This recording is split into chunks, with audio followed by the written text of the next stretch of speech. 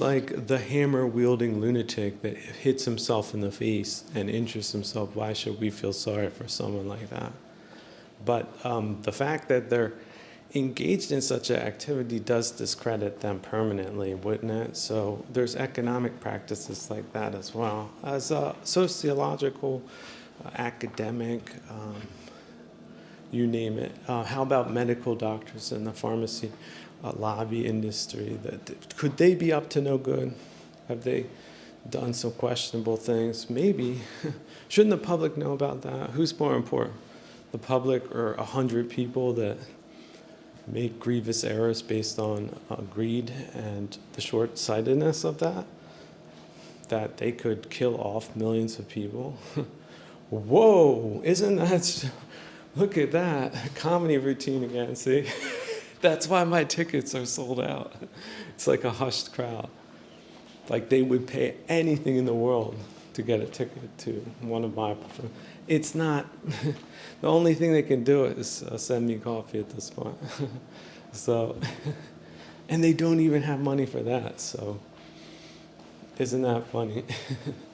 But who's complaining? Me? I mean, they have to live like that.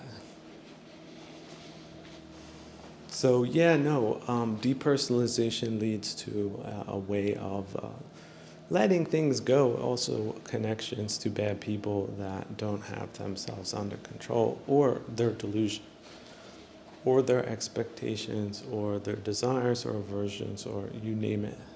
Can you get back to that mensch module? See, somebody, they backed up against something and hit it by mistake. And they didn't even want to press it. The mensch module pressed the person. Just showed up one day, boom, you couldn't avoid it. In a place it knew you would end up tripping over. Yeah, the mensch module is very close to the redemptive module.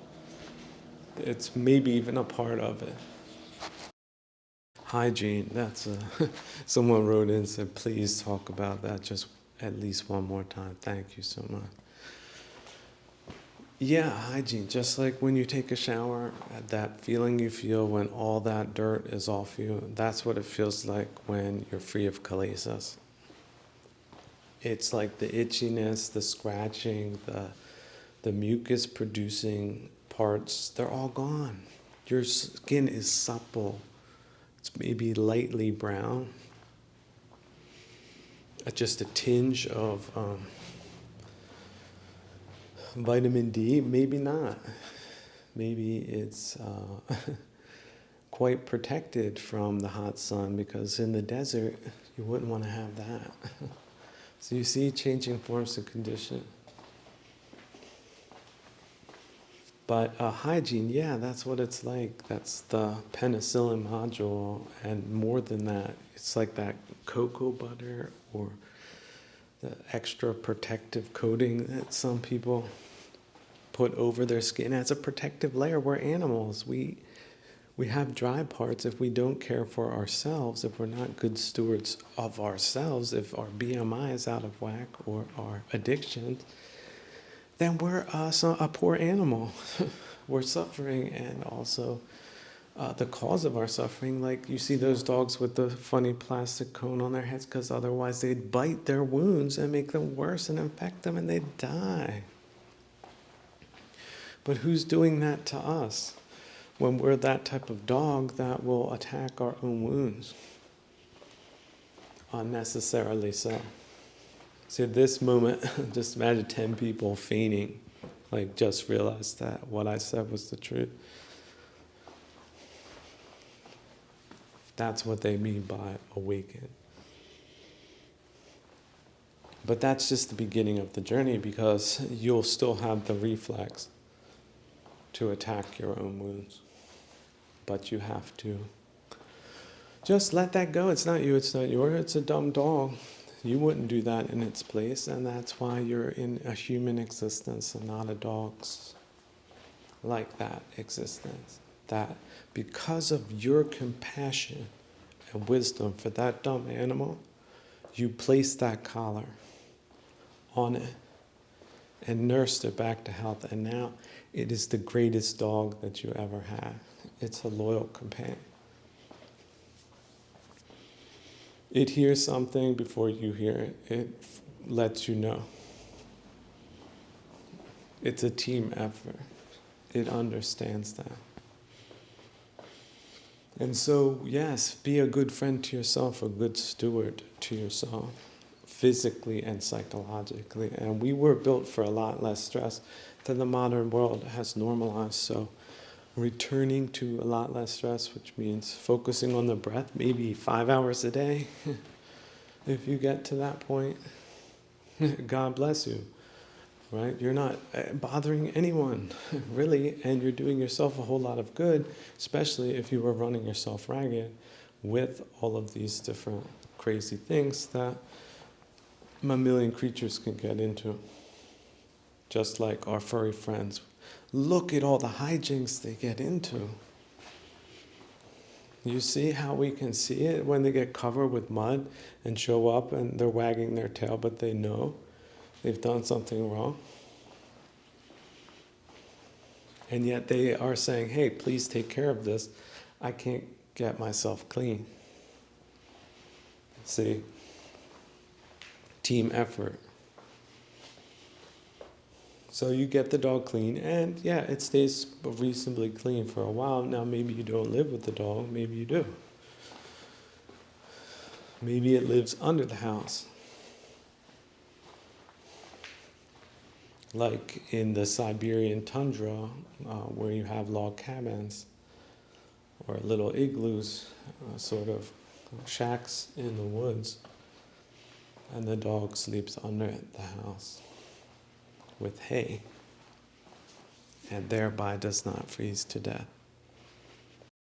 This is not to say that all dogs are useful or good. There's some bad dogs too, like the disadvantages outweigh the advantages. The dog does not respect its master or other dogs, and then vicious fights and attacks take place, and then at some point, especially if someone's killed, there's an investigation, and that really does have bad causality for the dog owner in many cases, where people don't take kindly to gross dereliction of security concerns for just any old buddy, because that person that was viciously killed might have been a grandmother or a child. So bad dogs have their own reputation, and yeah, they are dangerous and not suited for human habitation or the close proximity to it. Is that not so? So here's another thing about adopting everything but acrimony. But of course not just everything, only the good things. Is you can accept people for being very different from you. In fact, even if they are common and vulgar and normal or subnormal, you can see that in the light of the truth that often mammalian creatures do and are led astray, and they suffer the poor consequences of that. But of course, a lot of it can also be from previous lives. So just when you thought you had figured out a culprit, it becomes more diffuse and a lot more richer. It becomes more authentic and genuine, and also the dividends begin to rise because you're not throttling it with this or that explanation for why a car came out of nowhere and now you might be in a wheelchair, kind of what? Who done it? So let's not over-focus on like karma as in direct causality. Let us make sure there's a generous portion of metaphysicality in the mix. Generous portion. Just to make it that much more effective. That much powerful, right? That potent. that it can overcome rationalizations. That's precisely the point. Because you don't want to defeat a rationalization with a rationalization. It's like trying to defeat a kilesa with a kilesa, although sometimes that can be some kind of technique for some people to cause some kind of third position, where you just say, hey, look, you two that have had at it, it was just a big waste of time. If we take it past into those previous lives, and that's a better place, friends. So, yeah, that people would succumb to greed, ill will, and delusion in our time socially, especially if they were helped to those misperceptions by people that were operating in anything but their best interest. I think that finally is the takeaway that gives a lot of people closure on these things that otherwise were harming themselves in some way as to how they got on the wrong path, because it could have been anything, because the Piper of Hamelin is a really old story. And it's a story that even children are taught, but they only understand later in catastrophic times such as these. But maybe Jambujita was always sort of catastrophic. But on the other hand, if it has facilitating kinds of materials to it versus a fire that goes out because there's nothing more to burn, it's much better that one builds future societies not based on things that can and will go wrong if there's no good intention to make them go right, for example. But I keep coming back to the proposition, wishing all living creatures well. See, that also takes it past the human category. All these human rivalries and he said, she said, okay, there's that. But then you can also overflow that. All living creatures, that means hummingbirds, koala bears. Oh, someone wrote it recently, said, could you please make another koala bear reference? Now I can't stop thinking of koala bears. Yeah, get back to that. That the kami of the koala bear sends you his greeting. But only when you're looking. If you had never seen a koala bear, you would quite rightly assume that they didn't exist. But they do. They absolutely do. So get back to watching this koala bear. They're so cuddly and so snuggly and so cute, aren't they? Just look at them climbing up trees and eating leaves and taking care of each other. Come on, people. That's what can be out there outside a state of acrimony or dealing with annoying things or engaging with people who are just there based on terrorism, perhaps, or their sponsors. So if the selection isn't there, don't feel compelled to get into any association with people that aren't worth it. Not in the beginning, not in the middle, and not in the end. It sort of works like that. But they really hard press you in the beginning. But it's that middle and end you can miss by avoiding them entirely. And the kilesas as well, the metaphor for a them or that.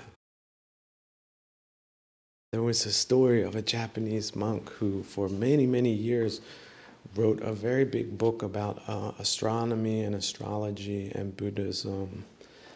And he brought it to his Zen master, and his Zen master flipped through it and then picked it up and threw it at him and said, the idea is to leave samsara behind, not to save it. But that was a very quick reaction. You can save yourself in samsara also by knowing these things. So, and by wishing all living creatures well, you can specifically also wish the people well in your vicinity without having anything to do with their day-to-day business. anything, not a molecule of it. And if they keep to themselves and they don't trash the place, there's no reason to interact with them. And then what's the reason for interacting with people that trash the place? Because that's what they're expecting. So what's the point of that either? People should engage in a sentient, productive, and beneficial behavior and nothing else. But see, there's the Zen master throwing a stuffed animal at me that I put in front of him, and I had to dodge it. And it was somewhat of an absurd moment between us, but it did elucidate the point. The point being that this book of astrology is quite a fascinating read. And that all sides have something meaningful to say, and perhaps one's own motives can be misunderstood. But the point is well not taken.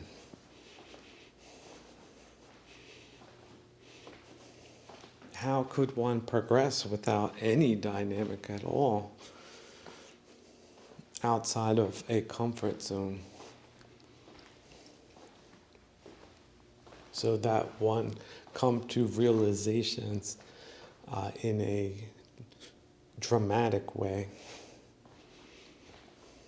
and not just the linear way. Someone wrote in and was like, this political stuff's driving me crazy. What about the practice? Thank you. Yeah, that's right. All internal suffering is based on perspectionism, directionality, and common, vulgar, and normal wrong effort and wrong view. That's it. Oh, you lost this thing and that thing. You're very sad. That's a mammalian trait. Fill in the variable. Are you suffering a little or a whole lot? Well, all of that, here's the good news, is based on you. Certain people have lost 1 billion times more than fill in your variable, and they got over it. Some of them, it took a very long time. Very good practitioners, they just walked away from that casino table and were enlightened. They felt better than they did before.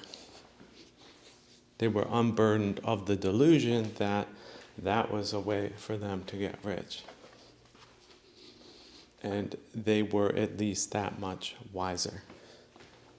Their attitude remained positive. I know certain super vulgar, subnormal people will say, that's not true. They're screaming in their cages. They're rattling their cage with their tin cans.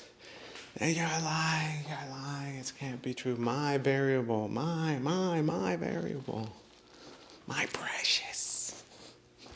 They can't let it go. They're golems.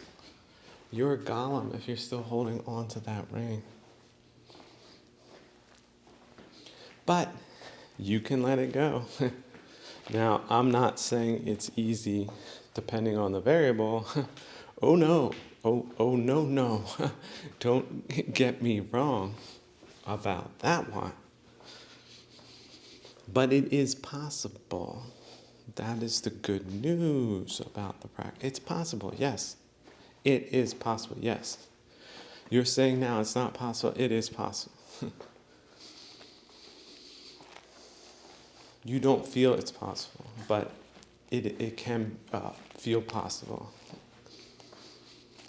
But you have to put in the practice. You have to first off catch yourself. What are you doing again? Ruminating about X, Y, Z. Well, look at your blood pressure. It's going up based on psychology. Your attachment to said aggravating variable, and aggravating can be aversion or attraction. Can be comparisons It can be egotisms. It can be vanities. It can be greed. I want this, but I don't want that. I want this. I don't want that. Yeah, that's very low, very base, very irritating, and very much prone to not being satisfied. It's a bad spiritual practice, just like not washing your butt for days and weeks and months at a time. You don't wash your mind out from those kilesas, you're gonna stink. You're not gonna feel well in your own body. Although you and yours, did you bear yourself? Did you put yourself in your mother's womb? Did you grow all your bones? Did you? Your body. And when you die, whose body is it? Yours still? Then why don't you dispose of it if you can, but you can't? But there wasn't a line where you stood up and said, hey, all right, I'll take that body. But look at how people are so obsessed with their body. Me, mine. Or I want this one. I don't like this one, I want that one. People are crazy. People are mammalian creatures.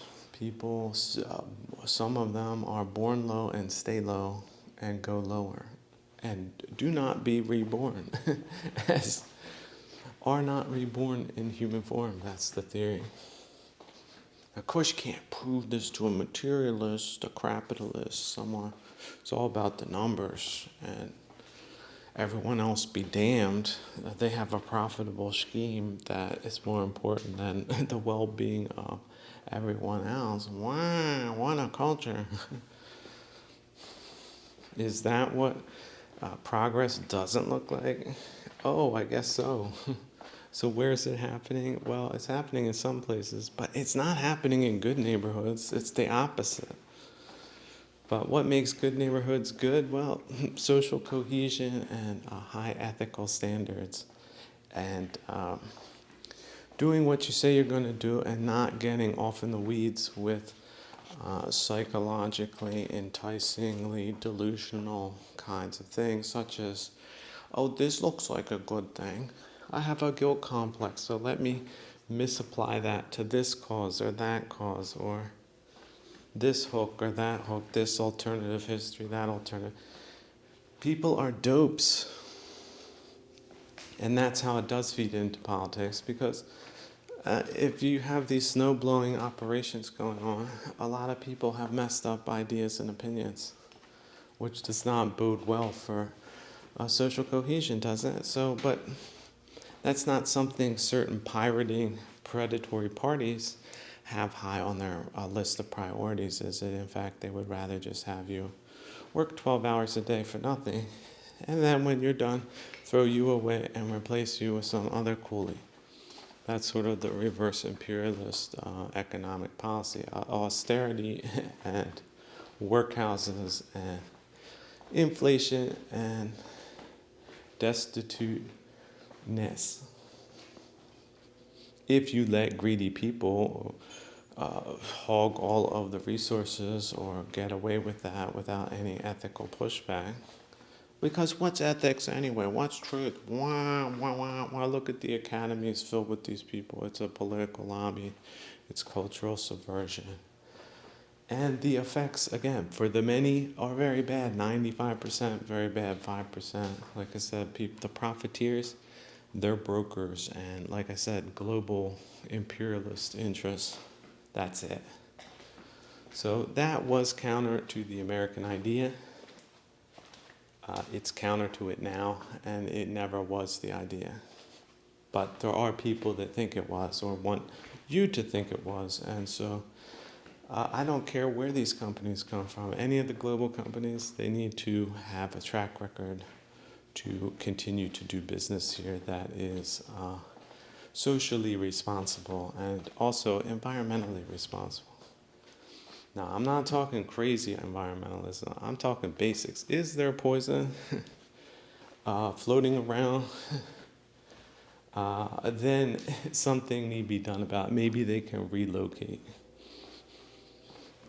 Now, if it's essential and it's really vital, maybe the people need to relocate.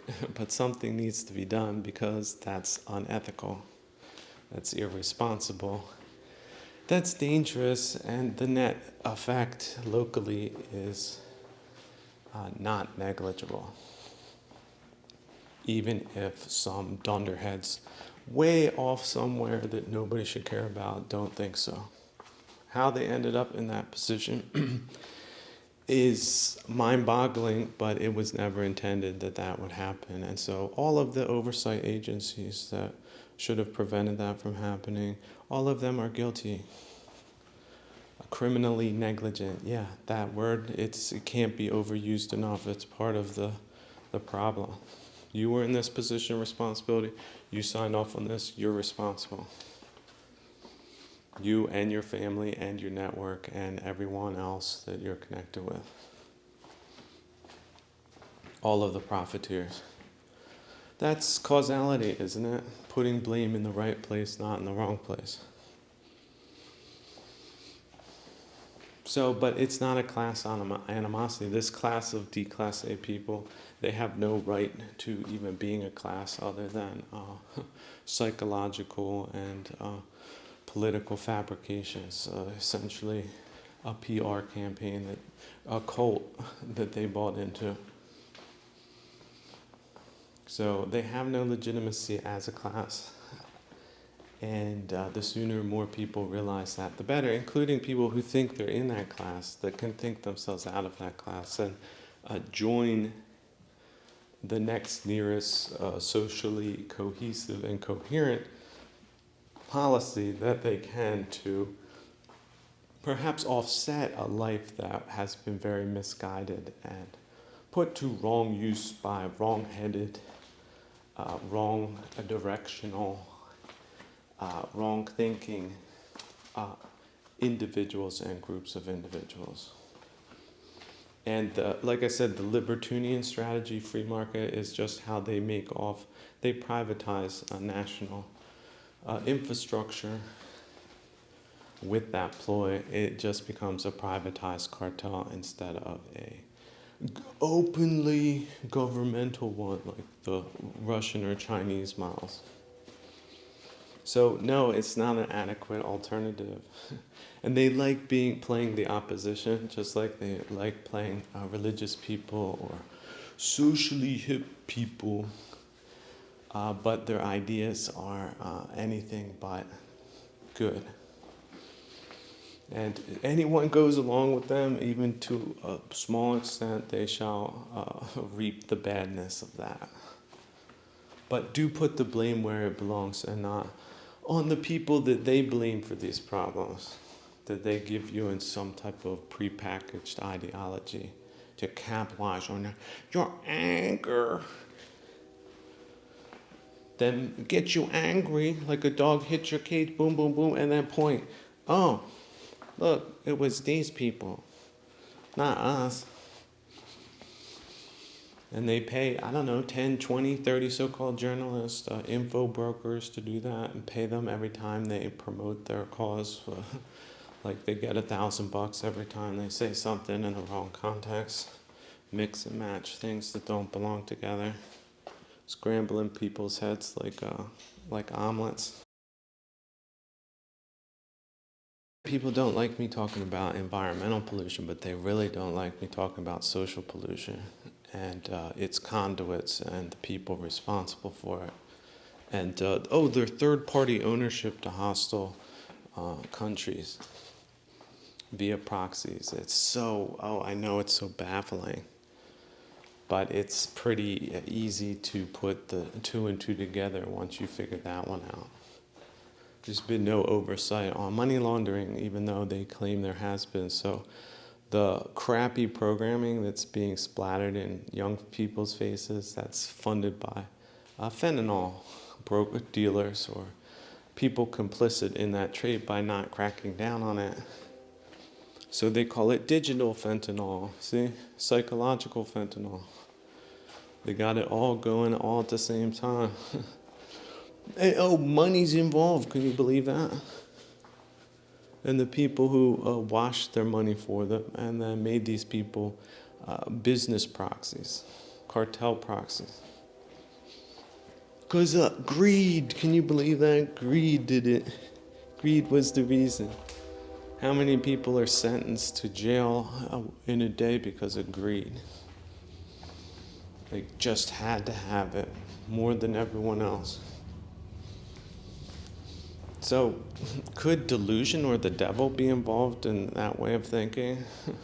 So here's another thing, poor Patuginas. They took away religion or flipped it. So it's your job, your individual practice, your 1 meter monastery that matters. Organizations like unions or, again, religions, they don't like that. That is pushback for greed. So that's why they infiltrated and subverted them, and that's why they are defunct and don't work.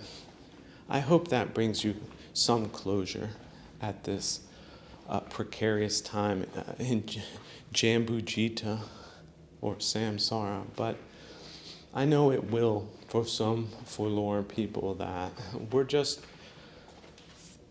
thinking what they think based on appearances. So here you go, there's that closure. Just imagine it in like a silver wrap package with an emerald green bow, like a velvet one, with all these glittering stars on it. Cherish that gift, even though it might not feel so great to know these things. It does help you gain some closure. Because, yeah, man and woman are social animals, and if they're poisoned psychologically, that does have just mind-shatteringly bad downstream consequences for people personally, politically, financially, spiritually, the whole package. So there are different ways peoples and populations can be undermined, and yeah, our adversaries have found an ingenious way where their cost is very low and their profits very high, and their explanations very voluminous, but all of that doesn't really cost much at the end of the day to them. Whereas it costs everything to the people that are destroyed by these policies and have been in our time. To the point of, genocidal results that they brush under the rug. Oh, well, no, what is he talking about? Get back to work. They're responsible for running things. Oh, okay. Oh, really? Who needs a restaurant like that?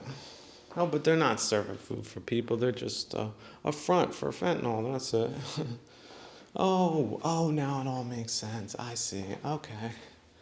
So what do we get out of it? Nothing.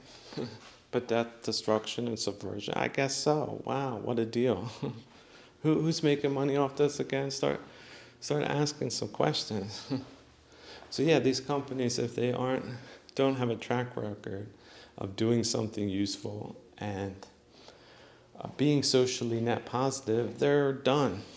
If it's needed, it will be sold, and if it's not, it will be shut down. And that's sound policy now.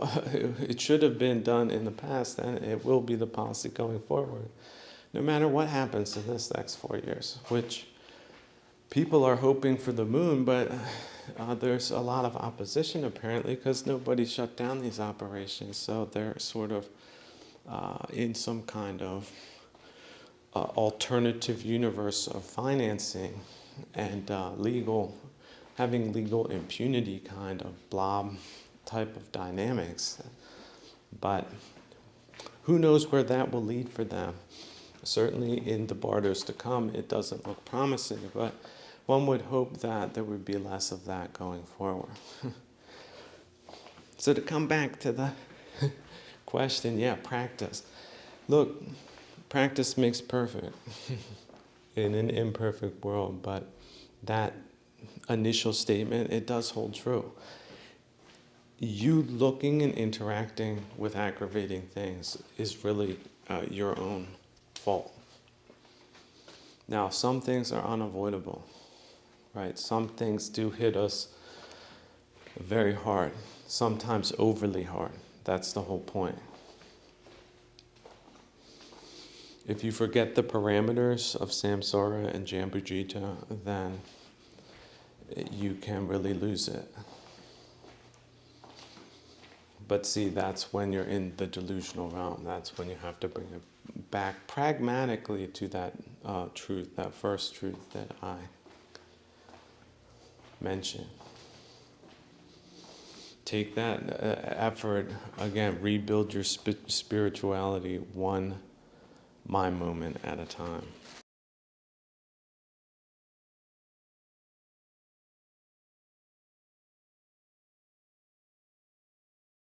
I was thinking the other day of how to illustrate how Mara mind can work. And if you've ever seen the Teenage Mutant Ninja Turtles, there's a character called Krang, Krang, and it's like an evil brain that's in the stomach of a robot, like an oversized robot body. See, that's getting close to the three-brain creature, right? But yeah, it's sort of like an evil brain, or let's say the evil perspective that can sort of take over your perfectionism at any given moment in time. Like, you see in the distance a girl, she looks like your girlfriend, and there she is, hugging and kissing some dude.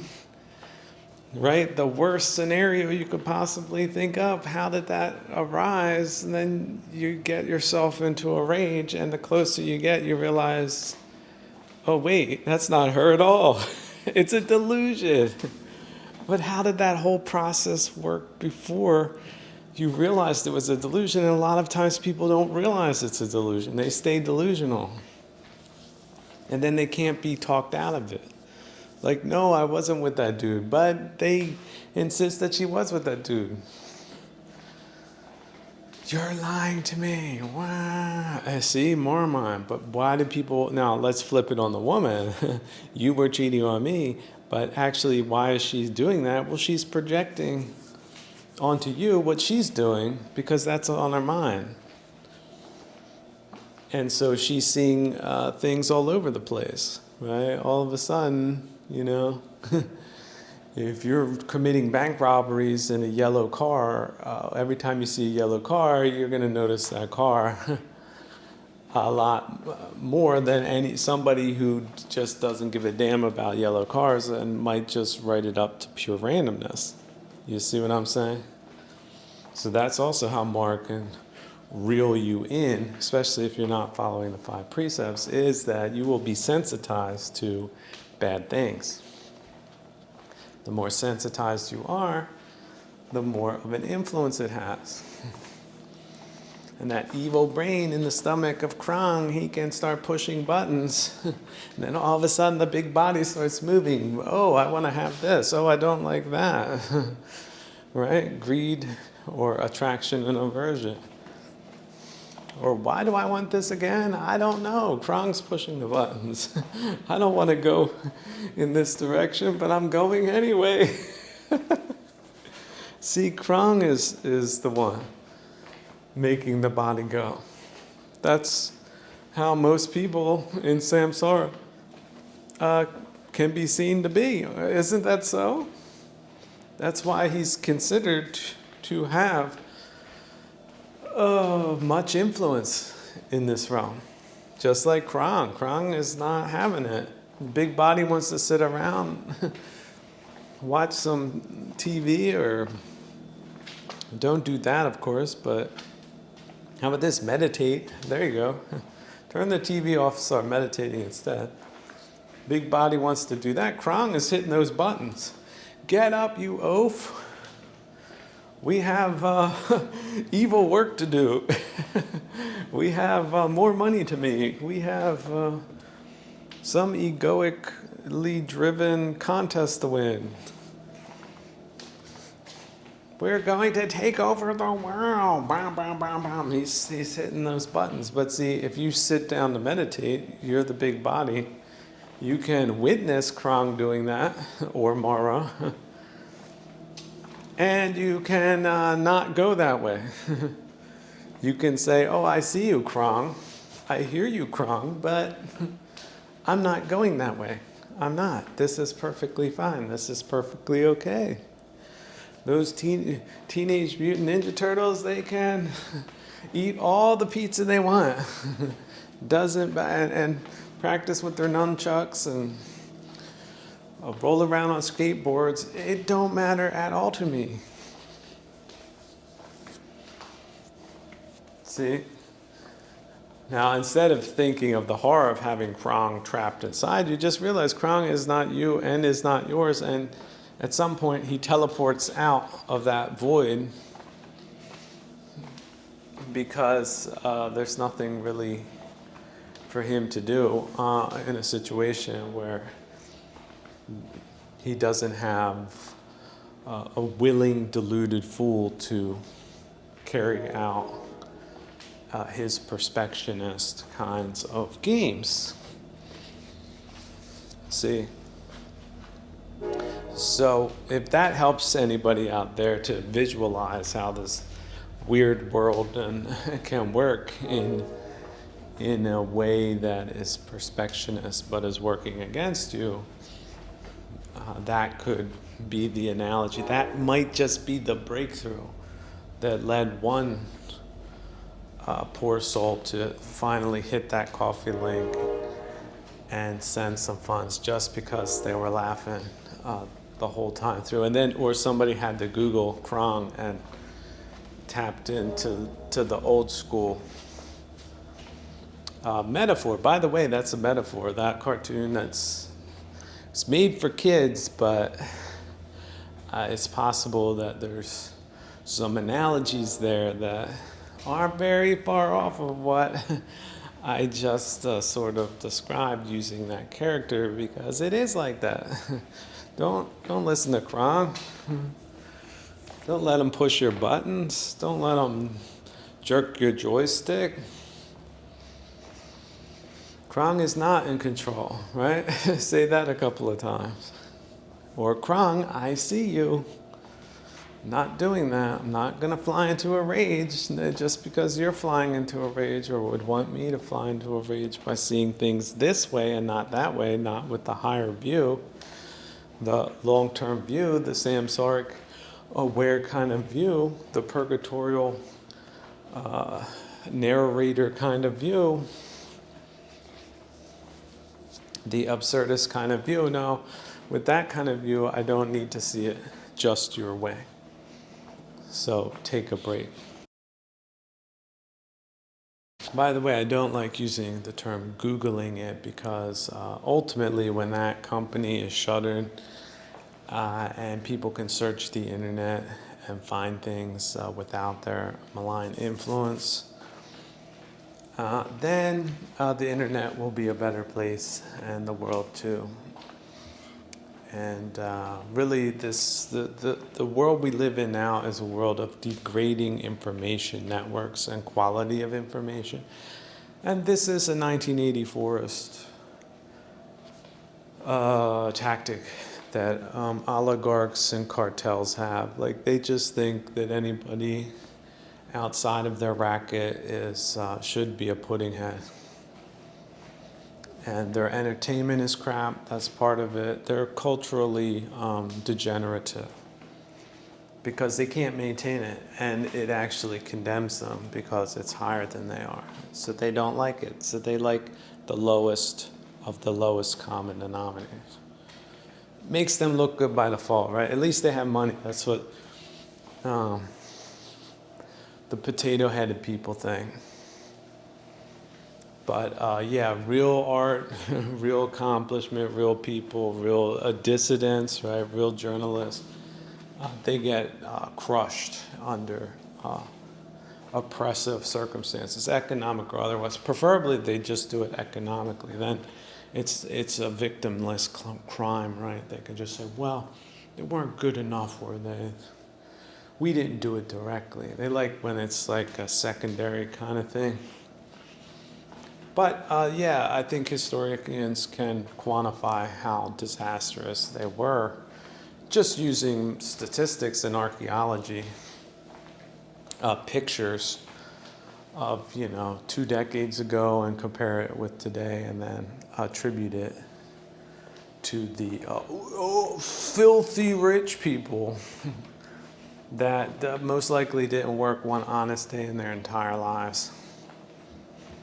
So what a wonky economic system that is. So yeah, we're going to need a full reset. That means financial reset, notary reset, legal reset, and social, economic, political, psychological, cultural reset. So some people might be terrified by that, but in fact, that's that has a lot of potential in it.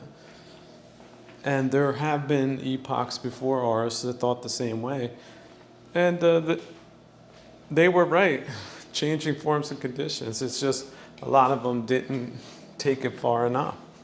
But how could they if we're limited by what we can do?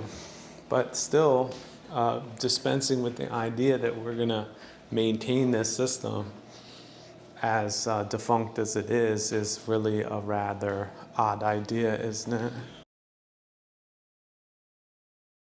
Someone wrote in, it's like, I listened to that part where you discussed the whole rainbow atrocity program as espionage. Do you stand by that? Yeah, I do. I think it is a program. It's programmatic. It's organized. It's distributed. It's international, too. It's an anti-Western thing. Like, let's group all these things together that jam them up. It's a subversionary thing. And who do they need to do it? Well, they need people in the countries that they're rolling these programs out in. And those people are essentially engaging in a form of espionage. They're taking money from a hostile third party that's washed through proxy. And they have a misrepresentation kind of explanation for what they're doing. So it has a certain covert psychological side to it as well. So what do people get that engage in hostile programs that damage the country and are likely funded by hostile third parties? Do they get 10 to 20 years in prison? It depends, I guess, on where they are in the hierarchy of such organizations and how much money they took legally, and also the not declared amounts of money that would probably have to be ascertained, because it might not be open, which is also sort of an aspect of espionage that is known to transpire. But of course, people are so simplistic. Oh, what? They're trying to get secrets for military technology or something like that. But that's just a very small segment of sabotage. Socio-cultural, economic, psychological sabotage. These wide-reaching definitions that these programs absolutely will be categorized in the years to come, but just not today, because it's not considered a popular opinion by Screamy Darvo as what? This is a hater. That's their game. That's the game they've been playing. They played it also with the hybrid invasion of uncontrolled immigration. Like, yeah, just anybody from anywhere. This is a libertarian idea, free market of labor. That was a big lie too. So who's been funding these things? Could it be the people building the world's largest navy so that they can control the seas and decide whether your ships get to go somewhere or don't, or if your country's inland waters actually do belong to you or not? Like, they will dispute that with force. Could it? No. They're just all business. So The people who underwrote the support of these forces or had anything to do with these countries, they're guilty by default. So you could say, all right, who were the people that transferred any money over there?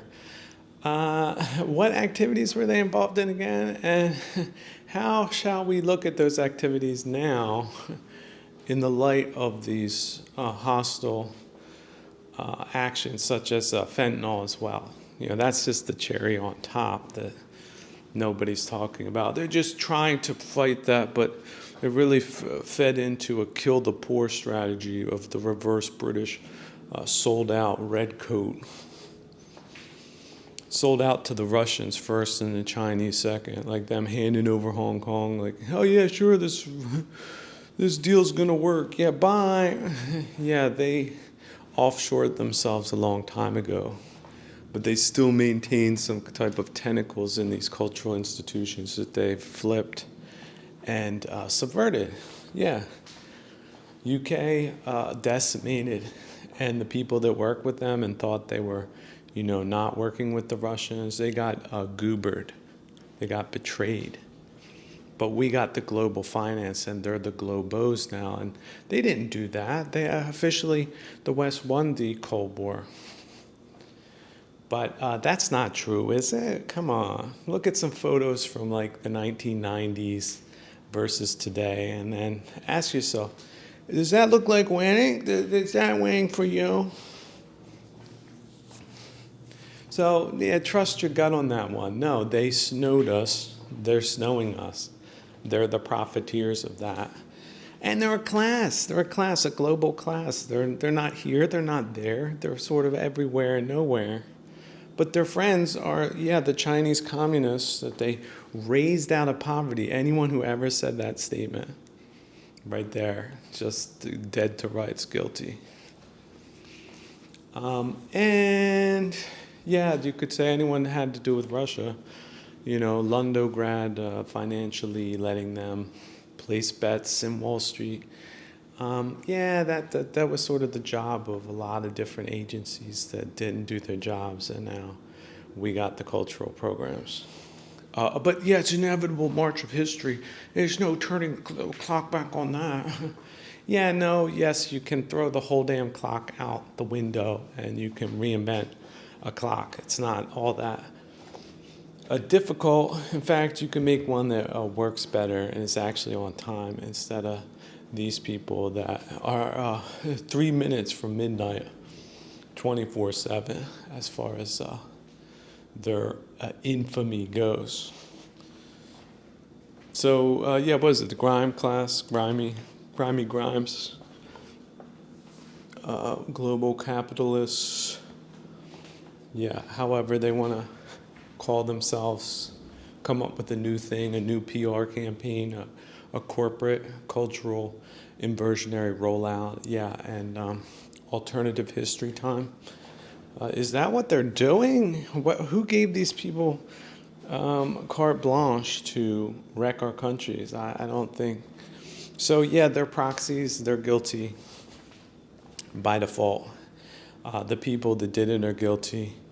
And they're still in the room pretending like they have some type of say amongst us, but why do they have that? Well, we might have to redo everything, right? The legal system, political system, financial system, the world system, but let's start at home first, get this place spick and span, and then move out. But of course, not forgetting our friends, right? But really qualifying if there are friends or not, because the economic argument, well, it makes economic sense when it doesn't. Because if you don't have security, what's the point of having money? Somebody asked the Haitians about that one. You can be poor and still have security, and it's a lot better than being rich without it, wouldn't you say? So, rich, villainous, flip people, they always take the money, but that's why they should have never gone into politics, but they did. That's why they should have never gone into culture either, but now we have them on tape committing cultural atrocities now going on for years on end. So it really isn't one of those things where you can say, well, the longer it goes on, the best it is for everyone. And really, it's the opposite. The sooner it comes to an end and there's a complete reform, a complete reestablishment of institutions we need, not the ones that were defuncted and blobbed.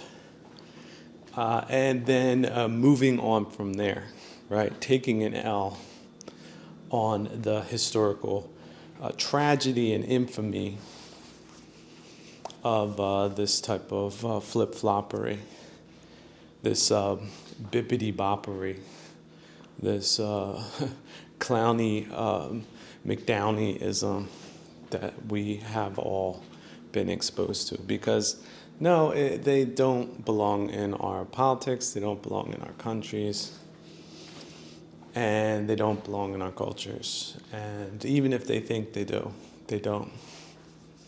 Because they would like you to think that they do, but they don't. They really don't add anything, do they? They claim to. Do they deliver, or is it just a bunch of hot nonsense like the rest of the stuff? Come on, people. If you have never been had in your life, now you know, yes, you have been had on a socioeconomic, political level. So just admit it.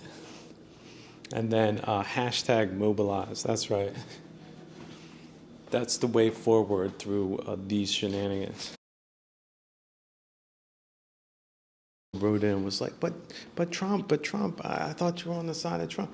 Look, I said before Trump even got elected that the man was half-baked. I said he is essentially what one would understand to be a New York liberal, but only in the context of extreme radical leftists contextualizing or framing, does he appear to be on the right? He was a middling kind of conservative and is to this day. He's not the real thing.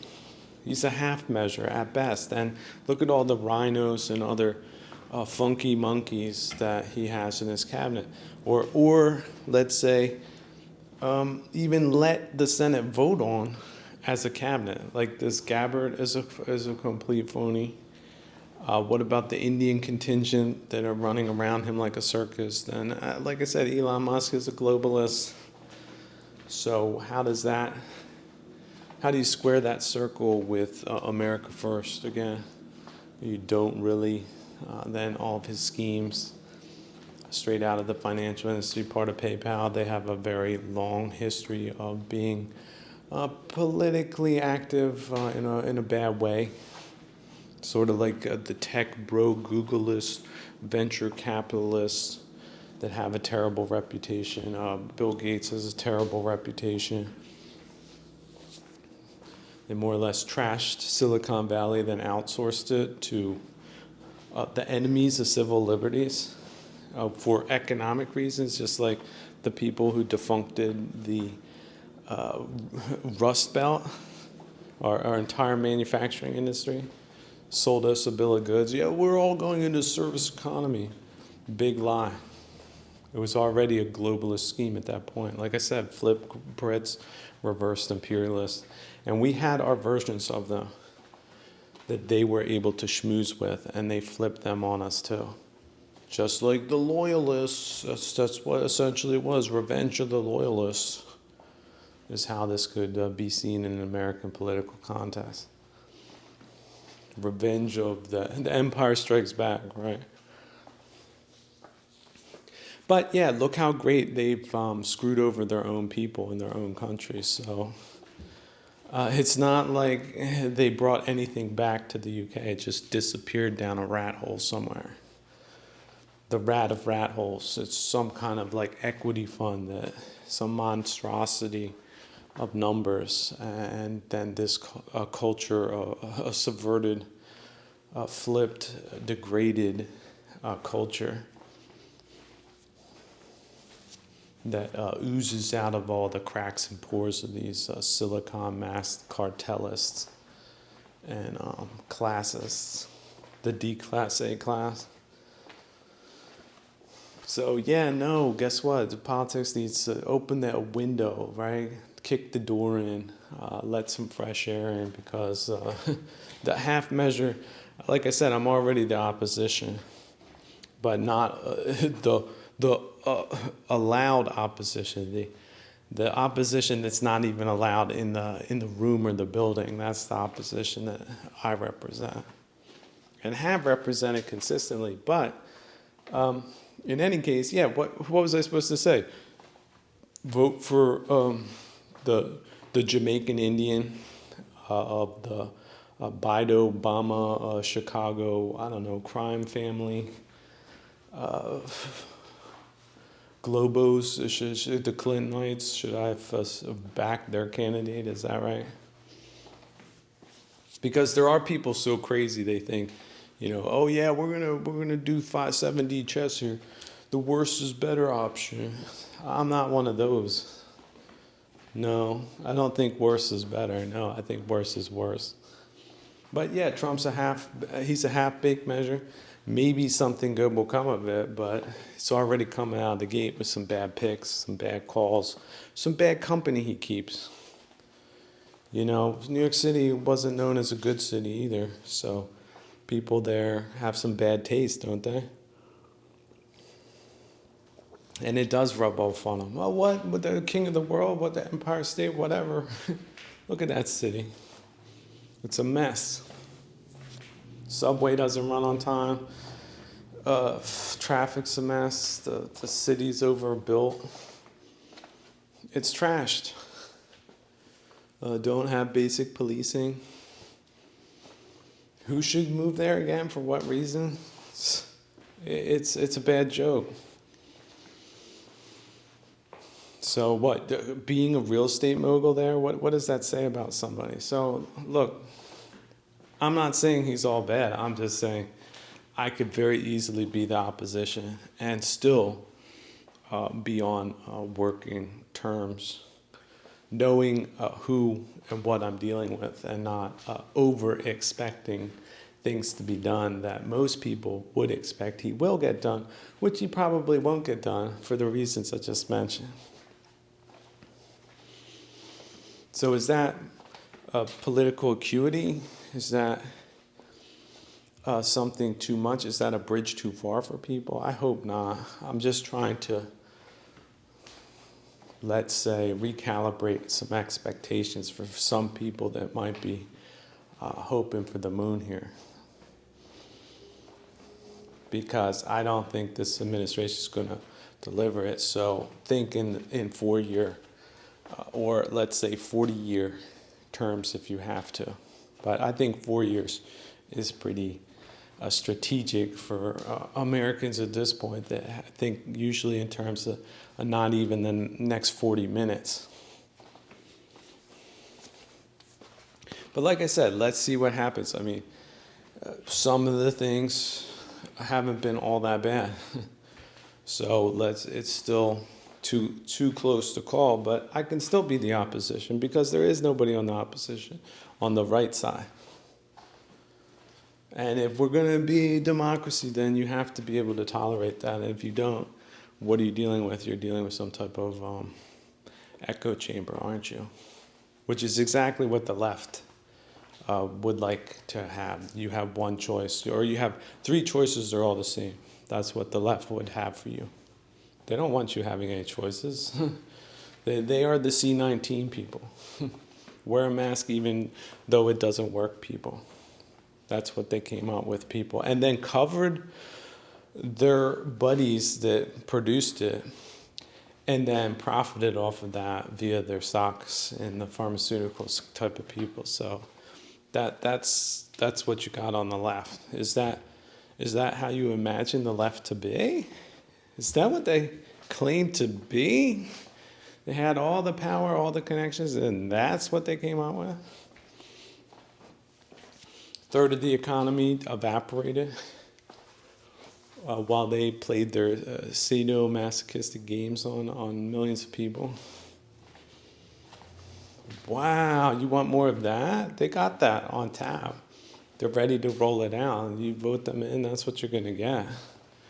Then they're going to have their crew of alternative historyites come up with a story that makes it all make sense. Right? Just like their numbers that don't make any sense. So when I say rebooting the financial system, I really do mean it. Like I am not kidding. It can be done and it will be done. But you best believe they don't want that happening either. So get yourselves prepared, right? Start canning fruits and putting away vegetables and getting back to some preservative measures, because it's going to be a bumpy road going forward. This is not because I'm addicted to drama. I really am not, but I want people that are prepared for all eventualities and possibly the worst, because that's what the American spirit really was all about, at least when we get back to the genuine version of it and not the farcical, asinine, and perverted version of it. That these, again, flip people think is really cute when they roll that out and claim that it's the truth. But that will be coming to a crashing end during my administration. You can best believe that. There'll be, just like flurry of executive orders first week, illegal. There'll be a commission set up, and the people that were engaged in it, they best flee the country, because they're going to get hit with it. I don't care how high they are, executives of news companies, whatever, big business, doesn't matter.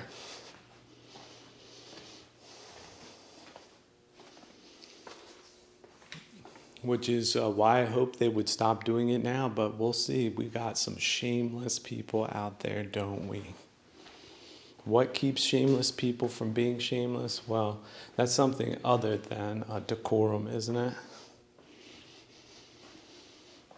So it's not what people want, but it's sort of what's necessary. That's sort of what good leadership does understand and does implement. It doesn't get snowed on it. And not for the damn money either. So giving people what they want, how about leadership? So that's what it sort of looks like. And the people that have been working against this country and the people and its history and its culture and its values, they should not feel comfortable going forward. And not because of me. Because if they don't let it happen in a civilized way, it's going to happen anyway. And it's going to happen in a worse way. That's what they should be thinking. And really, a lot of them should just walk away for their own sakes. For their own souls. What do they think they will accomplish going into the lives to come? Nothing that they have stolen will remain in their grubby mitts. They should think like that. And whatever it is they took, they had no reason, they had no claim, they had no right to do it. They were wrong. They are wrong. And they will continue to do wrong until it's remedied. And that's just the way it is. There is a funny side to that. I'm working on it right now. That's why this is a comedy routine.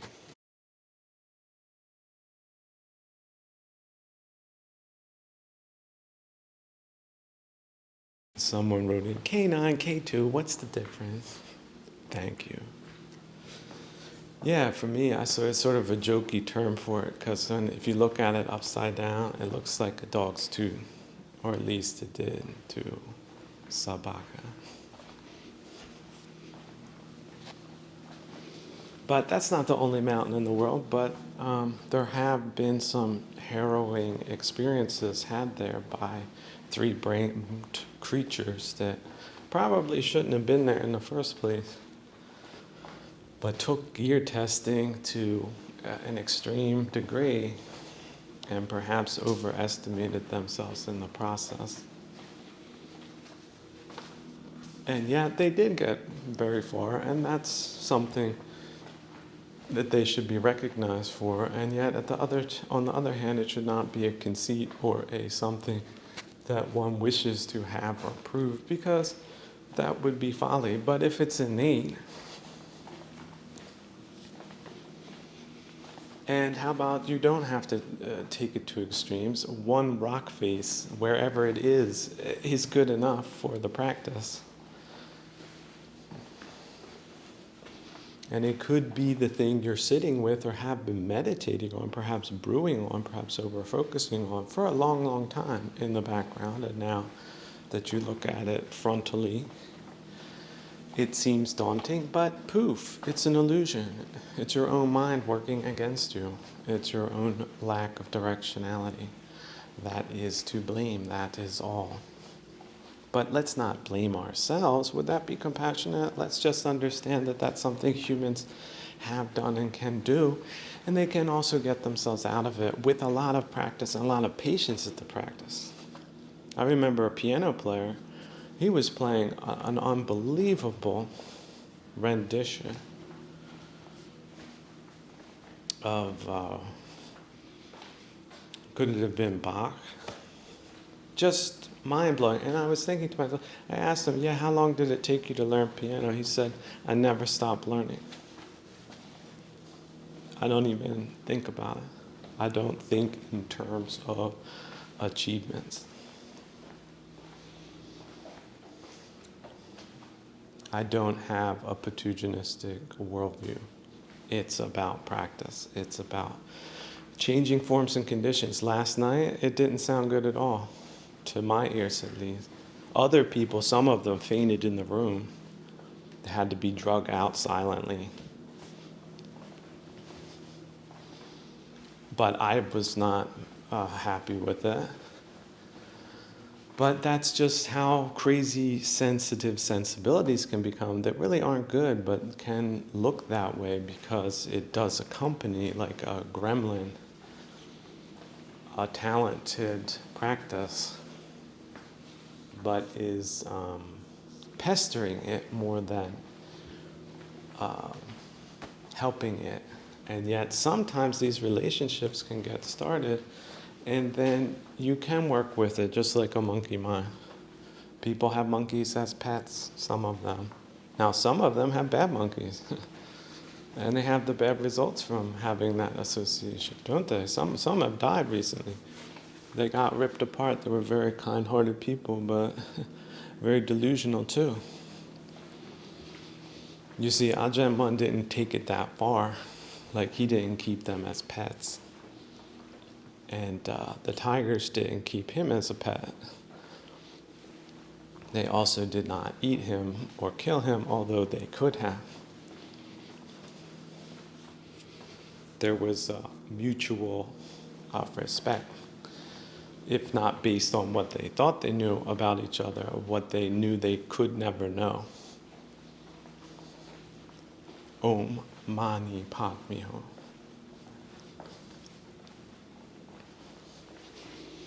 So addicts, you're not an addict, it's just addiction. And it could be for anything, picking your variables. And your rationalizations, they're your variables too. All right, you picked that story, you've had a tough life, then you decided to do X, Y, Z, kill the mailman or run over your neighbor. You made a bad mistake, you're misguided. Now, why can you see it when I just explained that to you, but you can't see your own lack of reasoning and wisdom when it matters? Well, you're probably running around too much. I think one thing that people forget about practitioners is they are not running around, they're practicing when they're not practicing. And that means a lot of time to practice. Like, as for me, like body weight exercises and different kinds of aerobic exercises and all these other things. That's like an athlete of the mind. That's full-time training. You don't get these results without right effort, but right effort can be misconstrued. Then it's wrong effort, and that can happen very quickly. So not running around and reflecting on things, that some people call it prayer or meditation, for long periods of time, that has a very good effect on some people. For example, former addicts, people that aren't that anymore, they're something else. They might be vaguely irritated people, but they're not addicts. They're not addicted to self-harming behavior in any form, be it chemical dependency or psychological dependency or codependency, or there's such a long list of kilesas, but now ignorance isn't a hindrance for these people, so they can heal themselves with a lot of patience and wisdom. And once they have the 5 fingers of the 5 precepts on their one damn hand, then they know. Should I? No? Okay. And that keeps them out of 95% of trouble. And the other 5%, that's their own damn business, right? That's their karmic condition that is hard to explain. You could have done something very bad in a previous life that you didn't want to happen, but it was just an accident. But cosmically, you still have to pay that debt off. It could be a case like that. No joke. Look at Samsara. Check this place out one day. Listen to some other stories. Talk to some other people. Your problems, they're nothing. They're dust. Think of all the old kings of Jambujita, all the malarkey they put up with, all the drama, and all of the mistakes. Oh, if you just do a fraction of it, a small sliver of it, you would shudder in horror for the rest of your existence in this bardo. So your problems, your variables, they're very ridiculous and small. No matter how destructive you might be, where are you leveraged somewhere in a system you don't belong in, breaking things and degrading things and making things worse? Who cares? You're just a part of some kind of chemical agent, a blight on good times, good culture, good civilization, good literature, good working order, you name it. So there's agents, chemical agents like that all over the place. Don't drink the Drano, right? Don't buy the narratives that leftoidism and all of its lineages have come up with to predate sadistically and uncompromisingly on people to reduce their freedoms and essentially wreck their lives in so many different ways. So don't put your focus on that. See, I think that's a problem of having a historic kind of mentality frame. Like, we like to think ourselves into these epochal frames, but that is not necessary. In fact, it's very toxic and harmful because it's sort of a covert way of understanding what happened in the past, but that's delusional, or like I said, some politically motivated narrative that has bad psychological side effects, especially when it's based on lies and politically motivated cultural war criminals and some such that have whole sections of the library devoted to them at this time. They're not discredited. They say they've discredited all of history, so all of human psychology, all of tradition, culture, peoples, all those things. They don't see any reason for them. They're calling the shots. They like what they like. You're in their network. Well, opt out. Right? You do not have to be bullied or bamboozled or railroaded into any type of flipped cultural events, venues, platformings, you name it, that they're able to pull off with money and influence, because it's a negative influence and it's a messed up financial system with people that have not stopped the drug trade, for example, in fact profited by it. So Their sensibilities matter, they're the luxury class, maybe for a time. Maybe they have been for a while. Maybe that's why things are so screwy. But look, scientists don't have to look down to find these problems. You can find problems anywhere if you're looking for them. But what would that really bring in samsara? Other than more engagement with more problems all the way up to the tippy top. You break out of samsara into the metaphysical theory, and then who are you looking at dead in the face? Oops. The last entity here who thought he was just looking at you, but that you're looking at it. What level is that? Is that eye to eye? My moment, my moment. Until who blinks? Well, there's other things going on in Jambuchita. And there's not a lot of excitement when the 5 precepts have been initiated. And one is free of greed, ill will, and delusion. It's very calm. Have you ever seen Zen gardens, like the most immaculate ones? That state of mind is essentially your reality after that transition takes place. But it is not a guarantee. You can put in the work for 10, how about 6 years in the jungle? Near-death experiences every day. Long periods of sicknesses with no medicine except, how about this one? Fermented cow urine. How effective do you think that was in the tropics?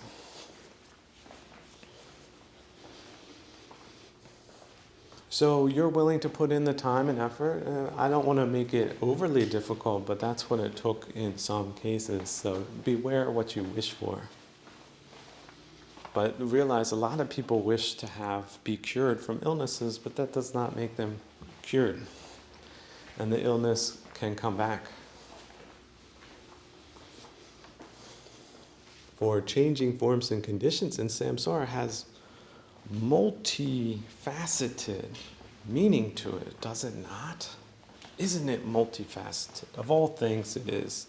That's one of the things, is it not? Let us not just condemn samsara, dear brothers and sisters. Why would we do that when it can be so transformational here? But don't blame yourselves for unskillfulness. It's the basic human condition. It's normal to be unskillful. Like I said, that pianist, that man is not normal. In some cases, I wish he was. Some cases, I'm glad he isn't. If everyone could play a piano like that, how would I look when I, just slam my fingers down for the 5,000th time? How do you think that makes me feel? See, somebody just burst out laughing because they know how I play, right? No, just kidding. See, people like stories like that, where you come out at the end. But a lot of people don't come out of this life more skillful than they came into it. Is that not so? Dear ladies and gentlemen. See, let that disco ball spin and let the light reflect off it as everyone just laughs out loud.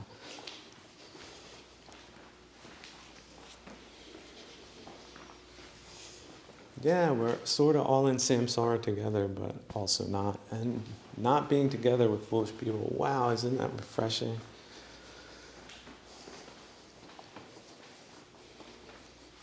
So yeah, keep your 1 meter monasteries tidy and neat and simple, and also sort of don't be real attached to it, because it does change a lot.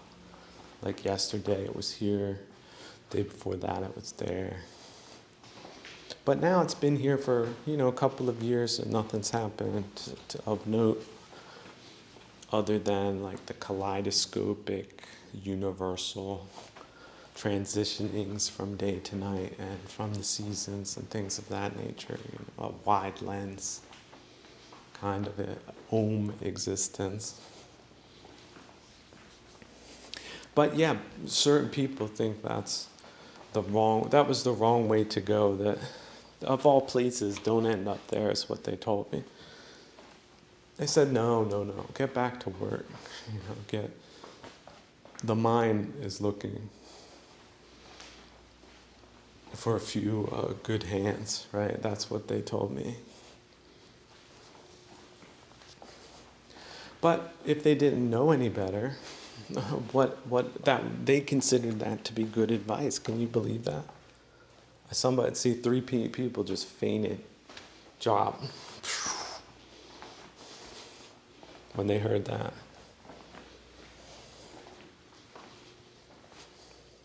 But look, this is the zaniness of this place. Don't hold a grudge. See it in a comedy, in a literary piece of work. Charles Dickens did this. It's like, oh, you mentioned Charles Dickens too much. No, look, I was exposed to it. Reread them if you see things that way. He had so much insight into the human condition. He really did. Now, some of his books are long in the tooth because he was in a bad financial situation. But other of his works, he really did put a lot of detail into it. A lot of detail. You just had the feeling he did have hours at a time.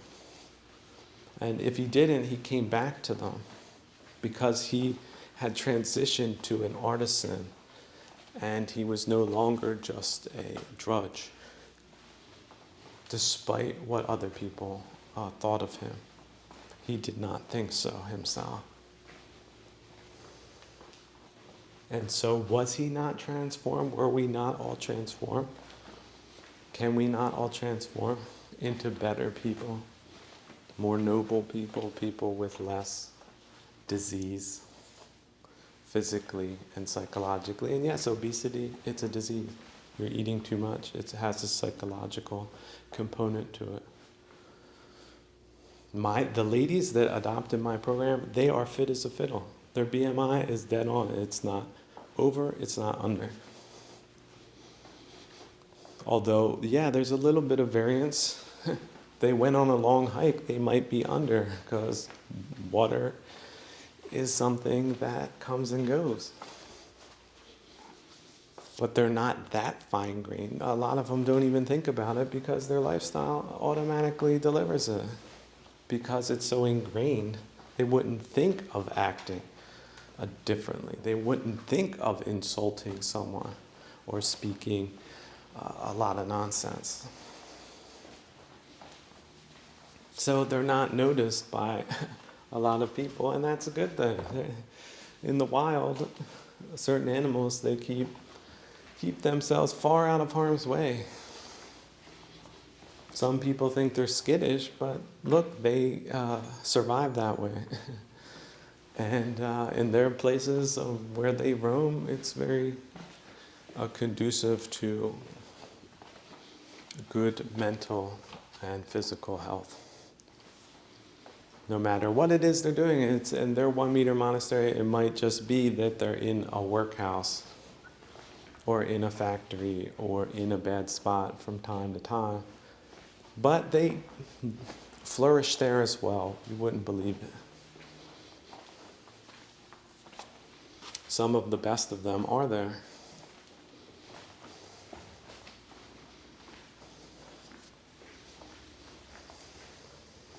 But who can say that their life is not their fate? Am I the person coming in and saying, hey, your life? Yeah, of course it's all wrong.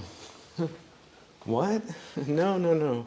I'm the radical acceptance, and it's just the here now kind of man, kind of voice. And those that listen to it, they are blessed. They know it, everyone else knows it, they just don't know why. But practitioners, they know why. After a while, they do. Like me, I just blaze off Chopin, like a couple of people, stand there like mesmerized. I was like, what? It's normal. Like, you are not normal. I said, look, for me, this is normal. They stayed there frozen. Like, I come back an hour later, they haven't moved. Like, what is wrong with you? Just kidding, like my comedy routine. See, people get jealous if you tell them you can do something better than they can. They also get prideful, like, no, you can't. And then they get on, start playing, Dixie, or was it these three sheep or something. See how they run. Dun, dun, dun, dun, dun, dun. Then they're playing that. Like, see? Told you. See my film? People would be riveted. That scene right there.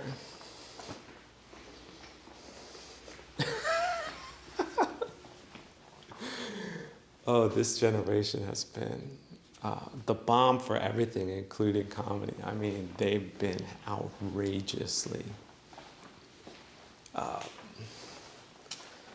displayed in this time. If you can get them right, if you had someone that had the accuracy of a Dickens, they have put themselves out there for sarcasm and caricature. Yeah, I would say I'm not a fan of sarcasm at all. That's a crappy, ill will laden kind of humor. But caricature, there you go.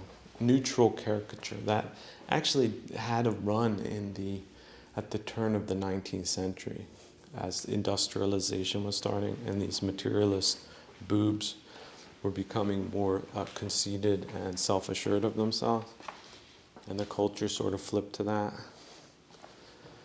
But then you had some artists that really put the caricature to them, and you can go and check out their work. It's quite funny. And the people now, oh my God, what monsters!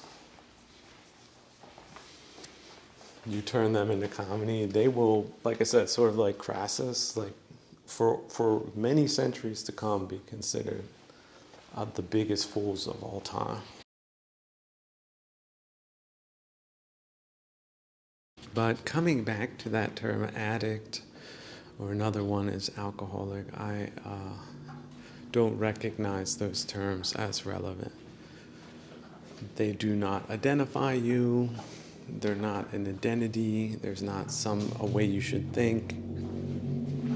What you're dealing with is an individual that may or may not have an addiction that they can overcome. That addiction is very well known in research in Buddhist circles. Very well known, very well researched. There's no surprises. In fact, it's in the basic concepts of the basic practice. And it could be anything. Are you a chocolate cakeist? Are you an ice creamist? Are you a fitnessist? Are you an elegantist? You dress up more elegant than other people, and people have a problem with that? That's your identity now? Look, you could go to rag robes if that's the case. It's sort of a cool concept. Think of it more of a quilt. Like, you find different cool pieces of fabric. It's not all just dirty rags. Like, I think,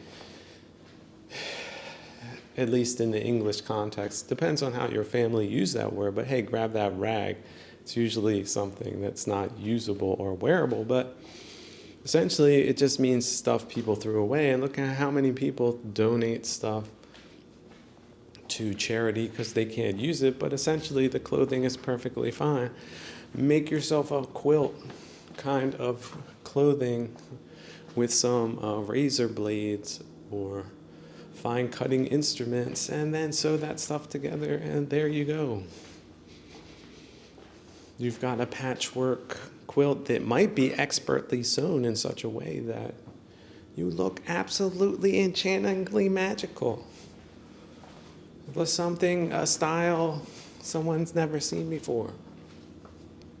Something from another world, another planet, another way of thinking and acting and being than in these little dirty boxes that dirty, squishy, crusty psychologists came up with to put people in. And then, yeah, you're always that because once I learned you had this and that, you're always that because I think of you like that. So whenever I interact with you, that's how I'm good. You don't need to interact with people that don't accept positive, transformative, non-self kind of oriented transformations into butterflies that aren't addicts, that aren't addicted, but might have to put in a little work now and again. People are addicted to anger, for example. They won't admit it, it's a dirty little secret, but they're not an angerist. They won't admit it, there's no term for that, there doesn't need to be a term for that. You might have been that a half hour ago now. That is someone you have consigned to the past. You're not angry anymore. You're not even surprised, you're just sort of enlightened, you feel lightened. You've had an epiphany, that's it. Satori is epiphany. Oh, it's that way. Oh.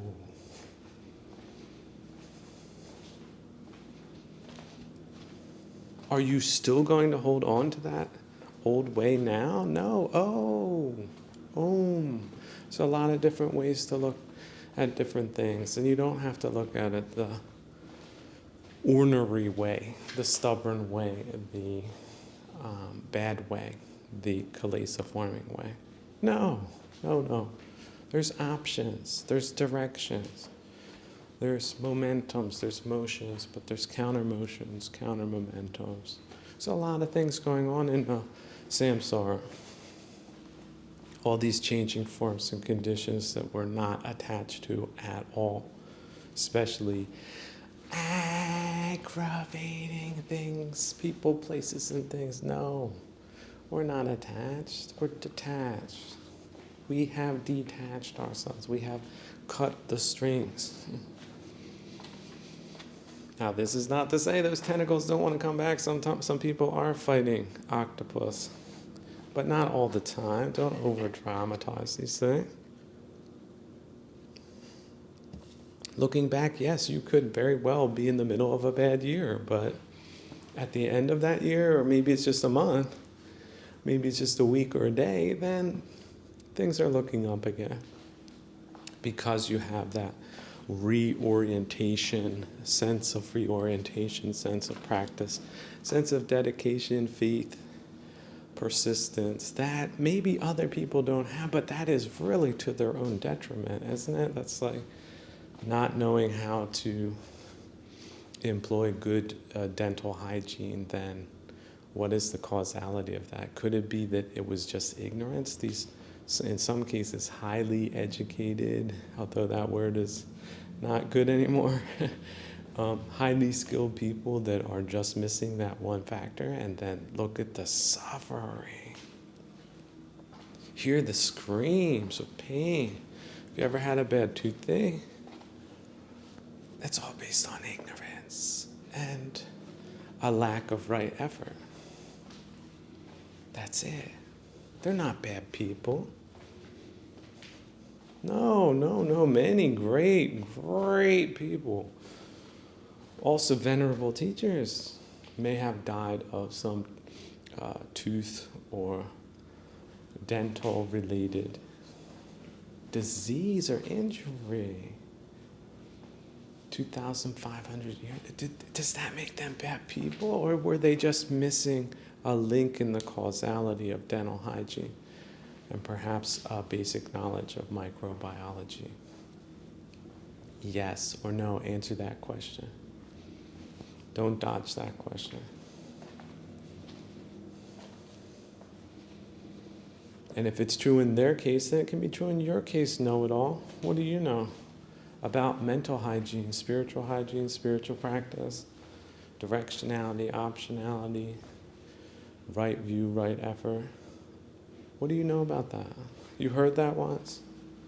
Not gonna start that way of living or thinking or looking or feeling? You're not gonna start that, but you started this, but you didn't start that. Where is your mind? Where are the priorities? Where is the self-care, the self-compassion, the basic building blocks of a good life? Where are they? Are they missing? Well, then you have to refashion them. You have to focus on that. You're lacking the basics. That's all. And just because other people don't like you means that you're a bad person. They might just not understand you. They might be filled with ill will for whatever reason, variables. That's their problem. It's not your problem. On the other hand, you don't have to run into the arms of a foreigner to prove your point. You can keep it at home with people that deserve it and not be snookered by politicized, charlatan, hostile groups that are big time invested in those types of war criminal-like organized lobbying efforts at this time. Changing forms and conditions. What will samsara come up with next? That doesn't mean you have to accept that. It's just a different epoch, right? Epoch of infamy and disaster and disgrace. And perhaps the precursor to something glorious and noble, but certainly not now. But shall we return to Jambujita for a second? Just look at the condition it's in. Look at the greased sliding slope it has jettisoned down and out to, based on all that bad causality since the venerable of venerable's time. So these things are real in materialistic terms, but for the individual practitioner, it's really about the individual practice. That's where everything comes together in such a real but also unreal way. It's magic. It's a miracle. Somebody living in darkness said, hey, look, here's the light switch. Click. It's a miracle. Epiphany. Satori, I'm living now differently. Clear-eyed. I'm not stumbling into these things. I avoid the sharp edges of this maze of psychology. It's a different way of being. It's a miracle. Somebody's screaming out in the wilderness. Epiphany. So yeah, epiphany is a thing. Look into that word. Where has your focus been? Why haven't you been focusing on epiphany?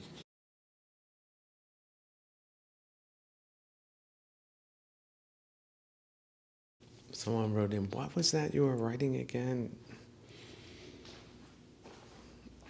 If we forwarded $10 million tomorrow, could you finish writing it? Thank you. Well, I believe the theatrical piece was called The Villains of Jambujita.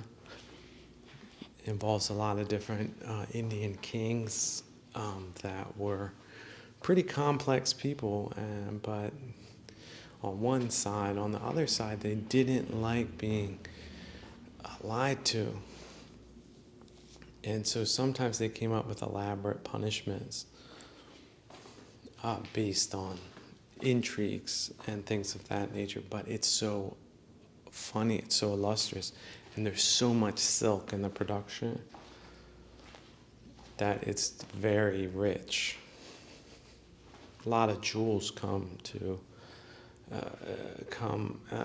into the play, and then just the dramatic escapades where entire tribes of people get burned up with hay and then plowed with an iron plow. I don't want to give away, I don't want any spoilers to happen, but it's so dramatic that people have seen it once and they never forgot it. It was so gripping. They never forgot the vistas, the photography. It was magical from the second it started till it ended, and even then. What a teaching. But not in this time yet. So 10 million, I don't know, with inflation, that's probably about right. We'll see what we can do with that. I'm sure we can come up with more if it needs to be done. It's not like that's a lot of money, is it? So, yeah, that's it. That's sort of what I'm working on. But, it's not the only thing. That Om Mani Padme Hum, that takes the primary focus, understandably so. So if it needs 24/7 devotion for days on end, then that's what it gets versus the villains of Jambujita.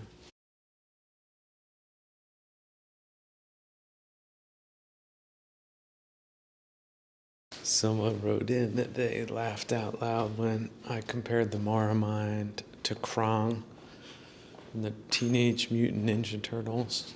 This little second type of evil brain that's always trying to switch your imaginative powers, like the delusionary powers, to the wrong things. Such as, for example, jealousy. That's a clear one. Like, all of a sudden, this conspiracy comes out of nowhere. Krong's hitting the button. See, check out, he's hanging out in your stomach. You're the big dummy. You're the bubble body. He's got the joysticks in. Ah, here he is, having a good time. Let me hit the jealousy button. Bing. What? Why could it be? And then in the theater of your mind, you're thinking all these different possibilities. What could it be? And it's not, how about this? It's not true. It's not true at all. Like, imagine you could just have that complete closure. In some cases, it's possible. But you could just see your mind running, like, the Krong mind, beat the Mara mind. And then you have the reality at the same time, and then you can see how dangerous the Mara mind is. Especially wrecking your day, and it's just time you're not going to get back.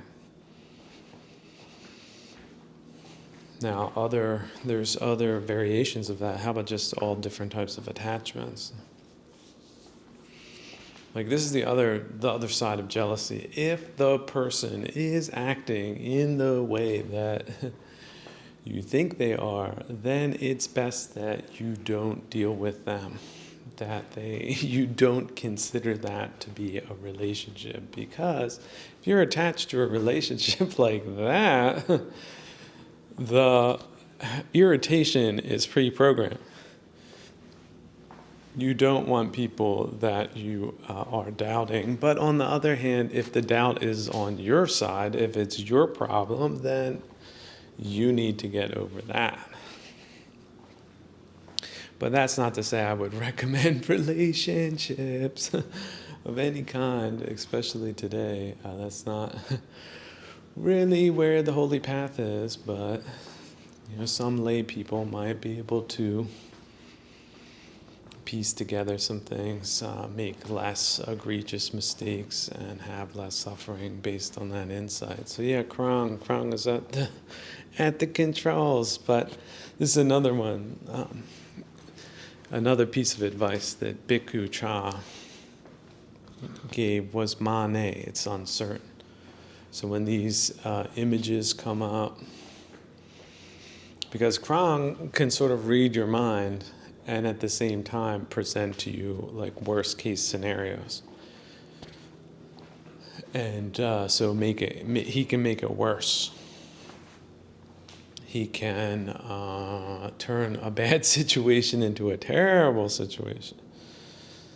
You see, some people are worried, but he'll make you very worried. I was so worried. But see, if you say it's not certain, or these visions that I'm conjuring up, it may or may not be so. I may or may not be alive in 5 minutes, so this may or may not be true. And also thinking the worst of other people, that's pretty clearly Mara mind territory. You can counter it, think the best of them. Like think of them, somebody hitting on them 1, 2, 3, 4, 5 times and they get shot down every time. And go down in flames, and it's very embarrassing for them. Right? You can play that film in your mind if you're getting the jealousy kind of thing, and think, boy, what a waste of time that was for that person, and how sleazy and how inappropriate. And you see, you can counter the visions that Mara comes up with just because that's the only way you can perhaps gain some distance and some counterbalance to these things that would otherwise throw you for a complete loop. But it also helps you, see, especially going back in time, to look at these ridiculous things like these relationships where you were attached and then you were also engaging in delusional kinds of aggravating thinking. And once you're free of that, like 5 years later, like, whoa, what a sigh of relief. Like, don't have to worry about that one now. But back then, it was pretty annoying. It was about as nice as having your hand glued to a skillet that was on high. But you got something out of it. It just wasn't psychological well-being. But other people were jealous of you because you had this and that, and they didn't have anything. I mean, this is like keeping up with the Joneses, you know, on a mammalian level. It's really weird.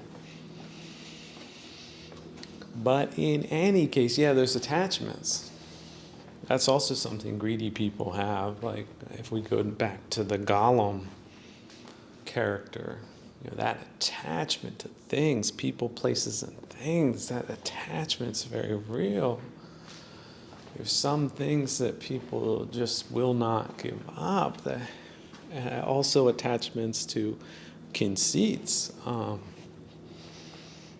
concepts of self, like I am the president and the CEO and the professor, doctor, scientist, literary heavyweight, fill in the blank. I can't be treated like this. I can't be dismissed like this. Can't be insulted like that. So yeah, that no self module, if you have it, wow, that's like having a set of power tools and the other people don't even have a screwdriver. And there are a lot of people like that, right? The ignorant Patujana, no tools in the toolbox. Just straight up and down ignorance and whatever skills they might have gleaned since they were carried out of the maternity ward. Okay, they got a whole lot of nothing. So don't think that these skills aren't valuable or that they don't add up, because a lot of times it's subtle. Your point of view changes and your optionality increases, and then all of a sudden your day is not filled with aggravating people, places, and things. But other people, that till the day they die, that's what they're concerned with, and overly concerned with, and aggravatingly concerned with. So never feel bad about living in a parallel world to samsara that has all those attachments, and where Krang really does have the final say. Like when he hits that button, your imagination is captured. It's very real to you. And you have very limited optionality. You don't have a remote control. So you're really not in control of your life. It's not to say that we have total control, but we have more control than no control, right? Even if you can turn the car like 30 degrees more than other people, you're probably going to have, if you go slow enough, 100% less accidents, 100% less aggravations. And those aggravations, like I said, Krang, he can come up with anything. He's watching more or less what you're thinking, and then he's ready to put extras on it. So you might have gotten out of a very aggravating relationship, but now he's going to say, oh, okay, no relationship, no attachments, but now we're going to hit the I feel lonely button, right? Oh, is my life devoid of all meaning button? Isn't this boring button? See? So you weren't satisfied with that, but now you're not satisfied with this. So it's just always looking, just like the Teenage Mutant Ninja Turtles, always looking to foil them in some way, always looking to throw your contentment or satisfaction for a loop. And it's on a my moment to my moment basis. Now, of course, you add into the mix the space dukkha of samsara that can happen at any time. Like, someone's at what? Somebody's knocking at the door. I open the door. Oh, it's an alligator. What? I thought the alligator wasn't in the room. In fact, the alligator knocked on the door, and now I got an alligator from the door. I kept saying there's no alligator in the room, but space dukkha can happen any moment. Any moment, at any time. You get a phone call, right? You get a text, an email, poof, your whole world is turned upside down. This place is not a place that doesn't have changing forms and conditions in it. So, but how we react to these things, that is sort of up to us. If we have skill, we will react or not react at all. Or we'll react in a way that is skillful and not unskillful, or as skillful as we can. Some things are very terrible, and they might be new, but maybe after the second or third time it happens, you're like, well, guess this ain't all that bad. All things considered. These human beings are very adaptable.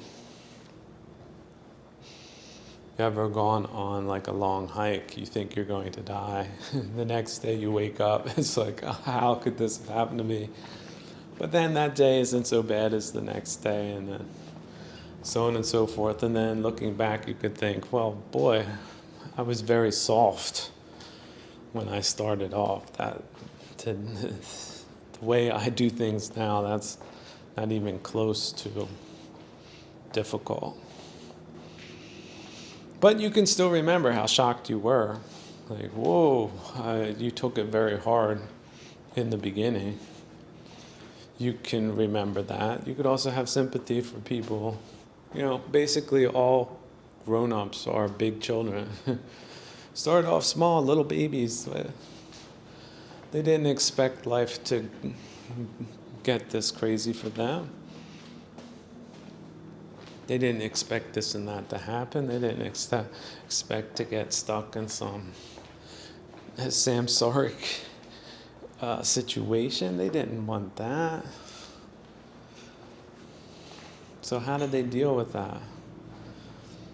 How about, the other part of Krong's tricks is to like present to you a perfect world and then let you just live in something that isn't even close to that.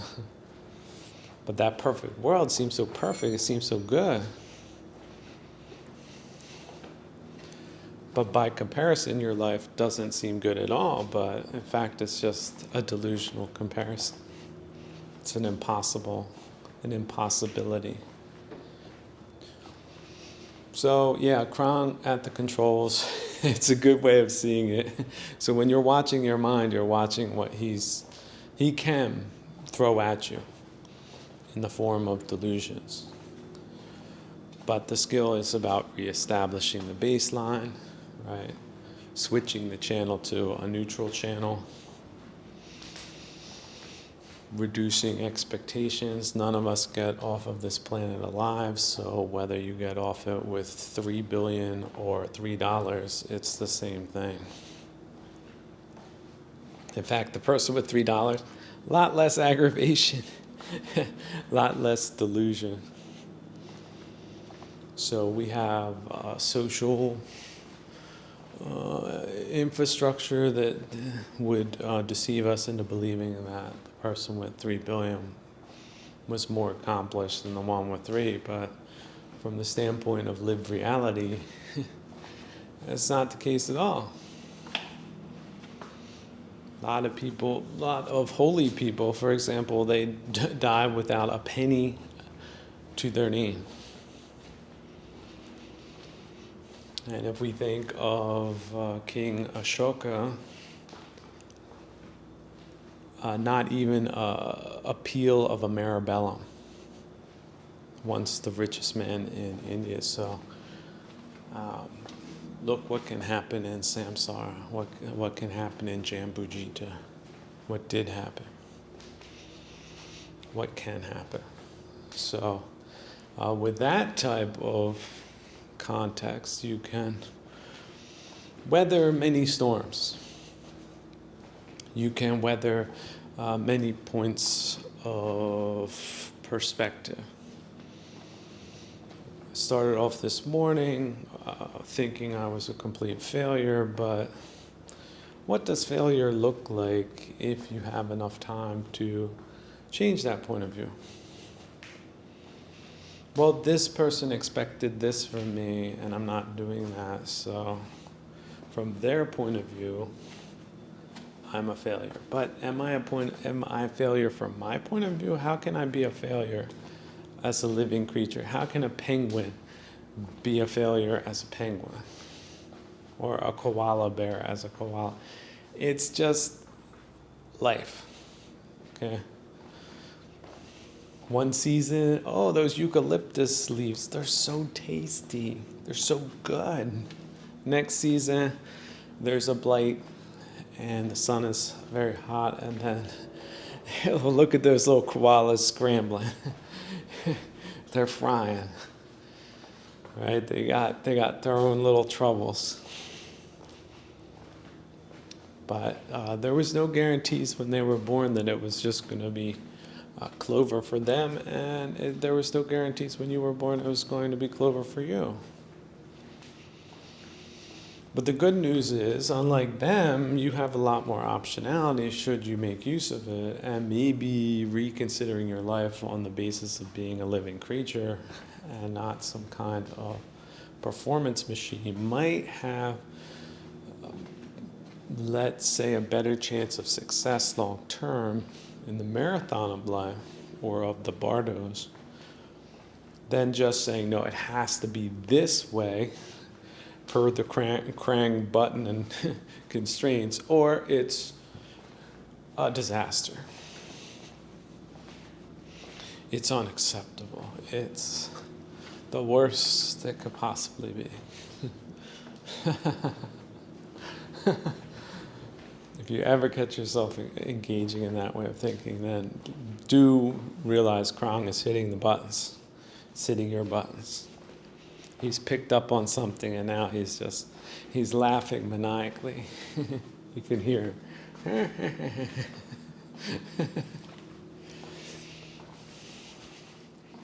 Yeah, it's a test.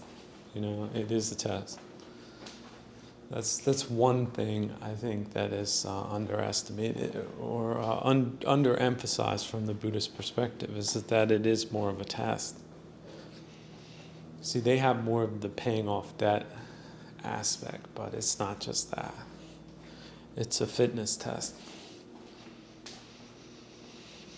So, yeah, a lot of times we don't want to be out of our comfort zone. We want everything to be normal and okay and even more than normal. We want the best for ourselves and others, but it's not always possible. So how do you deal with those in-between times? How do you deal with the emptiness after you've achieved a state of non-attachment? Will you go overboard into the other direction? Or will you be able to maintain balance without attachments? It's like without that balancing rod that some trapezist have, can you just use your hands?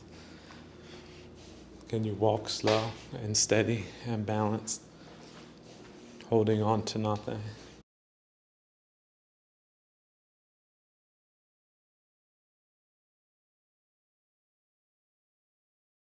Watch yourself, watch your mind when, for example, you have to do something that's very challenging, and then watch your mind like, oh no, first off, doesn't want to do it. Then the doubt, I don't think I can do this, or then the imagination on top, this is going to be terrible. And all of that perfectionism is completely unnecessary and also most likely completely misguided. It might be a cinch.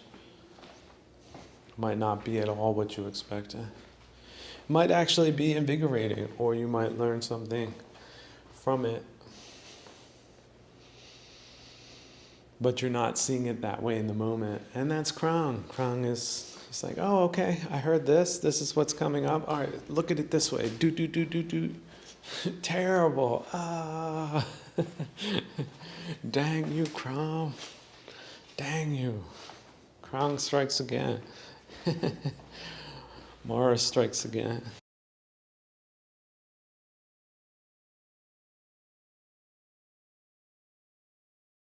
So not just mane, or it's not certain. You can also say, at worst, I'll muddle through it. Right? That's the worst. So it's difficult. It's very challenging. I'll muddle through it. It might not go perfect, but finally, I'm going to have a certain level of assurity with basic skillfulness that if I need to do this or that, it might take me a day longer. It might take me a week longer. It might take me doing this instead of that. I might not get it in time for the cutoff for me to know this thing, but I'll get it eventually. Like, I might get it a month later. It might just be all of a sudden a lightning bolt. Oh, okay, I finally figured this out. So it's really about just muddling through it. There you go. At your own pace, with your own consciousness, with your own awareness. And watch the mind at all times. And it's not about performance. It's not about perfection. See, there's that Krang. He's always trying to push you into the perfectionism. Like, well, if it's not perfect, it's a complete wash, isn't it? No, Krang, it's not. If I get 80% there, that's 80% closer to a good result that I otherwise wouldn't have gotten without playful experimentation. So take that, Krang. See? Gotta have them stars. Pull them out. your swords and your nunchucks. It's nice if you have a nice little turtle shell you can pull yourself into and spin your way out of them Krong traps.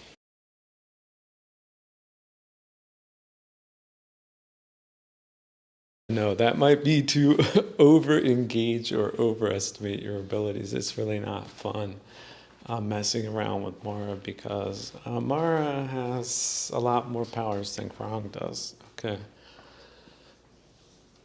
But the one theory is if you make it too boring for Krong or Mara, then that's usually enough of a defense. It's like what? He checks in every once in a while. It's like, what? Meditating again? Zen drats. Then teleports himself into some more interesting bubble bodies that are up to no good, right? So, but yeah, where the Mara mind comes, sometimes there's residuals there, and it might leave you thinking the same way, like, oh, my life, it's so boring. Couldn't I get into some arguments with some people? Wouldn't it be nice to have this without that, and that without this? Then your mind starts wondering again. So catch it, pull it, put the butterfly net over that little monkey again, and put it back in its terrarium, this little monkey cage with the acrobatic equipment that it can have fun with in a controlled way and is not getting into monkey business, as they say.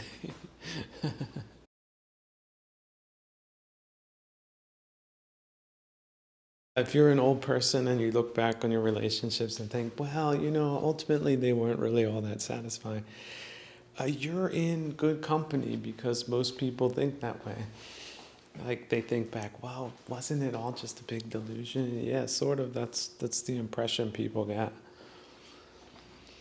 But that doesn't mean that at the time they weren't in some way valuable or necessary or karmic or magical to a certain extent, but it's not something that's wholesome to engage in sentimental delusionality about good things or being aggravated unnecessarily about other things, because then you would be in that third realm again.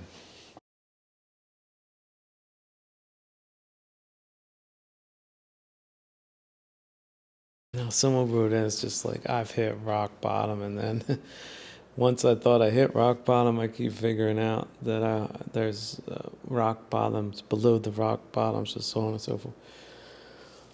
Look, in that type of situation, just activate the faith module. The faith module is not the thinking module. The faith module is you are experiencing exactly what you need to experience, but you don't need to put any extras on top of it. And there could be karmic debt in play. There could be a karmic situation in play, and you just have to, at that moment, revert to non-thinking and just get through it. Oftentimes, these moments of despair, in fact, they usually always are temporary. But they seem like they'll just keep going on and on. It's just a phase. It's just a period. If it's not a minute or 5 minutes or an hour, then it might be 1 day or 2 days or 3. It's very rarely a whole week. And if it's more than a week, it's very rarely more than 1, 2, 3 months. Now, some people might be thinking, oh my God, 3 months living like that, like without any reason to live. just living off the faith module? Well, yeah, 3 months isn't a whole long time, is it? Think of a little infant, 3 months old. So what? You can hardly see any difference than the day they were born. So 3 months, you can weather that. And in fact, some people have been living off the faith module for years now. They look back, they're like 3 months every day. That's the only thing that's keeping me going. So it is a way that humanity knows how to survive. And in a way, it's very simple, because you can just revert to non-thinking. Thinking is not going to get you out of a situation like that. But it can, once you have a basis, which is the firm basis of faith, which is, yeah, it has to be this way for now. But a lot of people that quote unquote give up hope, then at least they've reached a level of pragmatism. That does not mean that they have to conform entirely to the idea of it forever being one way, but they can at least get on with their lives from a stable baseline. And it is a superpower. There's something mysterious about the faith module, that it's a superpower. Because it's beyond reason, it works even though you think it won't. So you should stop thinking about it and then maybe reapproach whatever perspective you have later, put it off. It's like, all right, let me write down on my calendar, I will engage in a half hour of strategic thinking next Sunday at this time. And then set an alarm. And then if you catch yourself worrying about something or thinking about it before that time, say, hey, no, I have this schedule. And then when that time comes, then yeah, sit down with a pen and paper and work some things out. And then after the time is allotted, stop. And either schedule a new time to think about it and put that piece of paper in a place where you can find it, and then you can check your notes, right? Or you can put it in a notebook. Call it strategy. And you can add a component like, how can I see this in a different way? Like half of your strategizing session could be, how can I see this differently than I have up until this point? You know, I thought this was just a complete negative occurrence, but what are the positives to this? Is there one positive? There has to be one thing. It doesn't mean you need to be looking for it. Like I said, don't look for it until outside of the allotted time that you allot to it, that you schedule. But during that time, try to see. Some people, they complain about becoming sick, but yeah, they're sick, so they have to lie down. And then by lying down, they're involved in meditating. So some people that have gone through sicknesses, they've transformed spiritually, not just physically. And they are different people. They're different people after their sickness. And in many cases, they're much better people than had they not had that quote-unquote setback. So that might not appear to you at this time. It might not appear to you in this bardo, right? You could not get well, and then you might be back, and then next time you'll make it. But you'll make it to another transformation of perspective. You won't make it in this life, because we don't get out of this life alive. Whether we live 5 years or 50, the result is the same. But we don't always come to a level of insight And that's really the most significant thing from a spiritual perspective, and that's what we emphasize. The Patugianists, they don't emphasize that. That doesn't exist for them. That's a waste of time. We don't see it that way. Therefore, it is not that way for us. So they see we did nothing for 6 months because we were sick or healing from an injury. We can see that differently. We did not just look at a TV, right? We were engaged in spiritual work, such as calming down the thinking mind and redirecting it to the faith module over and over and over and over again, like a stubborn donkey that wants to do what it wants to do, even if it's not for its own good. A lot of animals are like that. They just don't know what's good for them.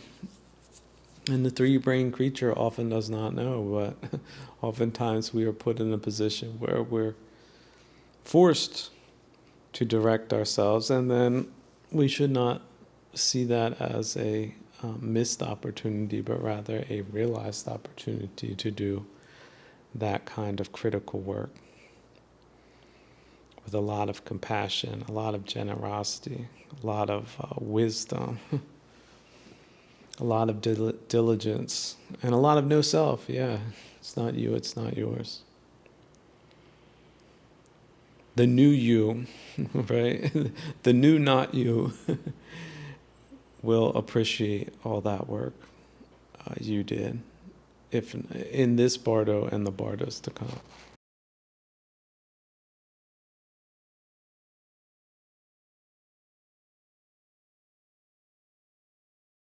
A few more words on jealousy. I don't know why I keep coming back to it.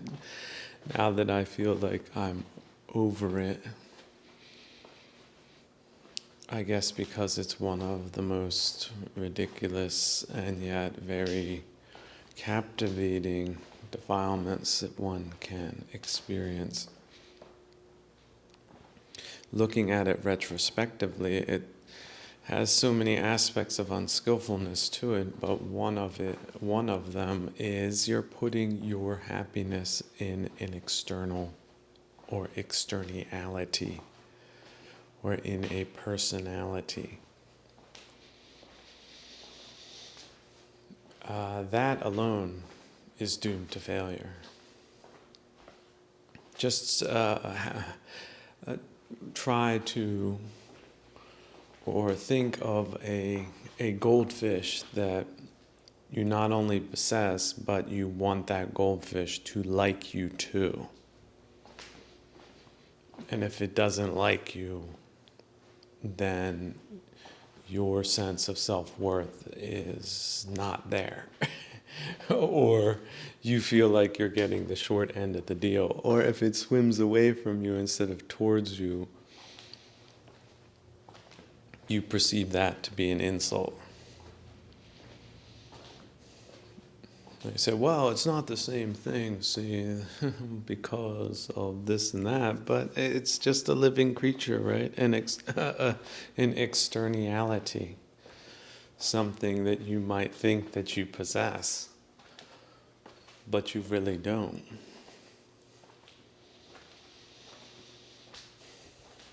And so it's wrapped in layers of delusion, and we get wrapped up in it.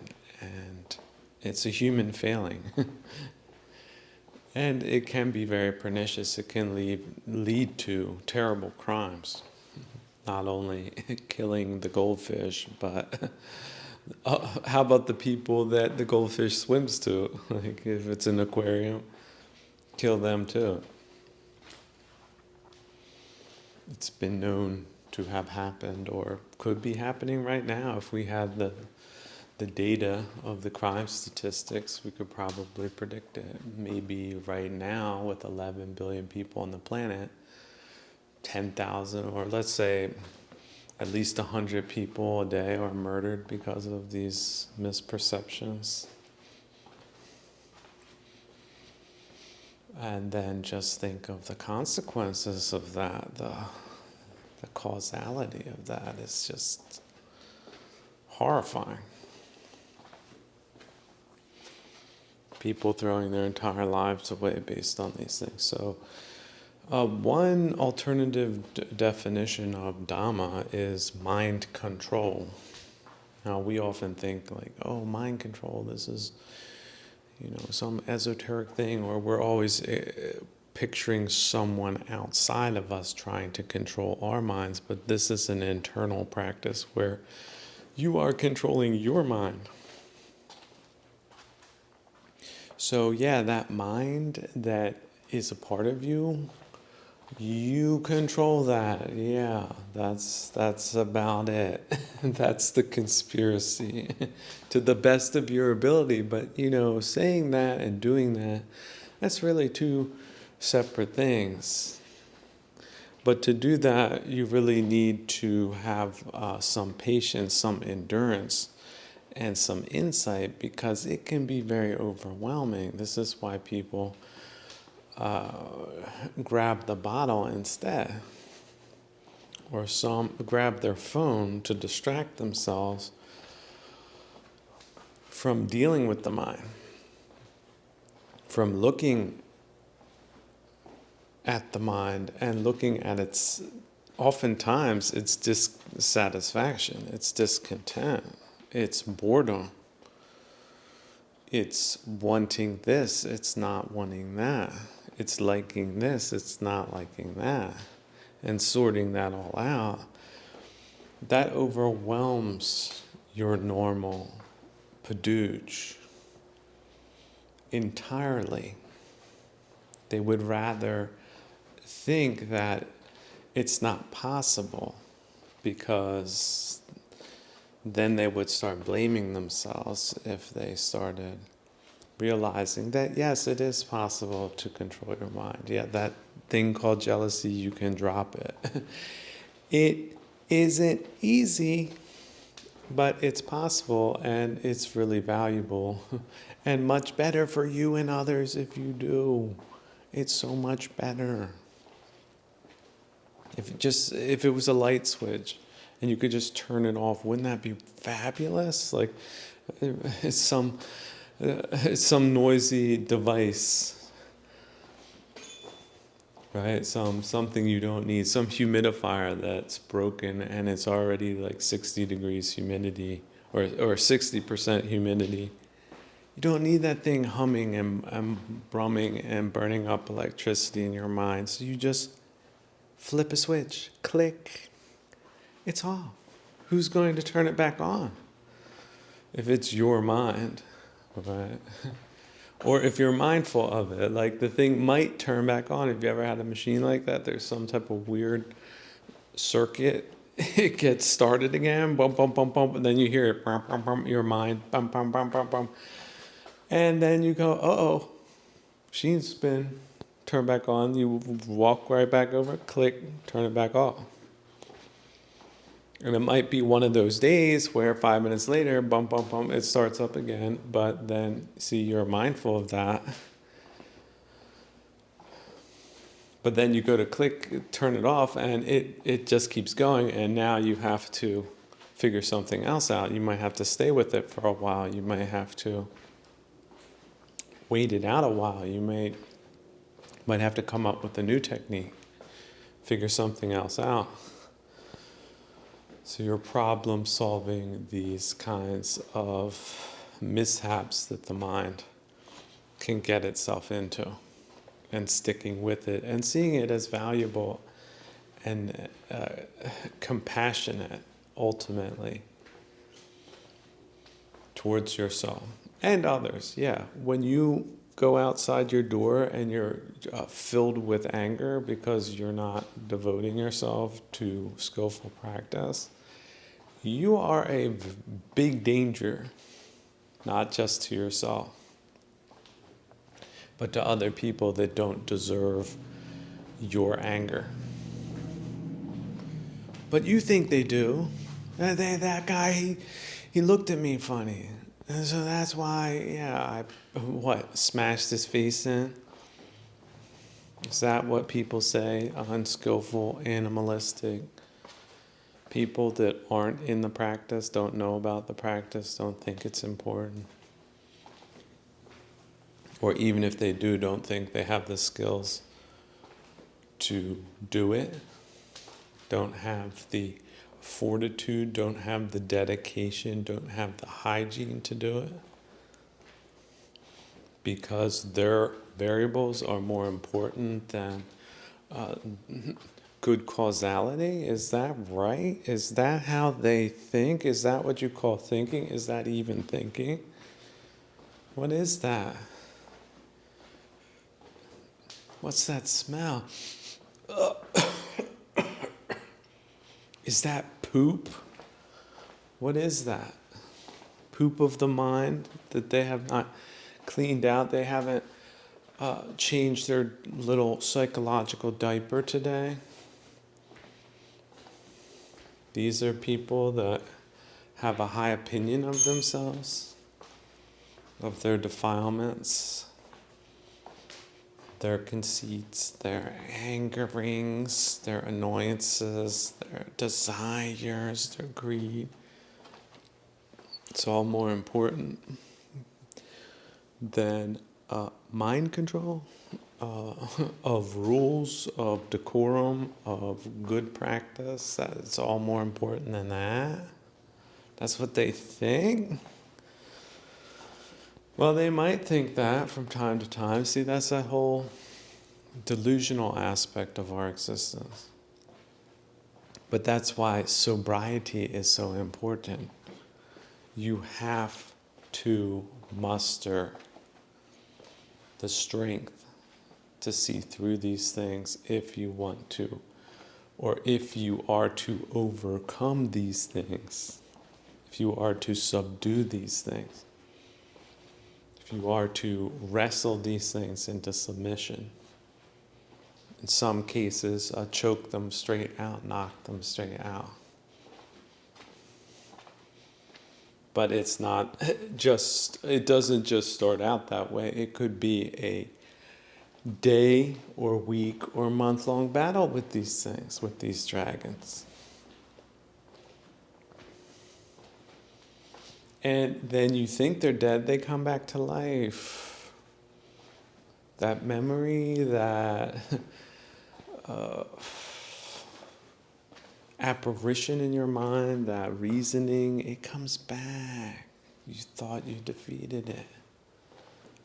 But just the ability to be able to recognize it means that you've made progress, that you defeated it at least one time, means that you've made incremental progress.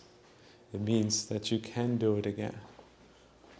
You dropped it once, why can't you drop it again? You dropped that, why can't you drop this? Well, no, this is more important. This is right here, right now. This is, well, okay. So this is what's here, right now. All right, let me knock this out right here, right now. This is nothing. We have old age, sickness, and death in this realm. This is nothing. What is this compared to hunger? Don't have any food or water for 2 days. What's more important, this thing you're banging your head up about, or those things?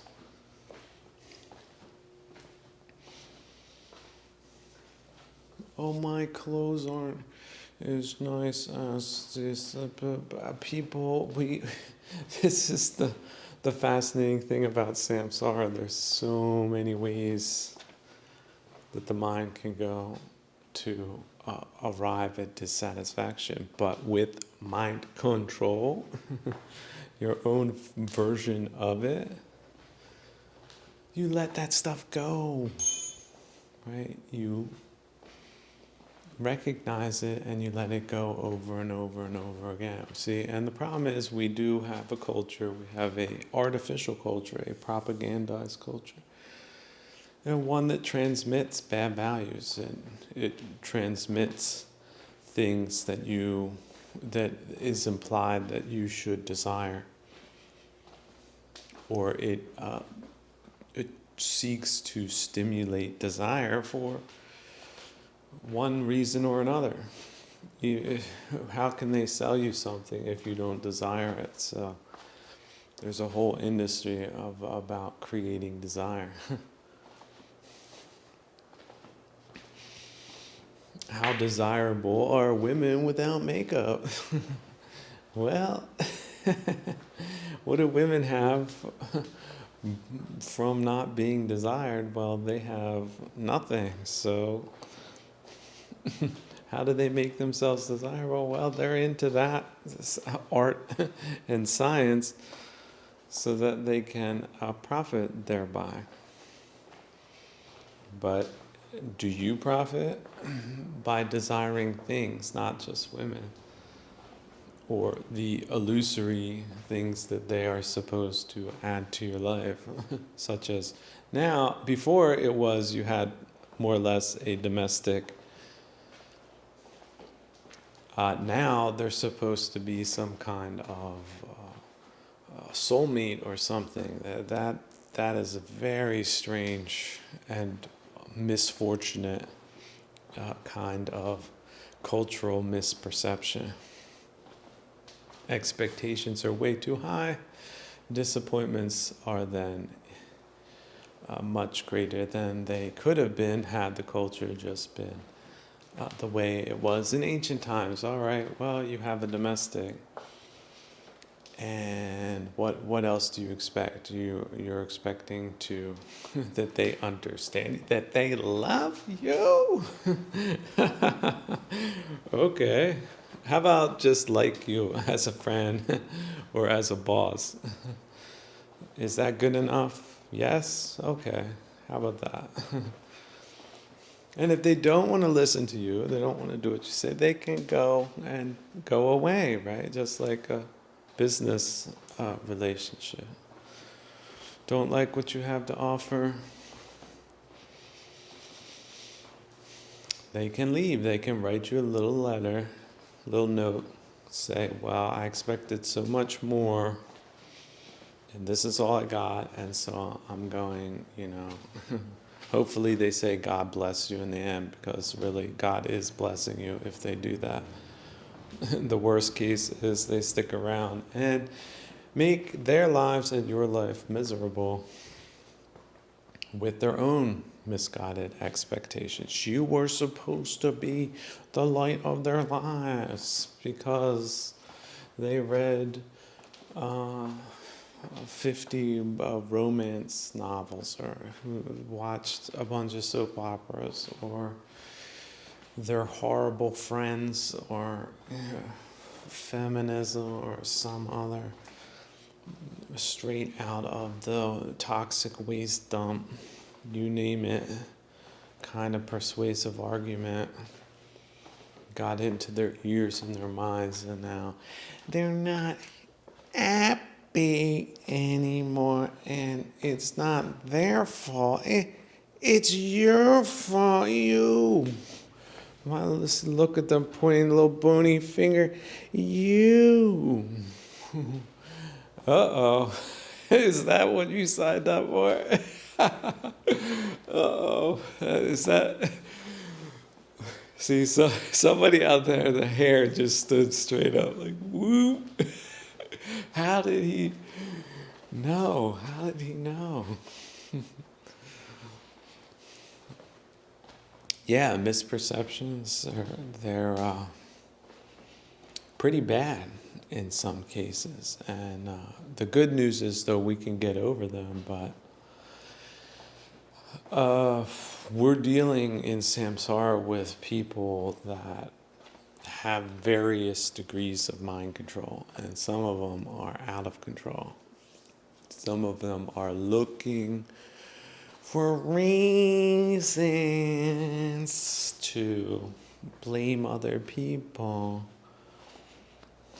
for their own unskillfulness, because that's also part of the narcissistic dynamic. Everyone else is at fault, but not them. Everyone else should be giving them supply, but they don't need to really deliver anything other than their presence, which should be enough, right? Even on their bad days when they're not a very good person in any sense of the word, but because it's them, should be excusable because they're so special, they feel. And they want you to make them feel special. If you don't make them feel special, then you're the problem. Oh my God.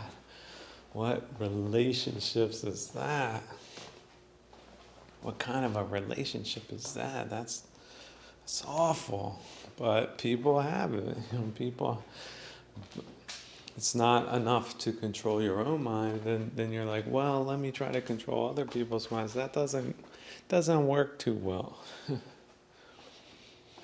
But on the other hand, there is a community of people that do recognize the value of what I just said, and those types of people, they at least have seen a part of the light, a part of the practice, and a part of its value, and those are good people down here. But they're also struggling. They're not good people all the time, but they're at least putting in some effort with some that basic insight. Not only the potential of mind control, but the benefits, the very real benefits of that when it is done in a compassionate, wise, patient, diligent, non-self kind of way. See, control, I want to control we usually project what we think people would want to do with mind control, but it's not that. They control their own minds so that they can be free of delusion and free of the kilesas, which are the irritants and aggravating conditions, psychological conditions that human beings are known to get into and not get out of so easily because they're sticky. They stick. They come back. Even when you wash them off. Aversion, anger, wow, those things just keep coming back. They come back, they come back. But just like body odor, yes, it comes back, but if you take a shower, some people, if they take it once a day, it's enough. Some people in the tropics, if you take it twice a day, that's sort of bare minimum. Other people in winter-like conditions, maybe once a week is enough, depending on their physical exertions and so on and so forth.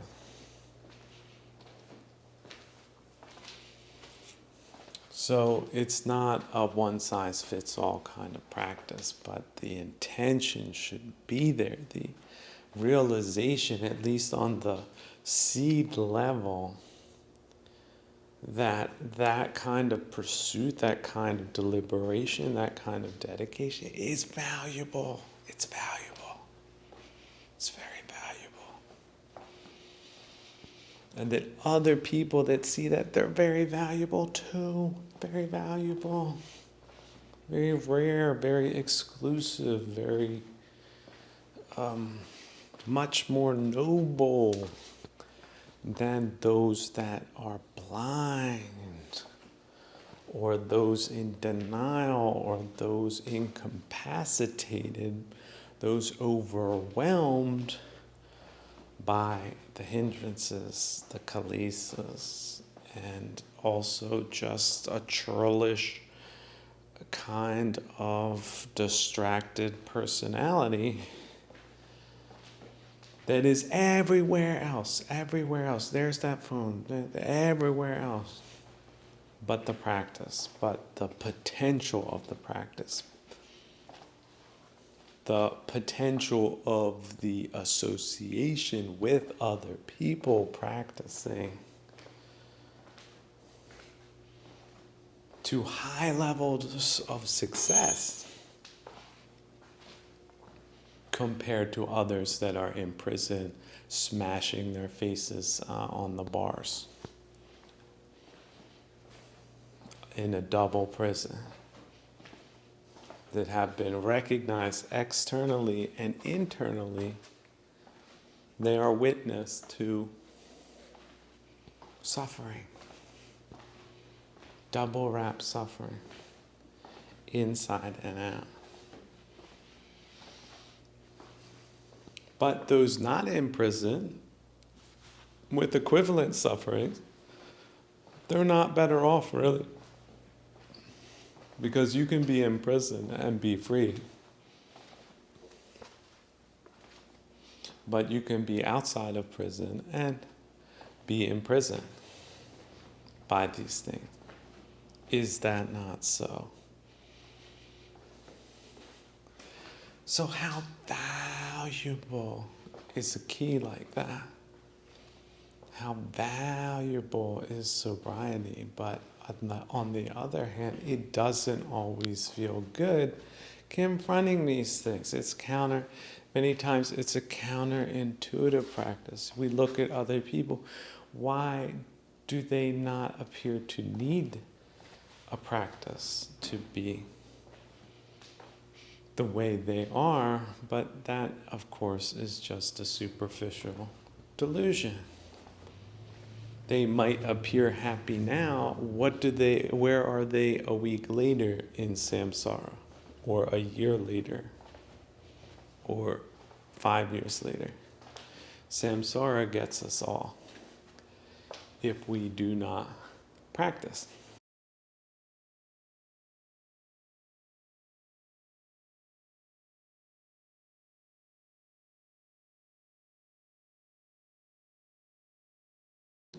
Someone wrote in, how would you describe the U.S. situation in historical terms?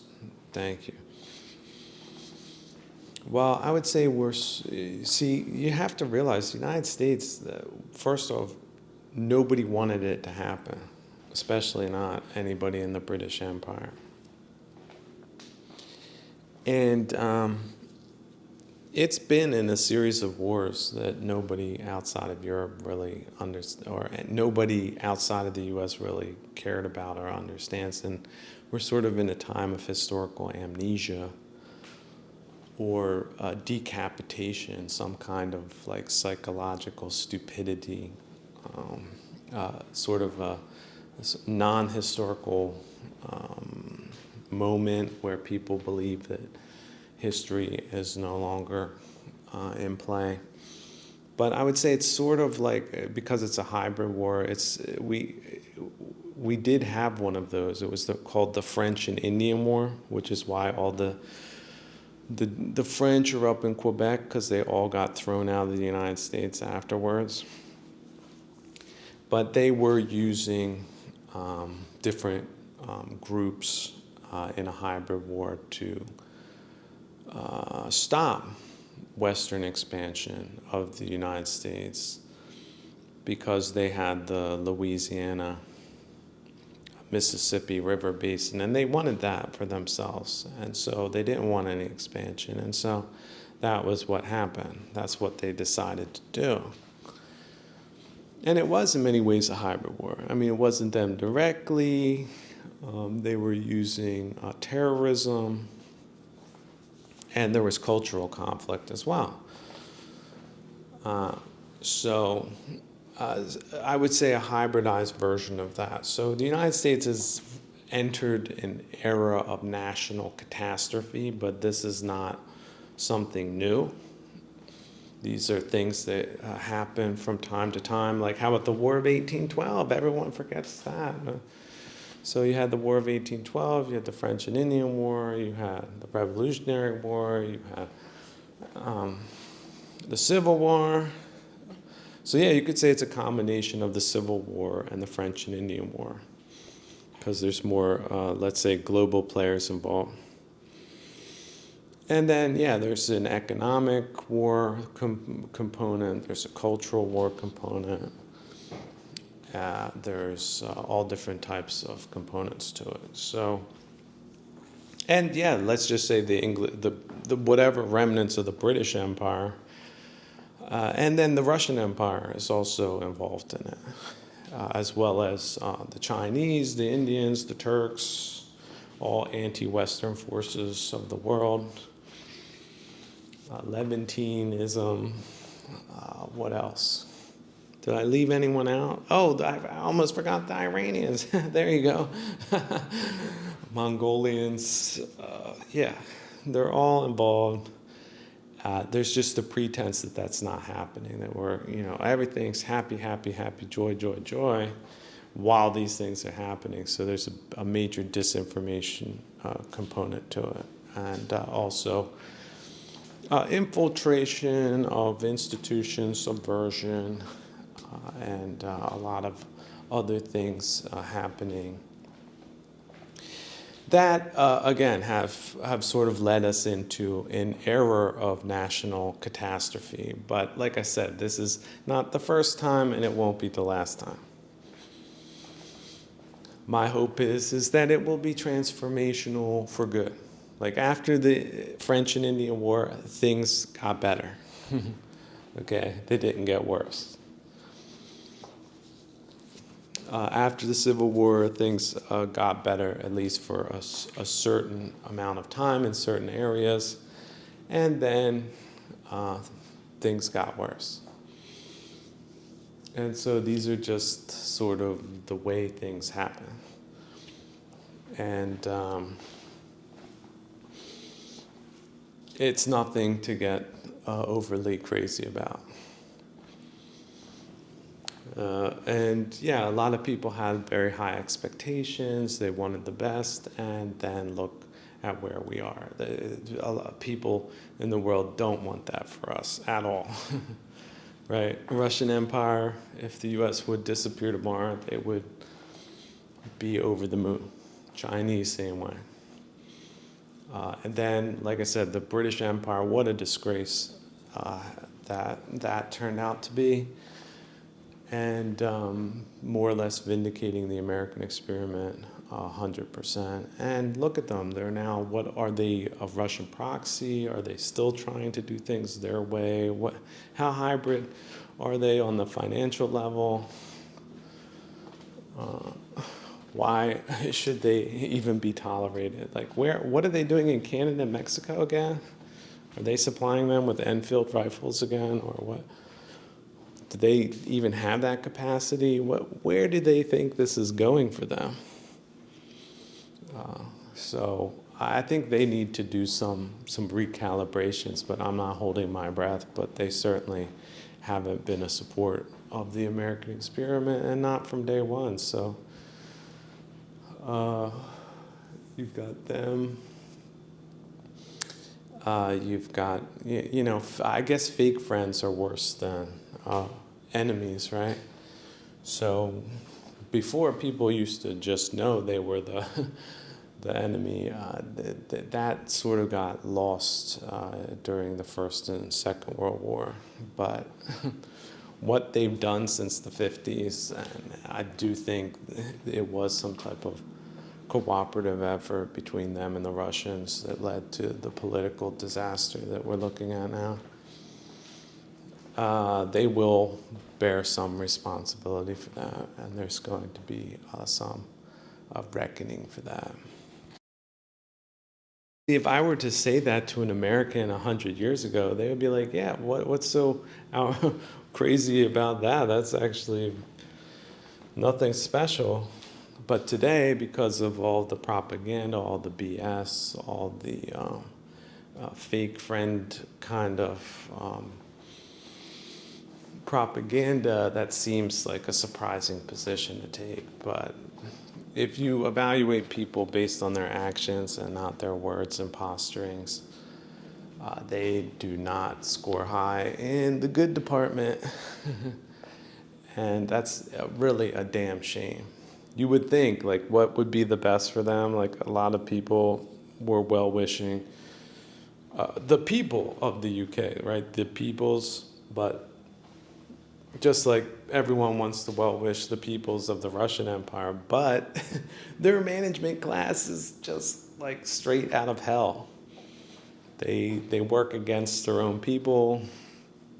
They work against their friends, their natural friends and allies.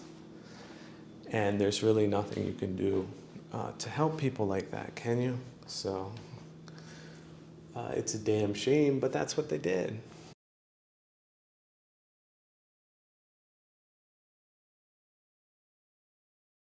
I almost forgot. Yeah, the complete reset also involves a complete reset of the legal system. So we'll be looking at the laws and simplifying them and also automating them. And so anybody who's even considered it to be a part of the legal profession now will not be once the reset happens. And this is a necessity. It absolutely is. Now, people might say, oh, I'm worried. Well, it's a worrisome time, and the system is defunct. And so are the people that were tasked to arbitrate over it. So as terrible as that news is, it's a starting point and a complete reset with, just like the building, complete new economic model, complete new legal system. It's possible. It's not as difficult as people want to make it out to be. Now, will there be losers? Yes, there will. The complete crap-ass luxury class will lose everything, more or less, other than basic compensation. But who were they again? Max 5%, probably a lot less, 1%. Who gives a damn about them? They certainly don't give a damn about you. Dimes to dollars, or dollars to dimes, that's the truth, isn't it?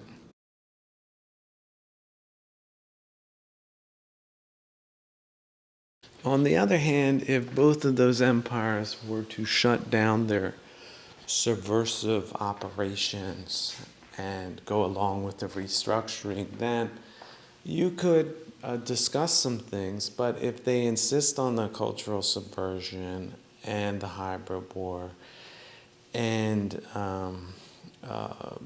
not going along with the restructuring, well, then what can we do with people like that other than just recognize that there are irreconcilable differences and then act accordingly? So let's give an olive branch to some of them who might be smart enough to work in their own interests, which would be not to antagonize us further. But what a surprising time we've lived in up until now, where they haven't understood that at all and have aligned themselves with the worst forces in the world. So how can people that do that profit by that long term?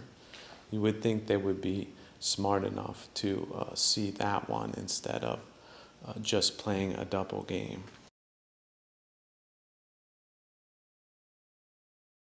And as far as the British and the Russian Empire are concerned, look, you can look at it in historical lens as well, that you had a bunch of opportunistic maniacs make the wrong decisions for the country for a period of decades. And countries can go through those things and they can still come out better. It's not necessarily a doomed situation.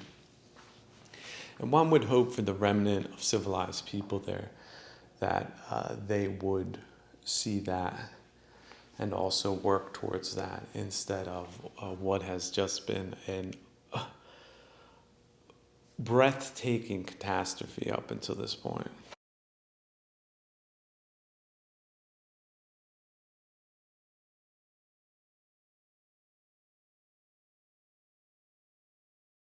there's this recurring question.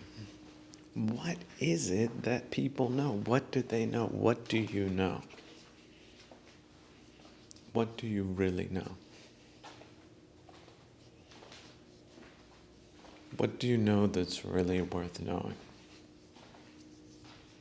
Do you really know that thing? Or do you think you know? Did you forget? How much have you already forgot? So what is it that you know? What is it that you're putting right effort into knowing with right view? Or are you just thinking? Do you have a database you could call up some fact or another? Well, I'm a pretty smart person. I know that 5 times 5 is 25. I see there are people that don't know that. I know that people have 5 fingers normally, so if 5 hands reach out and hold on to each other, you will have 25 fingers. And that this is provable, and you can count them one by one. And making such a prediction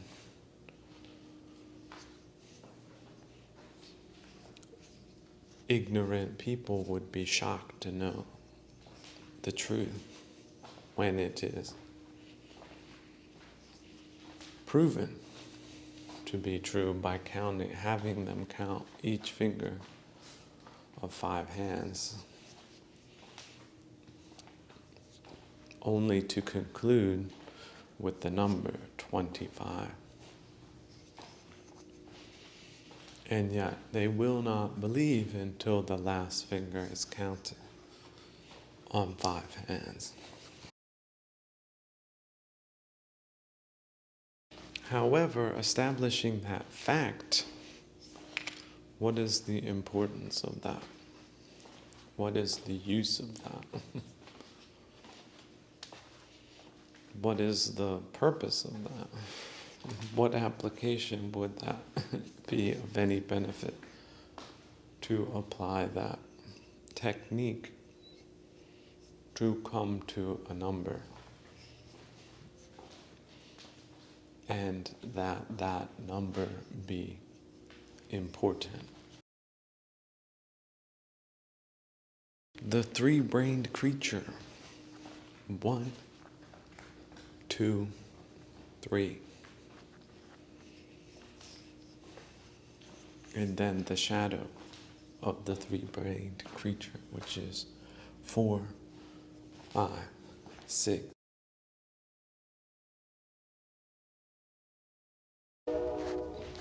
And 84,000 yojanas of time.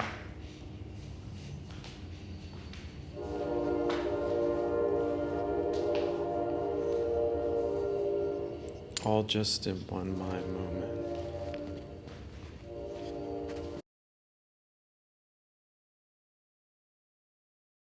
Someone wrote in and said, "Hey, I really like that you brought up the French and Indian War. I do see a lot of parallels, thank you." Yeah, that's one of the cool things about the American experience, is that it's been very varied, and in many cases very terrible, with a lot of war. But the stoogified Americans of today that have been completely disconnected from their culture, they don't know that. Also, people born in different epochs completely forget the lessons of their predecessors. There's another good statement I heard. What was it, Talleyrand who said? Of the French, although you can use it to every group, especially narcissistic religious kinds of groups is that they forget nothing and learn nothing. So they never forget, but they never learn. And it does apply to them. Now, in the American case, they forgot everything and learned nothing, at least from the French and Indian War. You could ask any one of them, go to these flipped institutions and bring up the topic of the French and Indian War, and they'll be, what? You talking about India?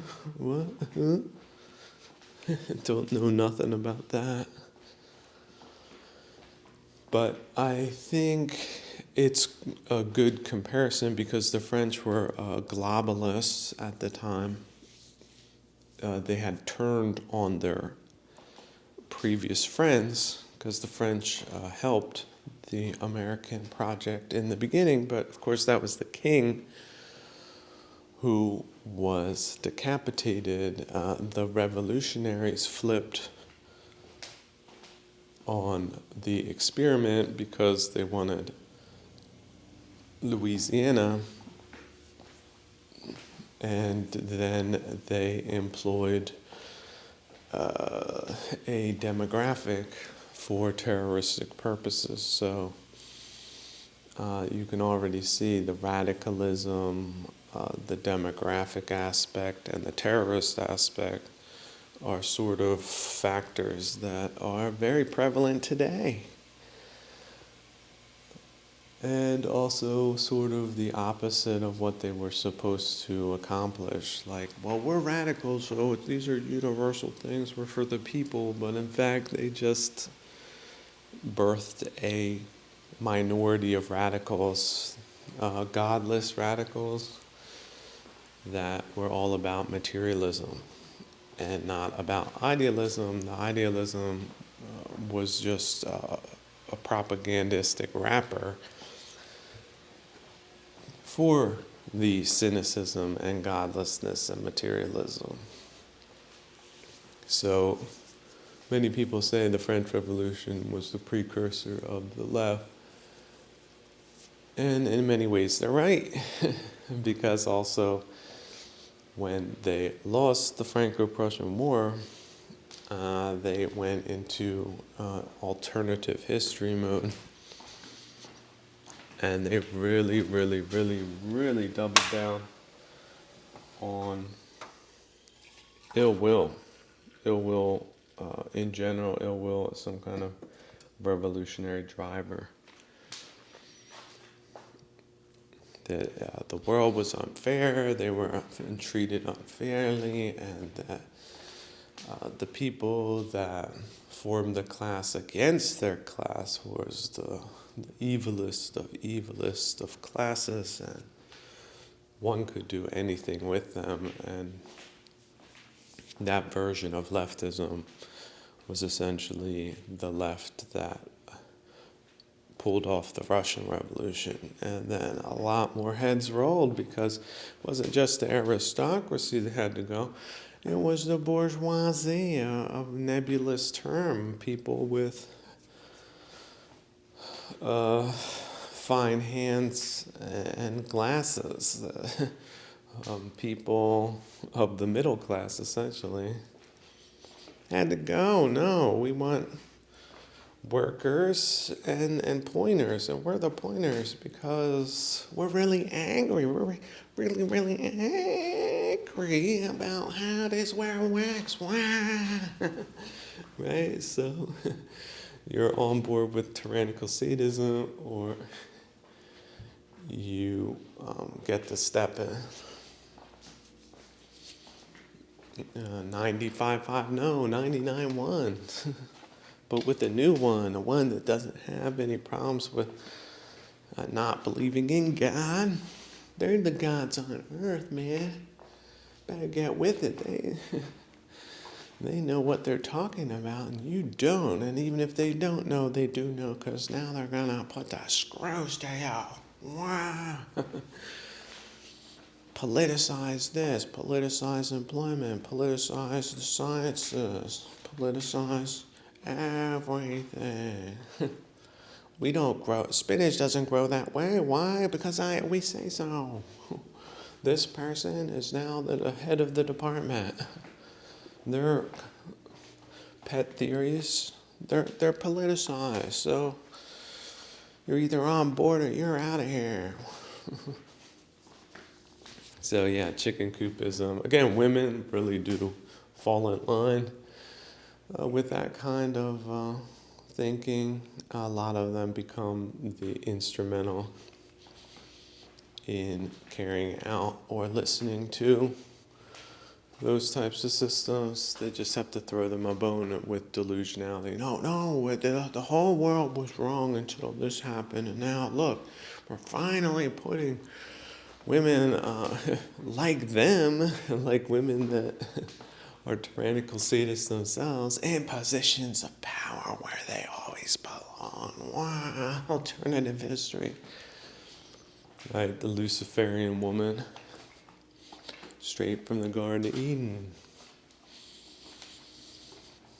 serving no purpose but the devils, essentially, or devilish kinds of people. That's what they are. But they're led to believe by their minders and chicken coopists that that's a really progressive way to think. So just like they got them smoking with the debutantes, they got them thinking that way with educators of radical decapitationist variety. So yeah, the left is not data-driven, it's power-driven. And they believe that even their alternative histories is a exercise in power. This event didn't happen, right? The World War II started in 41, not 39. Why? Because they say so. Everyone else is wrong. Of course, they have their own reasons for saying that, but nobody needs to point that out because that would be a political criminal act with very serious consequences, like being shipped off to the gulag.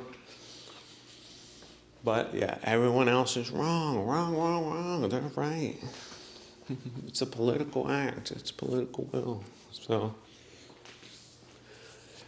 yeah, lots of little Bolshevik Marxist-Leninist groups that are not even self-aware of that. So if you talk the theory like this, blank stares. They've just been conditioned into it. No, smoking, that was my personal choice. I made that choice for myself. It's all about me. I was born a femibist. Oh, sure, you weren't chicken cooped into it? No, of course not. Really? So who led you to believe that that was some form of an accomplishment or a good or not an establishment thing? Huh? Blank stares. So, yeah, people, conditioning, I would say this French and Indian War, well, it's also much more psychological, sociological. So you're dealing with sociological terrorists that, again, are just farting around in places, non-warlike places, committing cultural war crimes. And it's not just a one or onesie, twosie of them, it's groups of them.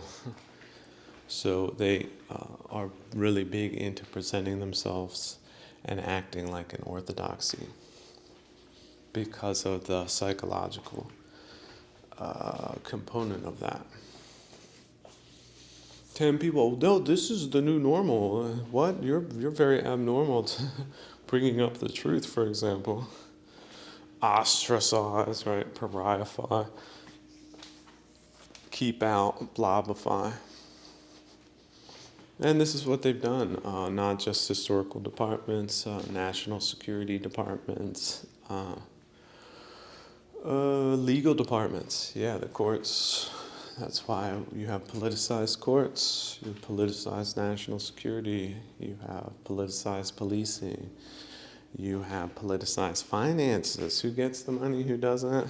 Who gets the loan with favorable terms versus who doesn't? Whose idea gets ripped off and whose doesn't? well, politicized, it's all politicized.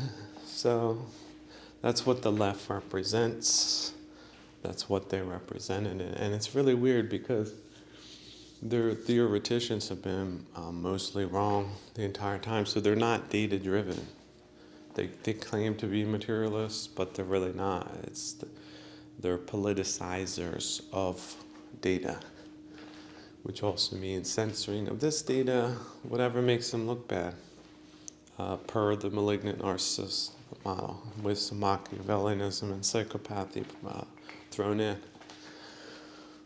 So does that make them undefeatable? I would say no. It makes them just very bad people. It's a very bad idea. And it's a very bad practice, socially, individually, all across the board. It creates hell on earth, sort of. But let's not forget, hell has sensual realms. It's not just brimstone, right? These people are in it for the sensual realms and also for the self-inflation and for the power dynamics of it. So the people that would have otherwise been excluded from the political process, which, again, the political process is about doing the right thing for the most amount of people. That's how we define it. They flip that. It's about doing the most self-enriching kinds of strategies for themselves and their cronies alone. So it's a complete inversion of the political principle as a political school. So who does that appeal to? Criminals, malignant narcissists, unself-reflecting people? Well, exactly. That's who they consider to be realistic or pragmatic people. So they are recognizable, but it does take some time because it's so anti-Western, it's so foreign, that people as incapable and misguided as they are would even think about getting into politics. Like, why would you do that? That's like somebody with no arms and legs insisting on being a painter. Okay? So people are very surprised. They can't, it's almost inconceivable that people would do that. And then, of course, they have their story that they're sticking to, that they're really passionate about the downtrodden, right? But essentially, that's just a vehicle for tapping into dissatisfaction. It forms a bridge with the most dissatisfied elements that are the people that are most willing to commit acts of violence or irrationality per the second realm. And that they do in places where they take over, isn't that so? Although most of it isn't overt, most of it is just leads to scarcity, which is passive violence. Nothing works except in their world, and if it doesn't work, it'll be made to work, and everyone else gets screwed. And screwed looks like, well, this person who otherwise would be put in places that are much more logical ends up not being able to afford a pair of shoes. Or fill in the blank. Doesn't get accepted to university, doesn't end up inventing something that would help everyone else out in the world, doesn't get the job, isn't able to retire, right? It's just an awful kind of causality that is put into motion. with bad leadership, which is essentially what they represent, despite all the modern tricks that they put into their bag. So, we're talking about mostly a fifth divisionist in play, people who are playing the non-nationalist card. They're playing the domestic card, that are socio-cultural and economic war criminals. So that's sort of the new dynamic of this version of a French and Indian War. So you have to get into class dynamics like they did, and then look at the flip version of it that they represent, and then see how that is playing out in institutions, or played out on who are the perpetuators of it, not just the theoreticians, but the practitioners of it. And then affix the proper label, yes, this is a cultural war criminal. And these are their little pet groups. These are their little ways of doing things. This is how they keep legitimate people out. This is their unionization kinds of social strategies, and these are the people that are responsible. And then, letting them know that that's not acceptable, and also enforcing that. So you're looking at a pretty big task, aren't you? But it's the right way to go. I think the first thing is just to discredit their theory, to look at their practice without alternative history, i.e. delusion, and then come to the right conclusions about that, which is not to join their group, but to dismantle it, to see it as a modern form of warfare, one that predates on its own people primarily, and other people if it can get away with it, in the form of military operations or subversive activities. The international was more of the secondary variety. But then realizing, information is one of the big things they're obsessed about, and it's not that they are against for true information, they're against it, right? No, it's not true. And the person who says it, they're bad people. Moralistic arguments. Ooh, that's a good one.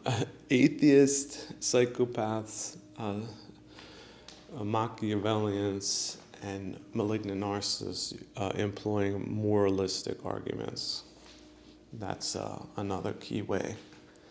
So people that have no concept of God, right, or aren't religious at all, making this was wrong, that's is right kind of arguments. They're big into that technique. But of course, it's a paper-thin veneer for their own desire for complete impunity, which is the narcissistic goal. So you can really see them just on the basis of employing a psychological lens. They're not wearing uniforms. But see, the French and Indian War was sort of like that too, although people could recognize the Indians, some of the French, some of them were harder to identify. But some of them weren't impossible to identify, especially when they started talking with that accent. I am not French. See my comedy routine. It'd be funny. Put it back in the French and Indian War. They're dressed up like Daniel Boone. Sir, I caught this man trading wampum. Seems a little funny to me. Sir, I don't know why he is talking like this. I am a patriot. He has like one of those little turned up mustaches.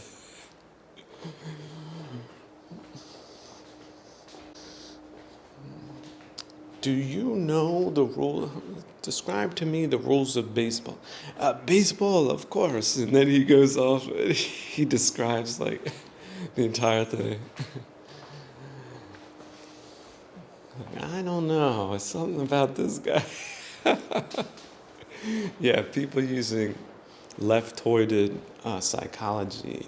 Yeah, they're sort of the equivalent of that.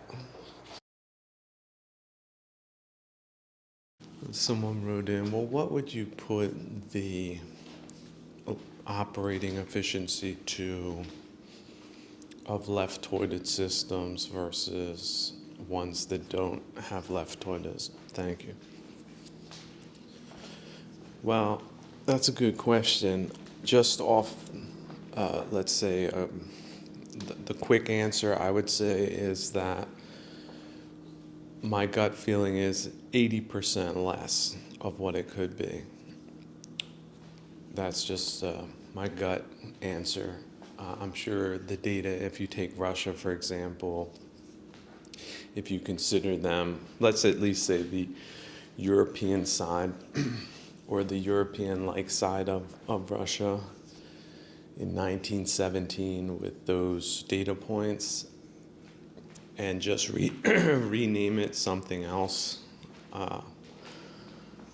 Rename it, I don't know, Spain, and just take those numbers and what they had at their disposal and let the model run, and then check the GDP of what that country would have versus what it actually has in real terms. So I'd say probably 80%.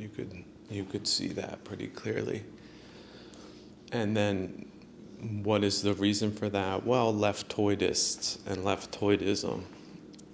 So that is the price of their conceit. That is the price of malignant narcissism, Machiavellianism, and psychopathy. And yeah, for them, it's worth it. So when they blobify and politicize institutions, departments, and then you see their wackadoodle thinkers, people that got placed instead of the ones that would have gotten placed without politicization, that's what they represent, an 80% decline across the board. So that's the price. They feel that is absolutely worth it. If it had to go to 90% or 100%, they would be on board with that too. Because their conceit knows no bounds. It also knows no reality. They very quickly switch into, again, the deny, attack, and flip methodology when confronted with facts that don't serve their conceits. And then they take it personal. Who said that? Oh, this is a personal attack. It's not about the numbers. It's you don't like me. You don't like the fact that this progressivism bandwagon has worked against your kind of people or you. See, they impute their own reasoning. You just don't like this progress. So, yeah, they're very low, very reactionary, and very delusional, and everyone else gets to pay the price of that. So when they show up with their screaming, hysteric fits, realize that's the price your country will pay. Eventually, it will pay 100%. If at some point in the future, again, military operations ramp up, your country could potentially lose everything based on that, including them pushing the button and starting a nuclear war and essentially destroying everyone. That's what malignant narcissists are absolutely willing to do.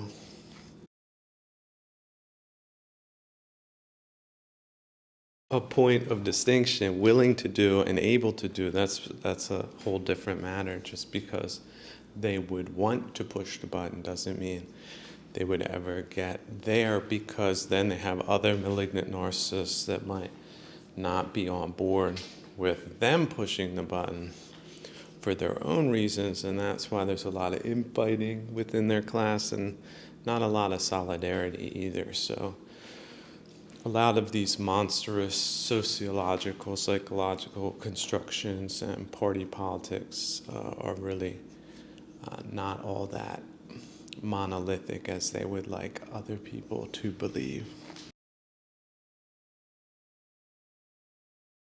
A few words about views and opinions. Views and opinions are often part of the delusional realm, and they often have ill will associated with them. They're the pernicious ones that keep coming back over and over and over and over and over again. And it could be something in the past. It could be a PowerPoint presentation. It could be psychological in the sense that you feel like you've been cheated because he stole from me, he injured me, or she injured me, she stole from me, or so on and so forth, because these are very common, normal, vulgar, human kinds of ways, samsaric ways of thinking. So right there, that's a tip-off. If anything is attracting you based on aversion, recognize it immediately and stop doing that. If you have to look at, I don't know, a cartoon, if you have to have some image, perhaps it's the sun, you switch your mind immediately. But in any case, it should be a warning that you're in the wrong place psychologically. And if it happens over and over again, it's just a bad habit. There's no more reality to it than that. Why do people, why are they smoking 2 packs a day? Well, they keep coming back to that bad idea, which is why they keep executing on it, which is why they have the health effects, long-term negative health effects, and also they're negatively affecting others in the form of secondhand smoke. Before people were made aware of these things, people would just light up, hey, what's your problem? Why do you have a problem with me smoking and blowing smoke in your face? I want to indulge. What's wrong with you? You want to stop me from indulging? You're the bad person. Always deny, attack, and flip. See? It's there too. What's the foundation of it? Well, narcissistic conceit. I want this, therefore you stopping me from doing this, you're the bad party. Doesn't matter whether it's bad for me or others, I'm the primary concern. In my world, it's just me. Deny, attack, flip. So we have ingrained ways of thinking, and if you call people out on these ingrained ways of thinking, they're going to deny, attack, and flip. No, this is really important. No, this really does matter. No, I can't look away. No, it's a good thing that I dig myself further into this hole, which produces kilesas, because rationalizations, because variables. That's the formula. Very normal, very common, very vulgar, also very bad. It's recognizable, it's repeatable. A lot of times it's unthinking behavior. Why am I thinking about this aversionary thing again? Well, aversionary things have that kind of attraction to them. We're built that way psychologically, to take things that disturb us more seriously than things that don't. That's just the way it is. And these disturbing things are often hideous. They're often grotesque. They're often perverted. But we're the ones that are engaging with them, and we have the personal responsibility, and if we're lucky, the skill to stop, to recognize what we're doing and to stop doing that. To stop the cycle of violence, as some people say, the violence to ourselves, because we're the only one thinking about it in that moment. We're the ones creating the kilesas for ourselves primarily. And we know the causality of kilesas is more. badness. The fruit of bad thinking is bad deeds. Or more bad thinking, right? It's a perpetual cycle. And if you're stuck in it habitually, yeah, you're in the samsaric loop. That's where you are. That's where you are psychologically. So who benefits from not thinking in those terms? Well, you do. So how do you start thinking differently? Well, that's the whole point of contact. That's the whole point of changing your mind deliberately, but also recognizing when is the point to change your mind. Are you engaging in a mode of thinking that's producing kilesas? There you go. It doesn't matter what you're thinking about. What it does matter is how you're thinking about it. And okay, that what you can classify, that's a variable. It's a variable that instigates the kilesas. So you can write that down on a list. All right, what are my variables for kilesas? Okay, this one. This historical presentation, this idea, this perspective. And write it down. You have 10 variables that are your kilesa makers. Every time they come up, you drop them going forward. Can you do it? Just as a thought exercise, can you be that detached? No, they're too important for you. Too important? Well, there's your chains. There's the lock. There's the pick you can use to open the lock and be free. But if you will not put in right effort with right view, well, you will remain chained to kilesa making variables. That's it. Plain as can be. Straight up and down. Simple. So get in the practice of awareness. What are you doing? Views and opinions should be a tip-off. It's a red flag. Views and opinions. Views and opinions. Okay. What's it creating? Anger? It's another red flag. Two strikes and they're out, right? That's what spiritual hygiene is about. That's what good spiritual hygiene is about. Here's some food. Let me look at it closely. Oh, there's mold on the first red flag. Second flag, smell it. Oh, it smells like... So, two strikes and the food is out. You throw it in the garbage. It's not safe for consumption. It will produce secondary negative side effects for your health if you eat it. See, people are smart enough to figure that one out, but what are they thinking about? What are these views and opinions that they have? And do they stink? Do they create stinky kilesas? Yes or no? Well, no, but they're important. That's the delusional aspect. Yeah, food is important, but if it's got 2 red flags, it's important that you dispose of it and not eat it. But on a psychological level, probably because of the fall of Atlantis and the dark age of ignorance that descended upon the world, people think, well, yeah, whatever I'm thinking, that just doesn't matter. If it's my thoughts, if it's me and mine thinking these thoughts, they obviously must be important. It's not going to throw them away. I'm going to continue thinking about them. Continue manifesting kilesas, and then what? ... 3 years later, where are these people? Where is your mind? Have you dug yourself deeper into that hole? What about the bardas to come? Extract that out.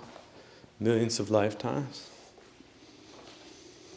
Where will you be? Will you be in a human realm even? Ever? Or will you go where the bug people go? Or worse than that,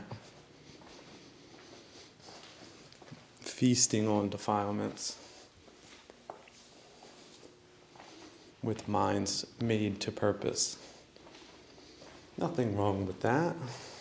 insects, that's what they dine on, don't they? They're built for it.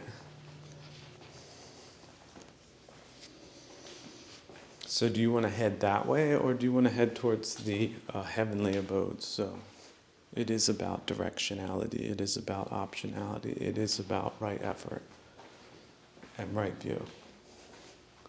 And it is about diligence. If you're on the bridge of a ship and you fall asleep and there's an accident, who's responsible? You weren't aware. You get hit with the charge, negligence. You aren't aware of what you're thinking of, views and opinions, and you're entertaining them. You're either asleep, which is preventing you from taking right effort, or you're complicit. Oh, look at this ship coming. I'm not going to warn anybody. I'm not going to course correct. Just going to watch it slam right into the ship. Because why? Well, wasn't really aware of the consequences. I didn't think it would be that bad. You can hear people make all these explanations for themselves, like how they rationalize negligent behavior in existential matters. But see, again, psychology is it's not real materials. It's chemicals. It's not real. It doesn't matter. Oh, but it does. It matters a lot. People who are aware, it's everything. How and what you're thinking about, yeah, that really does matter. If you're not a materialist, 2 + 2 is 4. That's the only thing that's real to materialists. Yeah, they're ignorant. They're vulgar. They're not in that game that matters. But you can be, once you ditch that ridiculous way of seeing the world, of quantifying the world, and not being qualitatively aware. Yeah, you can ditch that way of thinking and not ever pick it back up if you're lucky. But just like with sociological duncings that we've experienced in post the Enlightenment, it's considered completely valid. It's just valid as the other thing. We're in a post-truth. Well, don't take these things seriously. Take these views and opinions seriously. That's the serious thing. And then get a group of bullies that all agree that there's this way of doing things, and that way is just the wrong way. Chicken coop, chicken coop, chicken coop, chicken coop. The vulgar, the common dominators. Spirituality, what's that? It's the fentanyl to people, and we're the fentanyl dealers, digital fentanyls, cultural fentanylists. We make 5 cents a head. That's what matters. We're realists. Oh, okay. Really? Yeah, it's going to be real bad for you. That's about the long and the short of it. But they're realists, and you're got your head in the clouds according to them. Okay, views and opinions. Ooh, that's pretty bad causality they're setting themselves up for, isn't it? But this is Jambujita, right? This is not heaven. So this dimension is where these things sort themselves out. So don't be surprised when they do.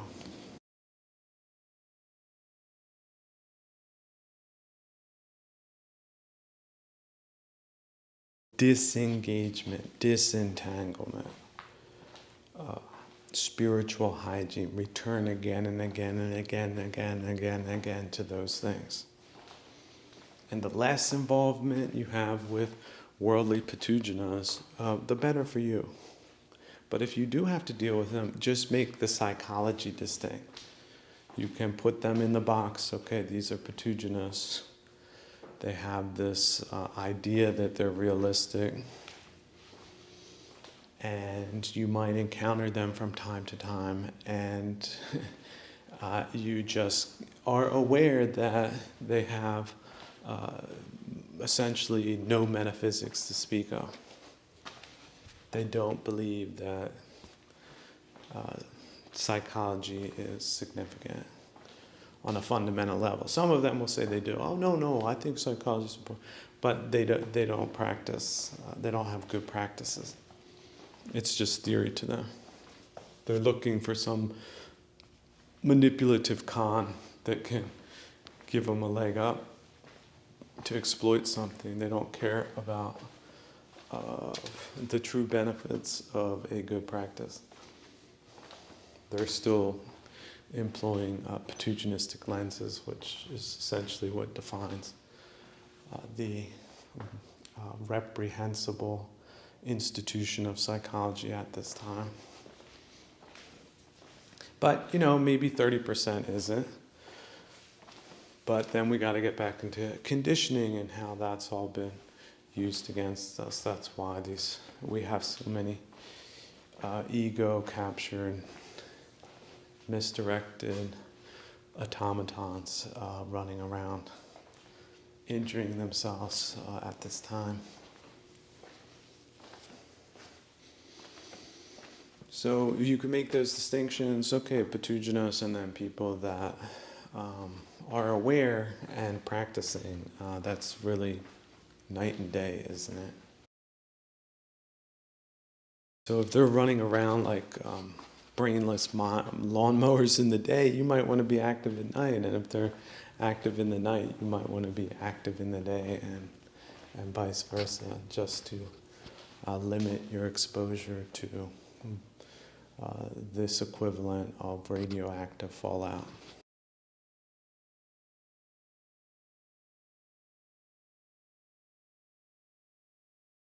And when engaging in these struggles to essentially reclaim your mind, you could think of it as wrestling with the childish, shadowic part of your personality. The normal, vulgar part of it that keeps latching on to these sources of limitless discontent. So you have to have a certain compassion and patience, but you also have to have diligence and maintain right effort and right view, and not give up on yourself, essentially. Although giving up on a self is part of it.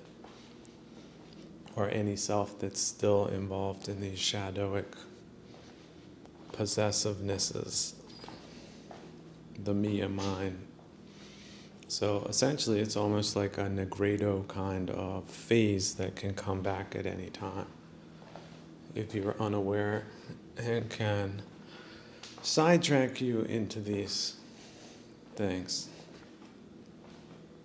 Which is why when we go back to the Middle Ages, for example, where the retrograde imbecilic modernist discounts as backwards, you see that that time of major breakthroughs in a lot of different things, that they devoted a lot more time and emphasis to spiritual practice. Whereas the modern Patugina feels that was just nothing but a waste of time, but it was absolutely necessary. Our ancestors did not devote so much time and effort to religiosity because it was a fluke or not necessary. They built their lives around religiosity so that the better sides of themselves could maintain the upper hand. And they planned in some buffer, a lot of buffer there, so that their lives were primarily religious. So if we can consider modernity as a free fall into barbarism, getting back to religiosity is getting back to civility in a true sense. And yeah, the thing that calls itself I, that thinks that these things should be straightforward and very easy to manage, is not an I that has been given the full picture about these things, how difficult these things are, or how difficult they can be, and how much dedication and time they require to get right. Such as all day, everyday practice for weeks and months and years on end. Now, at some point, I want to give some people some hope. Yeah, let's say a pure genius like the Buddha managed it after 6 years of devoted practice. But if you can manage it in 10 or 20, that's still pretty good once you consider the bardos, that people don't make it in multiple thousands of lifetimes, don't make it to the plateau of the heavenly abodes. That's not bad. 10 years, that's actually pretty good. 20 years, that's great. 30, not so great, but still good. 40, don't give up. 50, keep going. It's a lifelong practice, isn't it? So yeah, the modern expectation, yeah, sure, just snap your fingers and you're going to be enlightened. You're not going to be sidetracked by these things again and again, is just delusional. It's a false expectation. And then people think, well, now that I've been sidetracked for the 1,000th time within the course of a week, I guess this is just impossible. And then they just... give up. They're lost. They don't have right effort. They don't have right view. They don't have diligence. They don't have compassion. They don't have patience. They don't have an understanding of generosity of the universe. They don't have an understanding how the universe works, how psychology works, how people work. And therefore, they have no wisdom either to speak of. They might have worldly wisdom, but what's that? Oh, I'm so smart and sure I'm considered very accomplished person. All these samsaric people, they clap when I stand up. I'm a success. Okay, yeah, they're successfully deluded. And so are their applause button pushers. Boop, boop, boop, applause, applause, chicken coop, applause these chickens. They politicize the audience. Oh, just think of what a total wreckage all Eastern European cultural institutions were under cultural imperialism of the serf masters, of the centralizing materialists, the Rushans and their theoreticians, the new left, old left discredit, new left discredit, and what are they now? The new left, also discredited. These people essentially are the equivalent of a venereal disease. So why wouldn't it get kicked off in the most barbaric corner of the European sphere? The most delusional one too. But now there's really no excuse. Why is it come back? Why is it spreading? Who's doing that? Who did that? Are those cultural war criminals? Why aren't they in jail? No political will? Is that it? Is that a disease too? Wrong effort, wrong view. So we'll see. Maybe last week all those people were discredited and disappeared, but threw a potato sack over themselves and started whipping themselves for the rest of their lives, mumbling to themselves, but maybe not. Maybe there's a new version of them, or a class of them, or an institution of them, or a school of them. So should they be tolerated? Should people make excuses for them? Oh, well, we thought it was a good idea at the time. What? What admission? Okay, at least they're admitting it now, but that's an instant admission that they should have never been in the positions that they were in the first place. And if they have any positions of influence, they should immediately vacate them. They are a disqualify forever. There's no going back from that. There's no fee saving from that. Supported the Chinese. Some big 70 chess maneuver, that's not an excuse.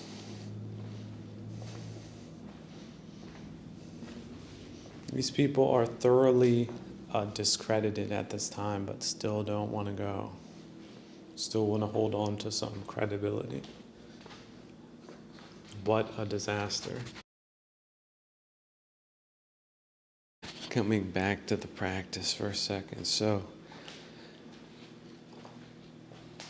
if you start noticing some type of disappointment or some type of irritation,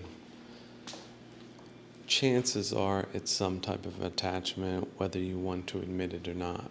See, a lot of practitioners who have just been practicing and practicing and practicing, and this is part of this Western mindset. Like, if you put in a lot of work, you should get something out of it. But regarding the practice, that doesn't mean anything. It's always about the point of contact. It's always about the here and now. It doesn't matter if you put in 10,000 hours of work, 100,000.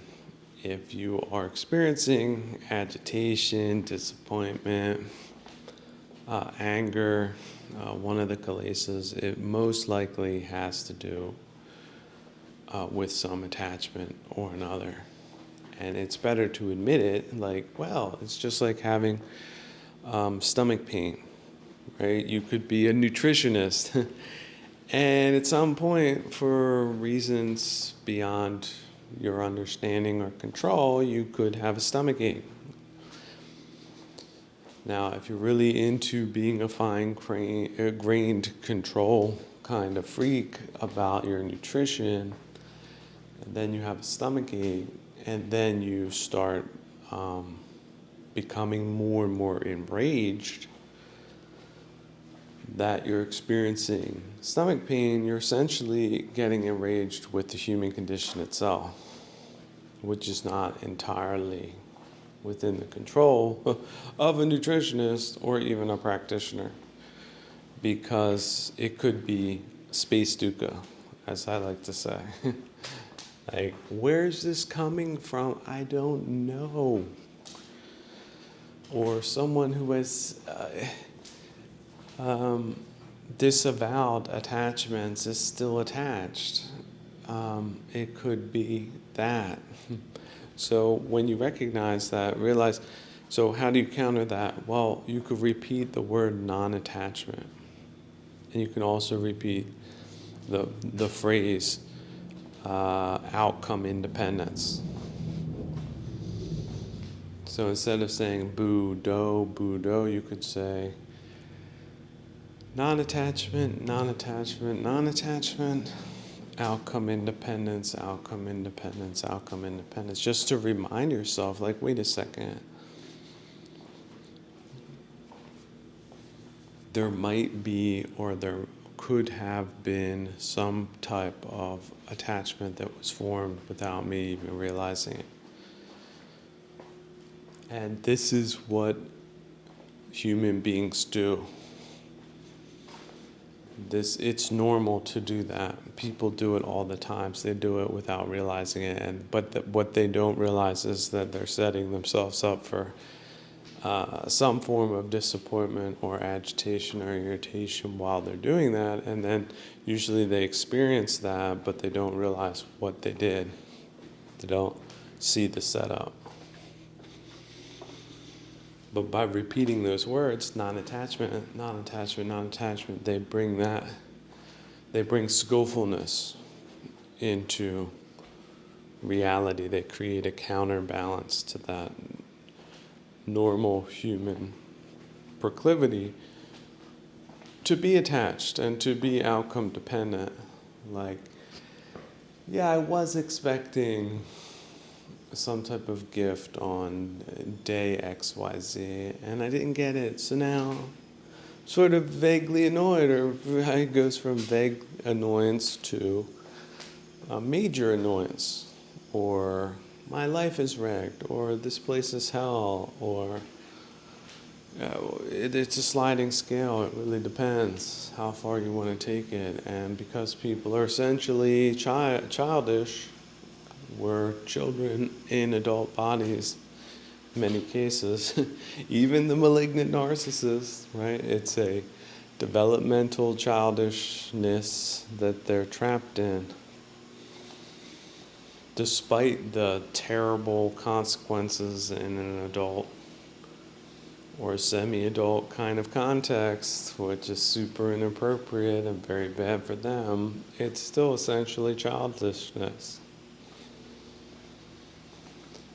I don't like this. I had to pick something up, throw it across the room. Well, they end up killing someone. Look at that consequence. Terrible, right? That's and they're an adult, so they can't claim that they're children, and they get sent to prison. And then look at that causality. It's terrible. Happens all the time. Let me look at the statistics now. It's like, oh, no joke, maybe 100 people today with the 11 billion bipeds on Jambujita just experienced that feat.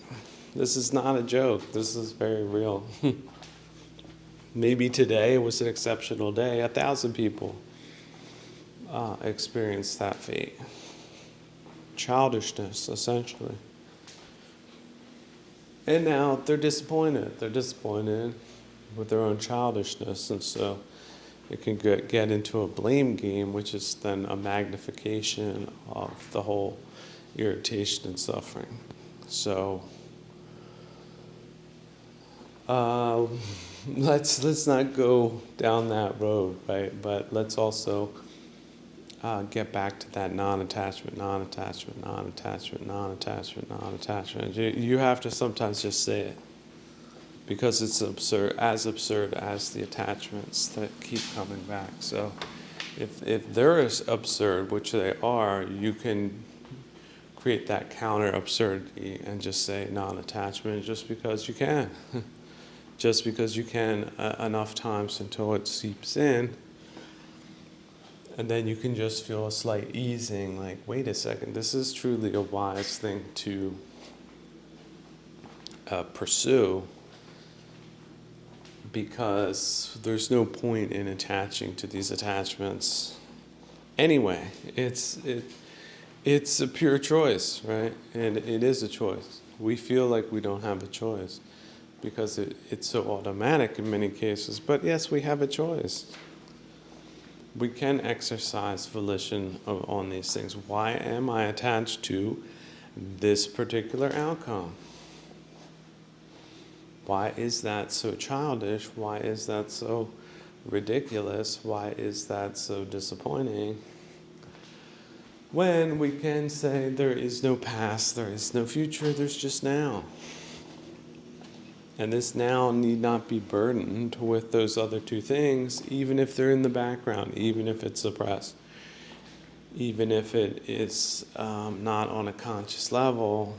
We can pretty much infer or assume that that's what's in play, because that's really the only thing that could be in play to create the negative side effects. Oh, I have a stomach ache. Why? Why is that? Why? Yeah, it's ridiculous to ask why. You can diagnose yourself. It's a stomach ache. So don't make it worse than it needs to be, and these things will pass. What can you do? Well, maybe make yourself a tea, or lay on your stomach, right? Get yourself a hot water bottle. Give yourself a little compassion, right? Don't necessarily completely ignore it, but don't over exaggerate it, right? What are a few things you can do? But just because you do those things does not mean it's going to go away immediately. So you know what you can bring to the game too is a little bit of patience. So is that patience? There's that patience again. A little bit of compassion, a little bit of patience, a little bit of diligence, a little bit of skill.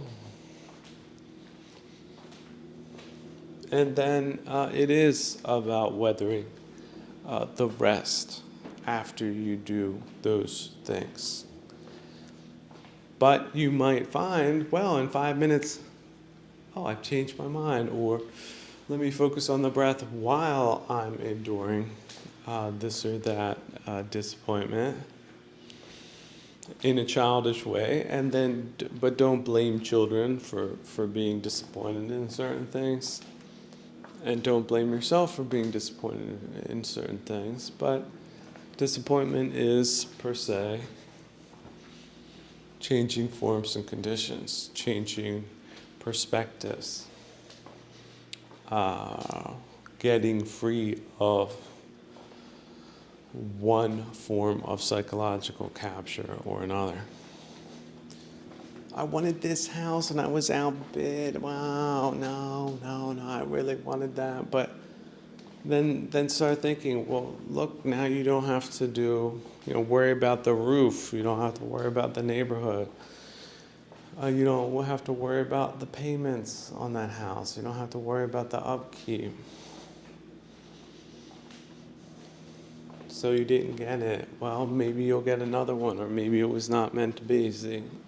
See how we do it with mundane things like that, but we won't do it with just fleeting moments of psychological this or that.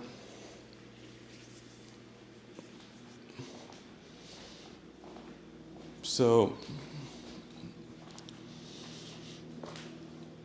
say that again and again. Non-attachment, non-attachment, non-attachment. And you can already feel it just breaking up.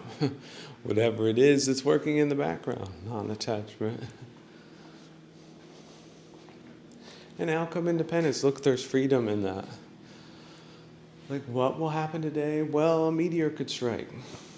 So I'm not really attached to doing this, then that, then this, then that, then this, then that. Or, someone could drop dead in the middle of this and that. So are we still going to be attached to what we wanted to do? Because then we wouldn't be free, would we? We would be attached. Those attachments could keep us to this bardo, although we've already left, or should have left, to another one. And whatever state of mind you're in at any mind moment, you can say to yourself, I'm going to experience the good things of this moment more than the bad things, which I will relegate to a philosophic perspective, such as, people get stomach aches down here. It does not mean that life is terrible. It's just changing forms and condition, just like perspectionism is. Like, I can see things this way. People can also awfulize things, but that's unskillful, so even if it is normal or understandable, but I'm not doing that. I'm just not. I have a stomach ache. I'm not going to start punching myself in the stomach. That's not it. I'm not, even as a nutritionist, I'm not going to start blaming myself. I can say, well, these things can happen. Also, it could be that instead of eating, the perfect diet, you may have succumbed to a moment where that ice cream was there. You knew you shouldn't have eat it, but you did it anyway. Now you have the consequences. Look, these things happen too. There is no one who went through Jambujita without some form of suffering or another. Many people have more suffering than stomach aches or some disappointment that you might be experiencing right now. See it that way, put it into perspective. You're sick, well, there's people that have been sicker. You're disappointed, there's been people that have been more disappointed, more legitimately disappointed than you are right now. You need a good story about that? Book of Job in the Bible right there, reread it. You think you have troubles, reread that book. Give yourself some perspective. And then check out his attitude. His attitude, exemplary.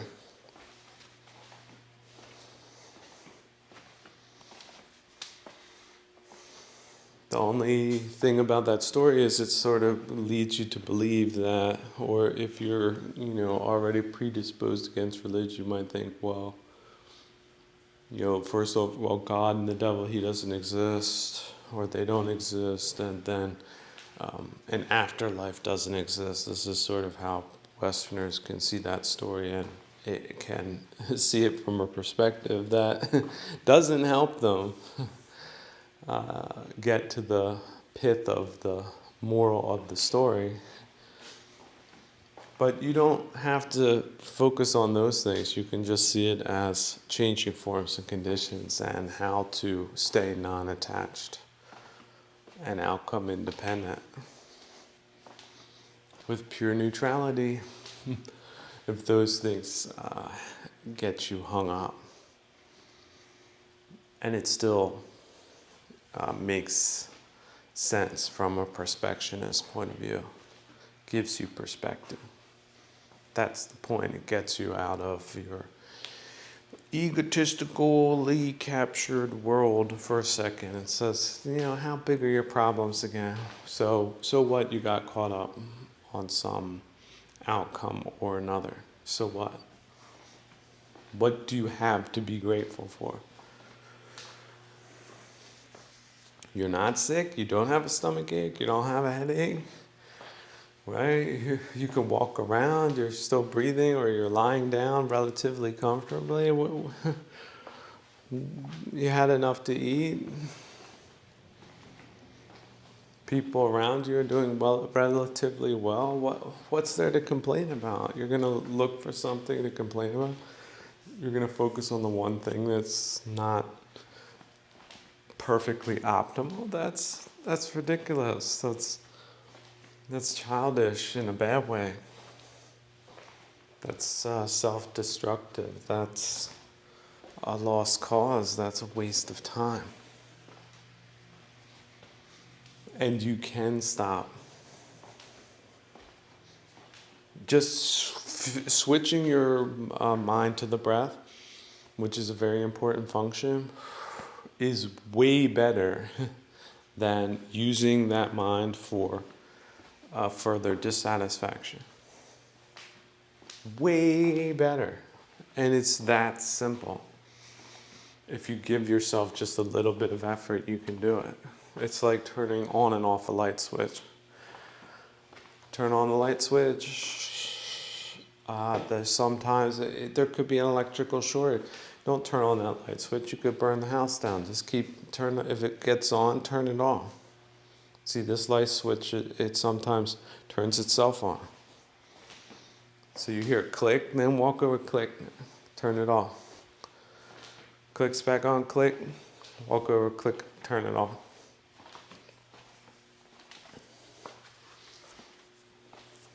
It's just like that. That's what you're dealing with. Nothing more, nothing less. The danger is real. The experienced reality, in quotation marks, your experienced reality is not reality, it's your subjective reality. It's real, but it's also not real. if you refuse to indulge a specific subjective reality, then it really isn't your reality.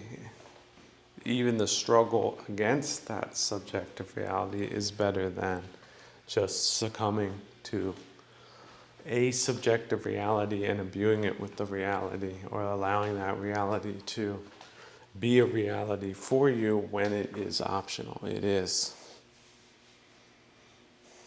See the number 1 in your mind's eye. Now see the number 2. Now see the number 3. You can do it when you are doing an experiment like that. Why can't you do it when you're not being told what to think? Well, of course you can do it, but then you don't know what to think about. But see, the breath is an automatic occurrence. You can always return to it. It's always happening. It's always very real. There isn't a human on this planet that's not breathing, that's alive, that isn't alive, right? So you're alive, you're breathing. There you go. That was one of the simplicities of the old master. And it's right there, right under your nose. There's your light switch. So you're experiencing some form of disappointment in Jambujita or Samsara. Welcome to the club of humanity. Welcome to the reality of this place that some people call purgatory. But instead of being without skill, you can apply skill. So if no one told you it's possible, now you know. It's possible. So now that it's possible, why won't you do it? Why won't you change your mind from disappointment or rage or desire or greed to the wise thing? Why won't you put in basic right effort for yourself? Don't. It's not for others, although others benefit when you do that. It's primarily for your own benefit. Why won't you do it? Are you lacking basic compassion for yourself? Could it be? I mean, before you heard this, you could blame ignorance. Now you don't have that, so why won't you do it? If you have permission to do it, in fact, if you have a directive, when someone says do it, I'm telling you to do it. Why won't you do it? Then investigate what is your block? What is your stubbornness? It can't work. Is it that? Oh, I don't need this. Or no, those other things are very important. They're subjectively important for me, even though other people are telling me they're not important, or they're normal, or can happen in Jambujita or Samsara, but no, for me, I'm saying it couldn't have happened. Couldn't have happened to me. Can't happen to me. It did happen to you. It is happening to you. So what now? You don't have ignorance as an excuse.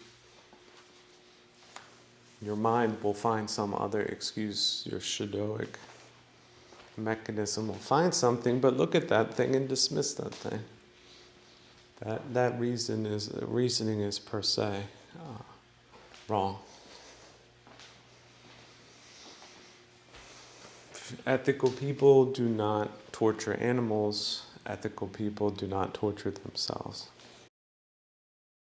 Here's even the better news. If you weren't an ethical person, you can become one.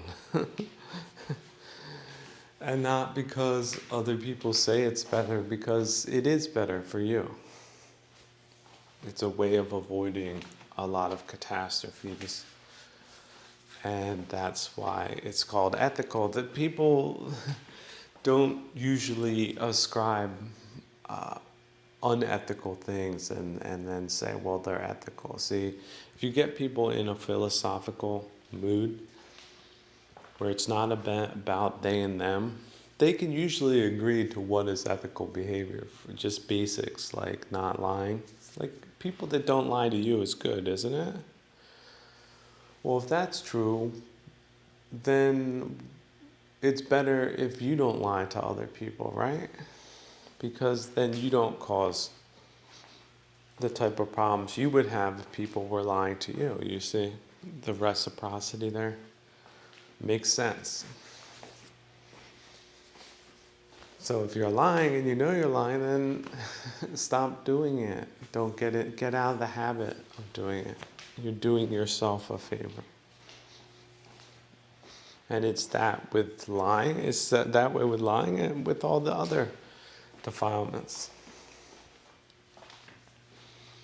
You would generally agree, yeah, ignorance is bad. I didn't know there was a hole in the floor, and that's why I fell in and hurt myself. Well, now you know that there's that hole in the floor.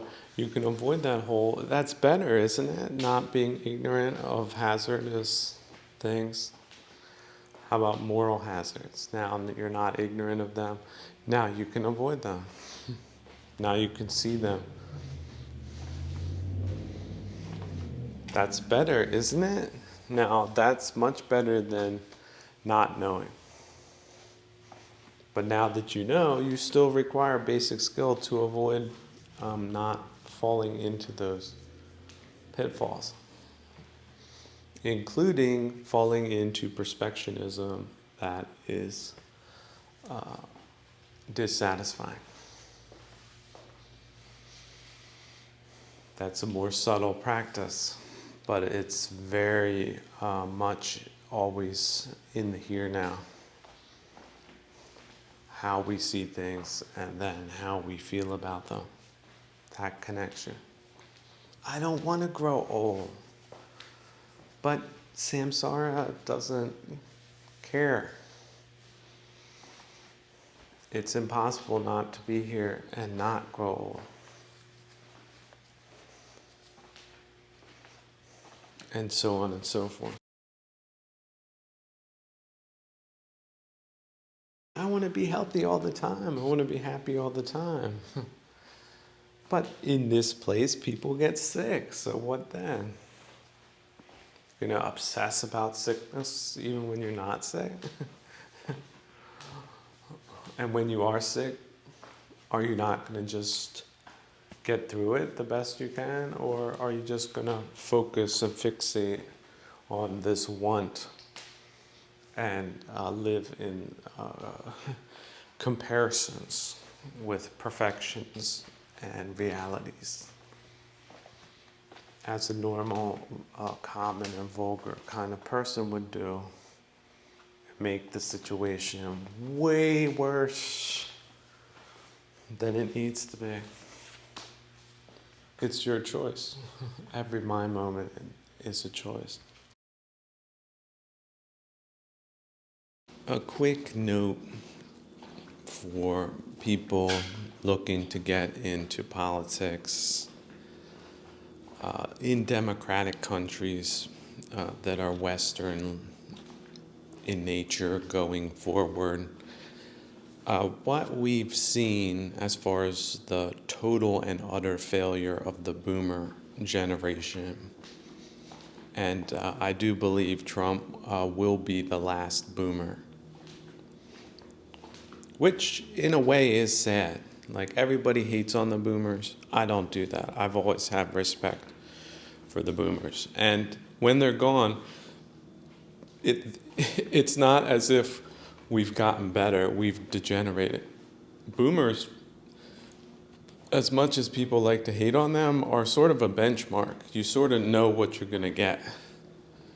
They have a certain amount of common decency. Now, the politicians, less so. They're probably the worst example of the entire generation. But at least you knew you had sort of a baseline amongst most of them as far as decency and standards went. They would only go too far. They had their limits. Whereas modern generations, we don't know where these people are coming from. A lot of them are just out of a can. They've been looking at their phones. Nobody paid any attention to them. They're they're asteroided on a lot of basics. The whole that they could even be played like with the whole I'm not a woman, I'm a woman. Blah, blah, blah, blah. This just shows how little respect our genocidal adversaries have for young Westerners that were basically grew up in front of their phones. Okay, and all the trash, like the worst kinds of trash, like below pornography in informational and cultural terms, they've had buckets of that thrown on them since day one. Now, where Gen X is probably the only generation that was able to critically assess the boomers and take distance themselves from them, and at the same time not be culturally trashed, which is why they're sort of non-existent, because they're excluded from the worst types of sociocultural and economic arrangements. Not just excluded, but they also exclude themselves from those things because there's no point. There's nothing there. It's a big drag. But essentially, those are the people that Western civilization needs at this time to fill this existential gap between the new space cadets and the old space cadets. But yeah, Trump, he's the last of the Mohicans. He's the last of the boomers. And he's not the worst version of them. The Democrats are the worst version of the boomers. Essentially, they got into the political lobbying game, which is people who have some type of vested interest, which goes back to Rome. You know, Rome, you had these corrupt senators that were abusing their positions of authority, and people would go hat in hand and ask them to do favors, and essentially that's it. That's what their politics consisted of.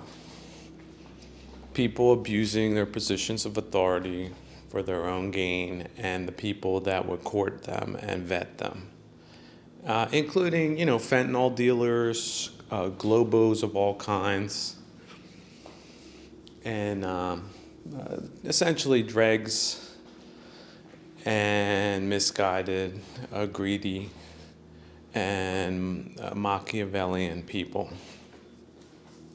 So let's not beat up on this particular generation overly much, but that's what we're looking at. Corrupt political culture, a defunct political culture, and people just dealing with lobbyists. The chief amongst them is, again, the financial services class of people that exist because people haven't shut them down yet, which is what anybody who was acting in the interest of the people would do on day one. Despite what they say, whatever fear-mongering they can create to say that that would be a bad thing, it wouldn't. If the United States and its people had a vestige of financial freedom during the boomer years, it lost that. We have a 95-5. We might as well say a 95-5 kind of oligarchic model at this point. No middle class to speak of. Everybody triple, quadruple paying on mortgages, which was not the American idea. We want to go back to the American idea? You had what was it? The Western expansion, free land, right? There's not a lot of infrastructure, but there's free land. Of course, we don't let anybody in. We're very discerning about who we let in. But if you meet those requirements, God bless you, Western expansion, you can find something good, relatively cheap. And we're going to do things here the civilized way. We're going to give you a fair break. And there's a lot of opportunity. Well, that stopped. Okay, they turned the lights out on that culture. It's the consolidation phase.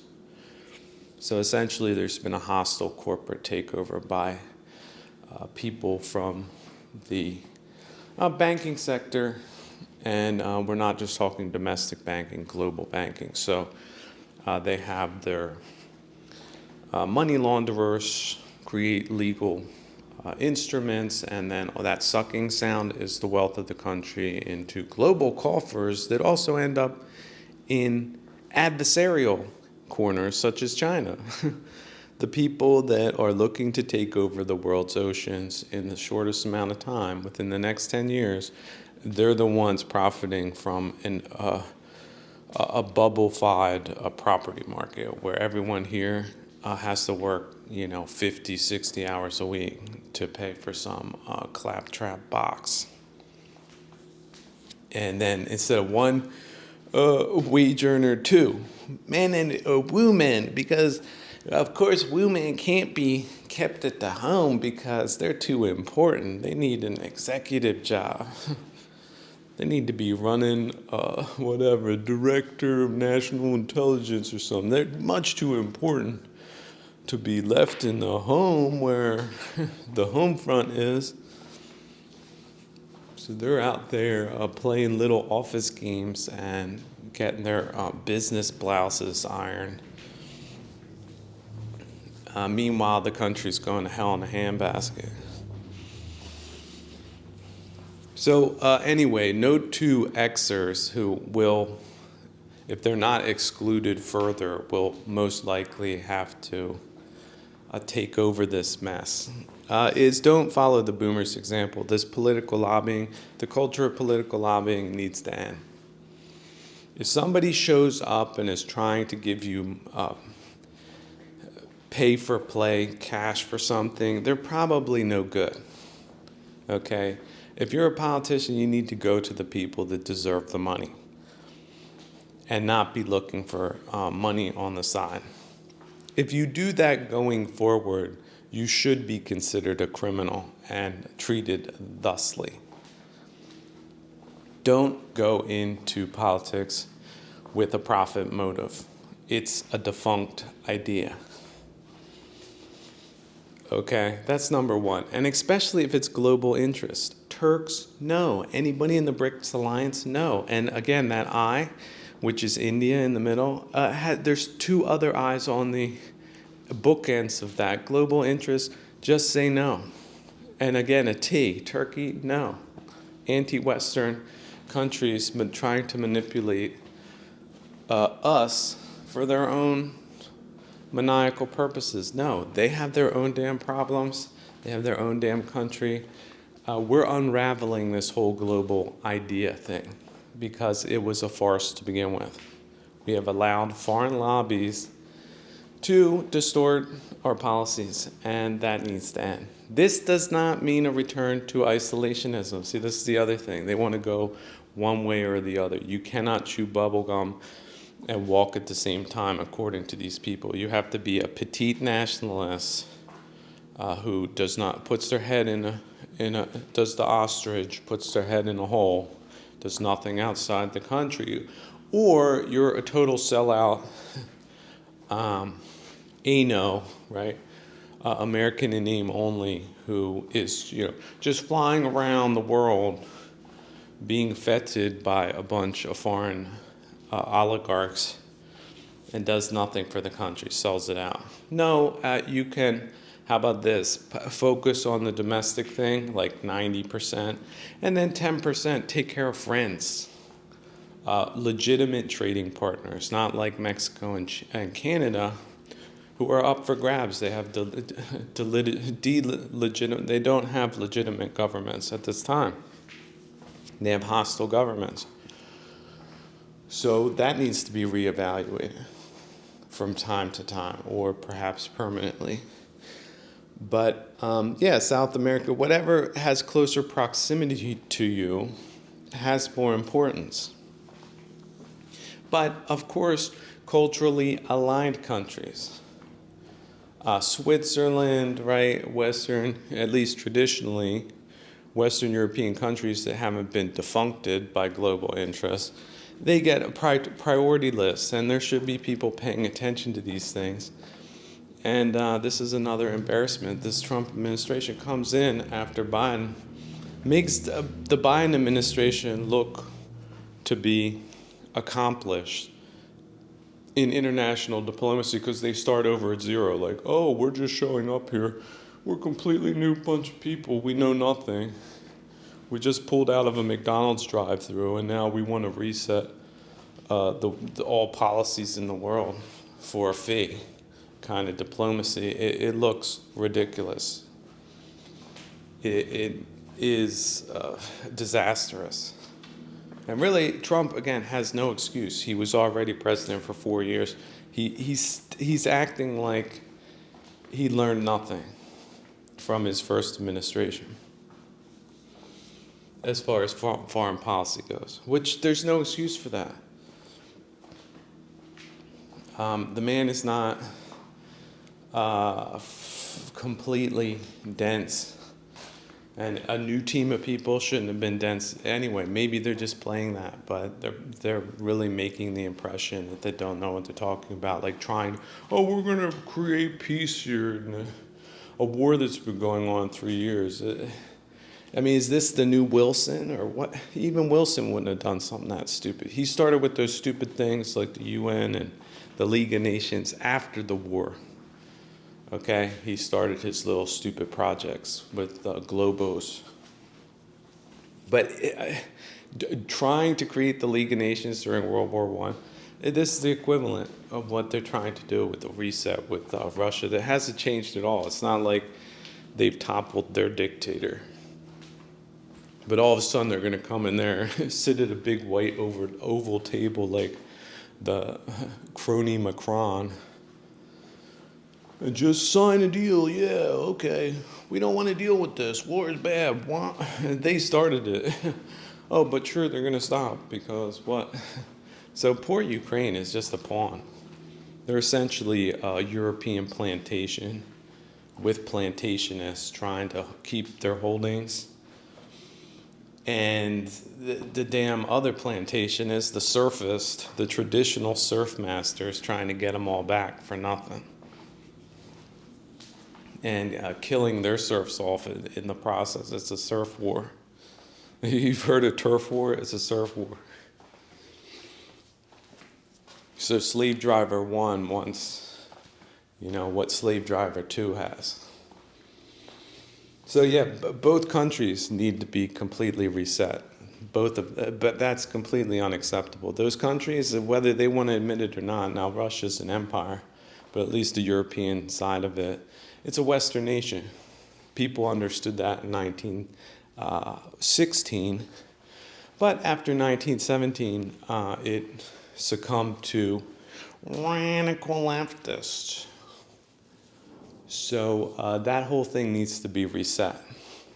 And Ukraine, too, needs to be restored as two Western nations in a Western constellation, which means getting rid of whoever was there calling themselves surf masters in this time. But that's sort of a long-term project. You see, I'm already outside the country. Although I did briefly mention Canada and Mexico, those are two countries that could do a reset too, including all of South America, because that's also closer to us than these other countries. And keeping an eye on Greenland, yeah, that makes sense. That's coherent. But as far as, Middle Beast and Africa and whatever, maybe you're going too far. And also Asia, going way too far other than a containment strategy. Because you can't do the whole world really well. But you could do what I just outlined. And that sort of was basically what U.S. foreign policy consisted of until it was run off the rails by globos. So that would be a smart way forward. But Yeah, putting the refocus on getting the economy back after we get rid of these malignant financial constructs and possibly reset the notary books and wealth in general, because the 95-5 society is not democratic or desirable, and the people who did it are criminal. That needs to be reversed. But again, with friends and allies that understand what we're going through, and hopefully will do the same themselves, because we can't really talk about Western civilization if that's what we're talking about, because that's not Western civilization. We have more of a share the wealth culture, and not a big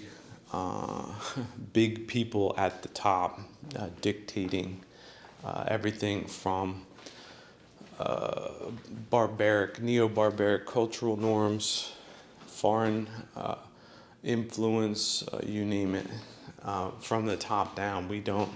That's not Western. That's some type of hybridized, flipped version of what Western should be. That's a transitional kind of culture, into the gutter kind of culture. A already defunct but free-falling kind of culture. So this is the thing, when you pay attention to things outside of your country and how bad other countries are, like Serbia, right, or Hungary, who's pretending to be conservative, but you see basically have an oligarchic class. Then you can look and see, okay, well, how did they do this? They defuncted the security services, and you got these, business interests and other things. And then they overran the political people that basically just had their hand out. It was just behind their backs. That Blarney, say anything to people to not cause a riot, but don't do anything good for the country. So yeah, we need to just realize that we've been on the wrong road, and we need to make an about-face turnaround and try to get through these terrible genocidal kinds of situations as humanely as possible, but not too humanely if we're dealing with people who are genocidal, which we do have in play at this time. Many of them, again, fifth divisionists, this is a thing. They did not, it's a real thing. These people are funded by foreign adversaries, and their actions and policies do prove it, even if they deny it, because that's their game. That's subversion, okay? It didn't go away in our time. They more or less reinvented it and turbocharged it. So, but they were relying on a bunch of idiots and a major disinformation campaign to keep people in the dark. Now you're not that, so now you know. So we can turn this around, but it's going to require people that are not screwy, trying to make things worse. And there's a lot of people out there that like that. So yeah, there's the memo of this week. But yeah, Trump, his legacy is going to be mixed. He's coming out of the gate with this and that, but we're going to see where the chips fall. Hopefully he does get rid of all of the leftoids that really do deserve it, but we'll see.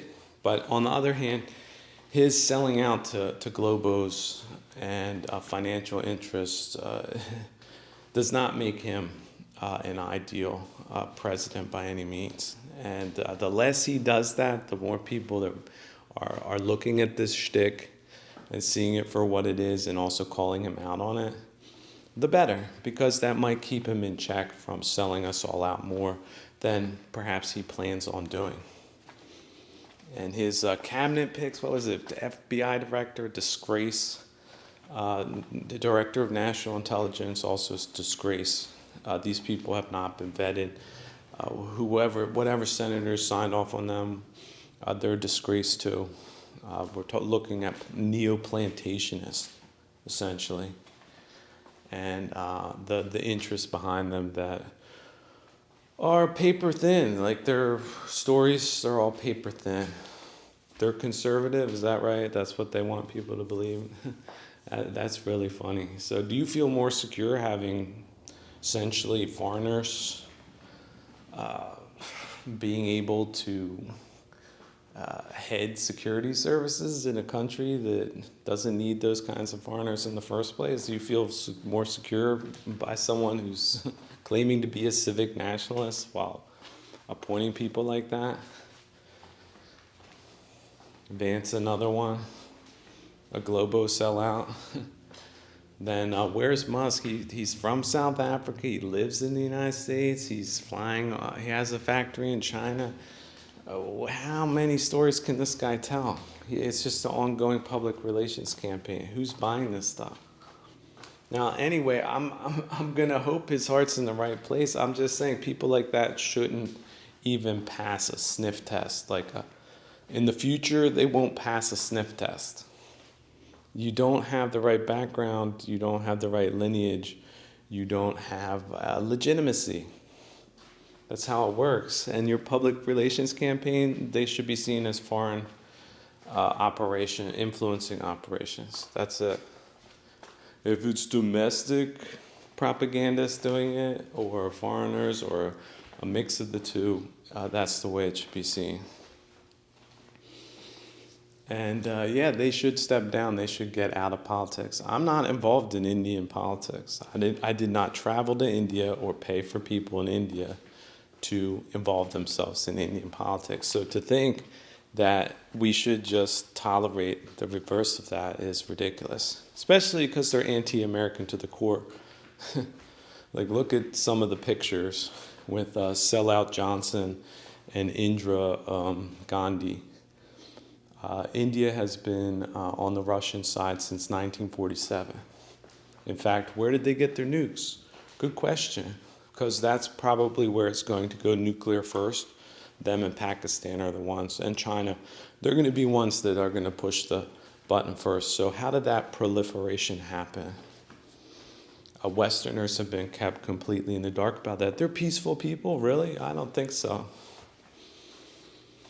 And laundering all that oil money from Russia, that's bad business, bad karma, isn't it? But look at their whataboutists and their blatant liars with their funny costumes, still playing some type of moral play about being a big-hearted people. So I don't know who gave them a pass, but their pass has expired, and they're still playing games. So India, just like Turkey, have been low-key underminers of Western civilization, but really not low-key. People paying attention would have seen it clearly. They have done nothing for us except rip us off and badmouth us to the world. Look at their UN participation. It's been all Russians since forever. But they're still considered independents. Why? Who are the idiots that... And how about that? That was another thing Trump did. Flew directly to India, like his first 2-3 weeks, months. What the hell is he doing there? U.S. presidents, how about this? In the future, they can invite foreign dignitaries to our country, and if they have some proposal, they can make it there. These U.S. presidents flying around the world trying to solve the world's problem, that's going to end. That culture is corny. But maybe not Washington, D.C., because that city's defunct.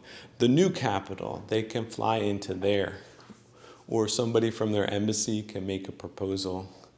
But, because the president's going to be busy with other more important matters, they might not, if the matter isn't important, they might not be entertained. And the chances of India having any type of influence in the United States going forward will probably be close to zero. And this is based on their behavior. And that's it. But what does Trump do? First thing he does, fly over there. Then they're in Saudi Arabia. They're talking to the Russians in Saudi Arabia. This is ridiculous. It's absolutely embarrassing.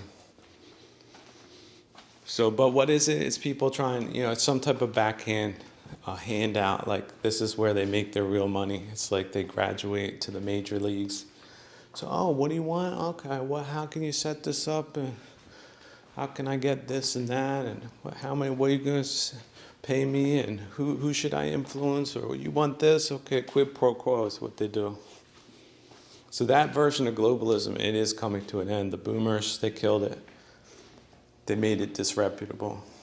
And Trump, one of the better boomers, he's starting off very poorly in this regard. But again, the boomers, I can't say they were very good on a political level, were they? But we're already talking, Johnson. That gets back to Johnson and Roosevelt and Wilson. That's sort of the lineage of infamy there. So that needs to end. But anyway, yeah, it's a colorful place, Jambujita. That's what I call Samsara most of the time. And its origin is Indian, but it's not the India of today. It's one that was a lot better. But it is sort of a metaphor for what not to do, isn't it?